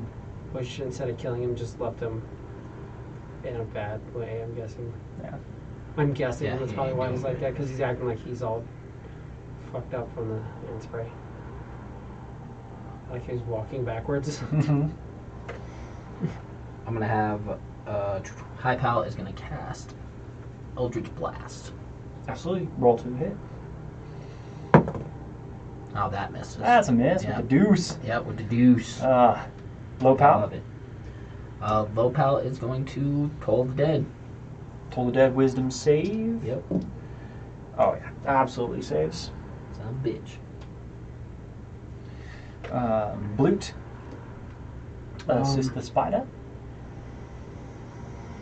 Yeah, he's gonna assist. He's gonna hit her with the stimulant, and then he's going to move back. So he'll help. 5, 10, 15, 20, 25. He doesn't exist right now. Make him. Come on, buddy. Just go on the ground.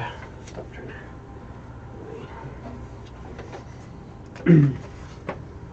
Either that or he burned himself in the light, because they like to do that too. They fly right into the lights and they burn themselves and then can't figure out what they're doing. Right. Come on, Space. No. Okay.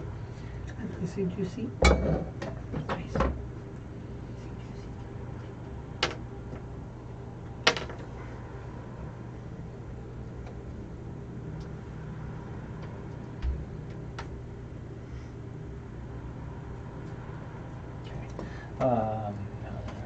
Spores.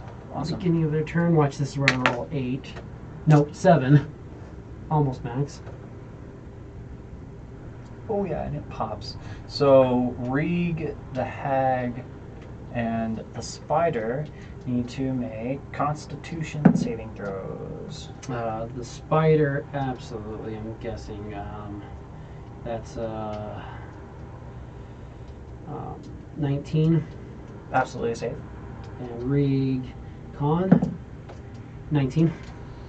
19, yeah, he saves. Fuck yeah. And then the hag, Fail. no, she got pretty good. 17, so she saves. So yeah, nothing happens. This thing explodes. And then she takes how much damage? 7 acid? Well, it's not her turn. Oh, right. Sorry. My bad. Technically, I have to re-roll it on her turn. Right. It took 7 damage. Watch, Right. she'll take 2. Right, makes sense. I've got 2 of these up, so 1 on the spider, 1 on the hag, 1 on the spider. Miss. 1 on the hag. Miss. That's it. Xylia? She is recharged, first of all. 5 or 6 to get the web back. Nope. So we are going to light. With advantage. 15 or... Yeah, so 15. Which is a hit. 15 is a miss. 15 is what I you rolled. roll It's 15, yeah. AC Yeah. 20. Yeah, definitely hit. So, yeah. Con save. Con save. Ooh, that's fucking cocked. She fails. So 9 piercing damage. Or does a 12 save? Sorry. 12 does save. Oh, okay. So she does save around the nose, just barely. I figured that was. Well, actually 11 saves on the nose. Oh shit. 9 piercing damage. 9 piercing, heard. And then 4, 6, so 3 poison.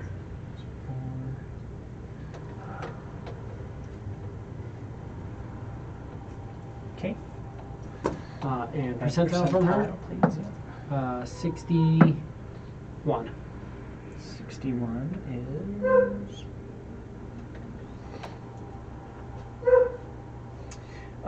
These plants kind of grow and poison ivy surrounds her body, and it does not seem, or it seems to be affecting Xylia as well. So she's getting itchy. A little bit poison damage to her, but she's also a spider, so maybe it doesn't affect her. Does she have immunity to poison as a spider? No. Oh. No. immunities. Bad Uno. She Starts her turn starts her turn. Takes some acid. and takes 5 acid. 5 acid. Could be worse, could be better. She's not happy. Why aren't you happy? This acid hurts. Acid's really hurting a lot with the I spider. made that for you. Oh, but you know what? Was it within 20 Oh, feet? hey, she took 2 less damage. I've been rolling it. Oh, you haven't? Okay. Yeah, and I only rolled Okay. a 1 on it, so it didn't affect it. Okay. That's a tax of opportunity. Spider bite, absolutely. So I need a con from her again. Yeah. Um, Con saves. Yep. okay, so she takes 5, and then you're doing and the Reed's reduction. hitting her. Yeah. And the poison is 4, so 2. The reduction didn't even affect either of these attacks. Yeah, 8 points of damage on the second one. Or I mean, 8 points of damage from the poison, half, so 4. 4. Okay. And then Reed gets an attack of opportunity, which misses. She moves there, Fucking monks. and she goes pop, pop, pop. She points at you, and then at both of the death spores. Also 2 spores and then me. Yep. So you take 4 points of missile damage, And I save. and you save. But these both pop. So 20. High Pal needs to make a High Constitution Power save. has immunity to poison. Excellent. Okay, never mind. Reeg and Spider need to make 2. So we're starting with the spider. I've got a 14. And, oh, hold on. 14 is gonna fail. 14 and 19. 19 is a save. Sorry. 15 and a 19. 15 is a save. So she saved for both, so she's fine. And then Rig has +3. So that's a 22 and 12. Okay. So Reeg failed one, so Reeg's gonna take 9 points of poison damage. There it is. 9? Yeah. It's about. Okay. And that's it for her. Missed, you're up.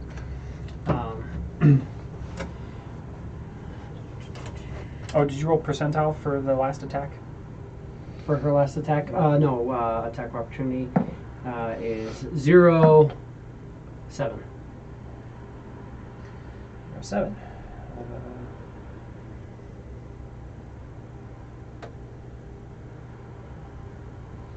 Oh god.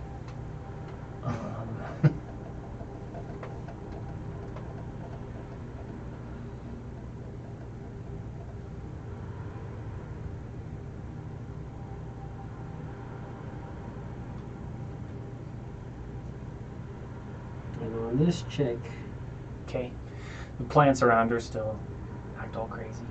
Go. I'm going to do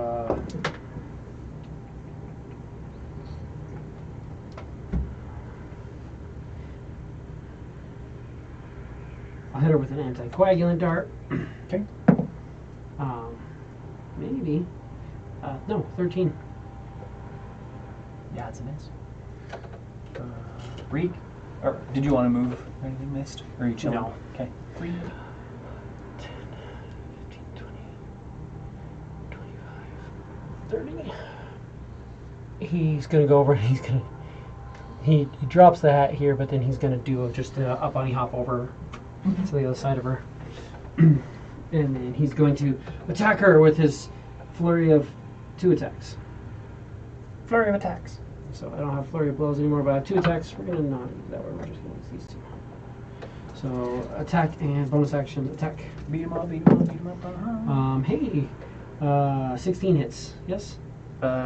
16 is a miss, unfortunately. Okay. Well, 24 hits. 24 is a hit for sure. That's going to be 7 points of damage. Heard. Good enough. Now she's looking critical. That's it for Reeg. Rain. Is going to Having a hard time seeing her. ready action. Mm. Actually, no. If he took a step over, he'd have a good sight on her. He doesn't have to see her. He's gonna ready action. Like, Xylia, get in there. Cool. Make a noise when you're in there. And then he'll ready action to tell her to bite. Cool. High pow. She's out of his field of vision at the moment. Well, actually, I guess he couldn't do that because you have to use your attack action and your bonus action technically. Oh, you're right for command. Or strike. would you say that he can use his bonus action to command her now, and then I'd ready say so. the action that attacks? Yeah, I can say that. Yeah. That makes sense.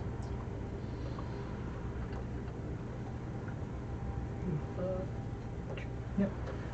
And stay back and fight. I'm not pissing her off and having her come up and smack me in the face with a magic missile.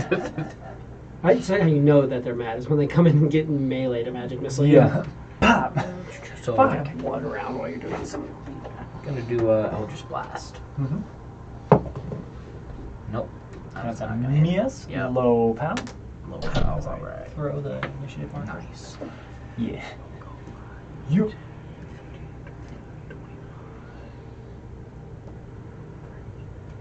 And he will try to hit her again with the Toll. yeah. Toll the dead. Toll the dead. That's a 19, I believe. Yeah. Save. Save. Technically, she has magic resistance, but she's keeps rolling low, except for the past couple tolls. Blute is aiding somebody, maybe. No, he flew back from because he aided the spider last turn and then moved it back. Death spores are gone. No more death spores. No more death spores. Rolling a little late. Oh, that's okay. Oh yeah, no, it's fine. I ain't fucking worried about it. I'm still waiting for emails because he called me. Yeah. He called me at like 4. I'm like, said you were gonna call me this morning. I mean, But then told you he'd email you all your stuff? Or well, I'm supposed to get emails from corporate, and then to reapply or what? I already reapplied. It's just like you have to fill out certain shit. They said he got the ticket in, so it should be it'll either be done by tomorrow afternoon or Thursday. You talked to him about your schedule and all that. He's willing to work with you? We haven't talked yet. I literally just talked on the phone for like 2 seconds. Yeah. It's like, oh, emails will be coming in, and then I don't know, but yeah. I'm like, don't fuck me, guy. He can see Well, he wants me, so I know Rig. he's not gonna. So I'm going to Blute is going to bonus action Bonus Stinger. action. Stinger. Reek. So Rig gets 7 hit points back. Fuck yeah, he does. So 19, 20, 21, 22, 23, 24, 25, 26. So he's just down 1. Down. And then we'll move in and action a stimulant. So sticks her with a stimulant. Aids the Give her spider. a help injection. Cool. And she goes. Um, She, at the start of her turn, takes 5 points of poison damage from the ivy around her. okay. When she moves, does it stay with her? Yep. It's all over her body. Okay. So she's gonna go up here on the tree. She has a climb speed. So she goes right up on the side of the tree here. Fuck yeah. And attacks her with advantage. Advantage. 18 or yeah, so 18. So that's a hit. Yeah. 18 is what I rolled. If you want to give me a poison save, con save. Con of 15. So it's 6 points of piercing damage, 6 points. and then whatever you roll on the. -2 is 4. So cut that in half. And then did she save versus the poison? She did. So 5 points of poison damage. 5 points. That's it. Already halved. This was 11. Copy that. And then she goes, "Wee!" And then Brain's like, no! Beat her ass. For his last one, so that's going to That's hit. definite hit for sure. Reduced by 4. 14, so 10. 10 down to 5. 5. And Still a save. heavy hit and a save, con save of 13. So 8 halved to 4. This. And then 2 of these. Yep, 2%. 72. 72. And 54. Copy that.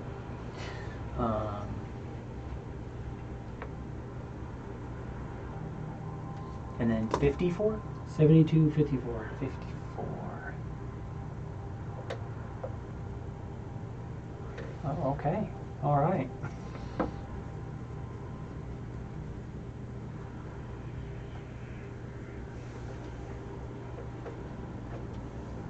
Do we see anything happening? No, not at all.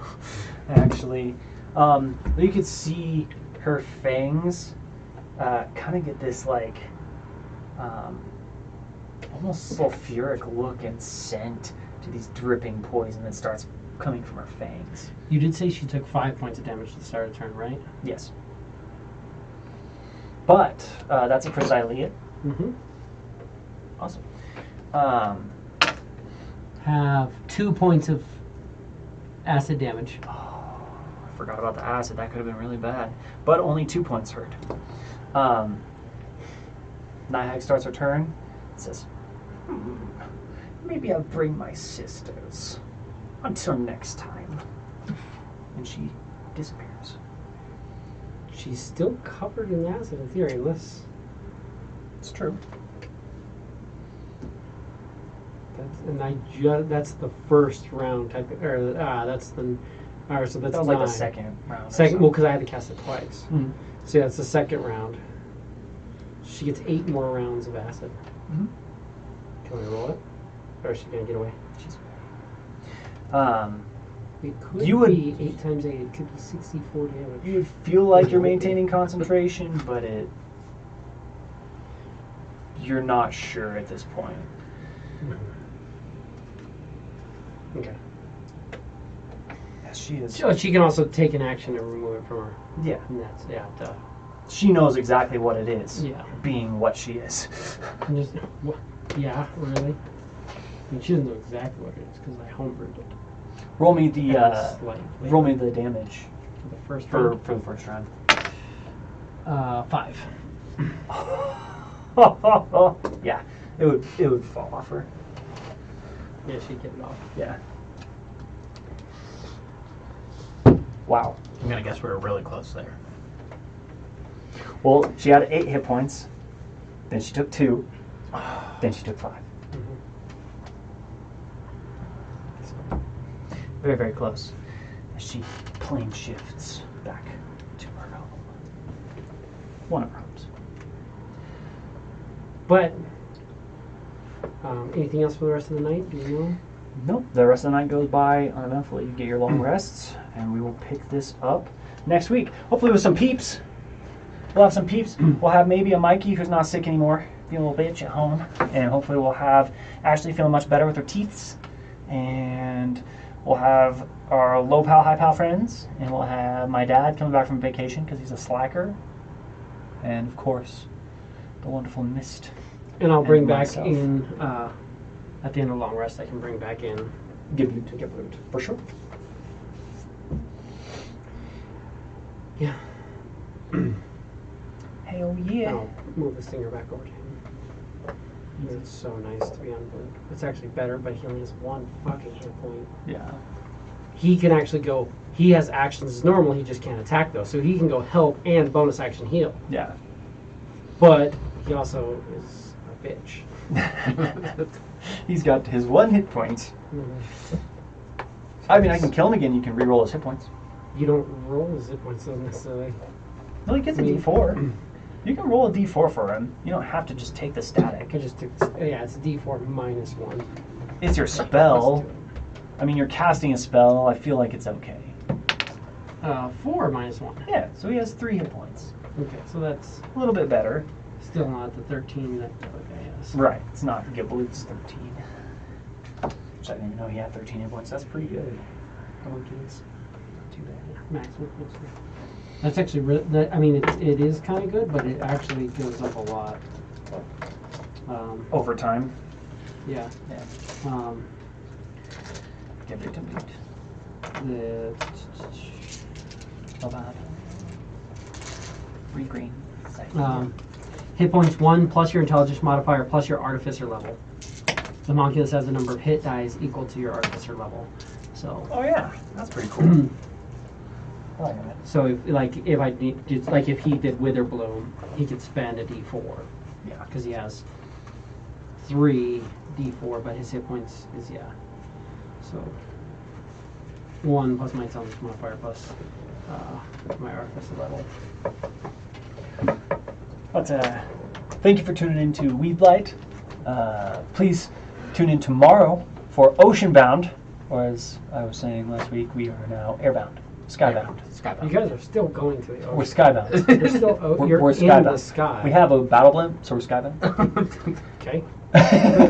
You're still going to underwater locations That is true. We are going and on islands.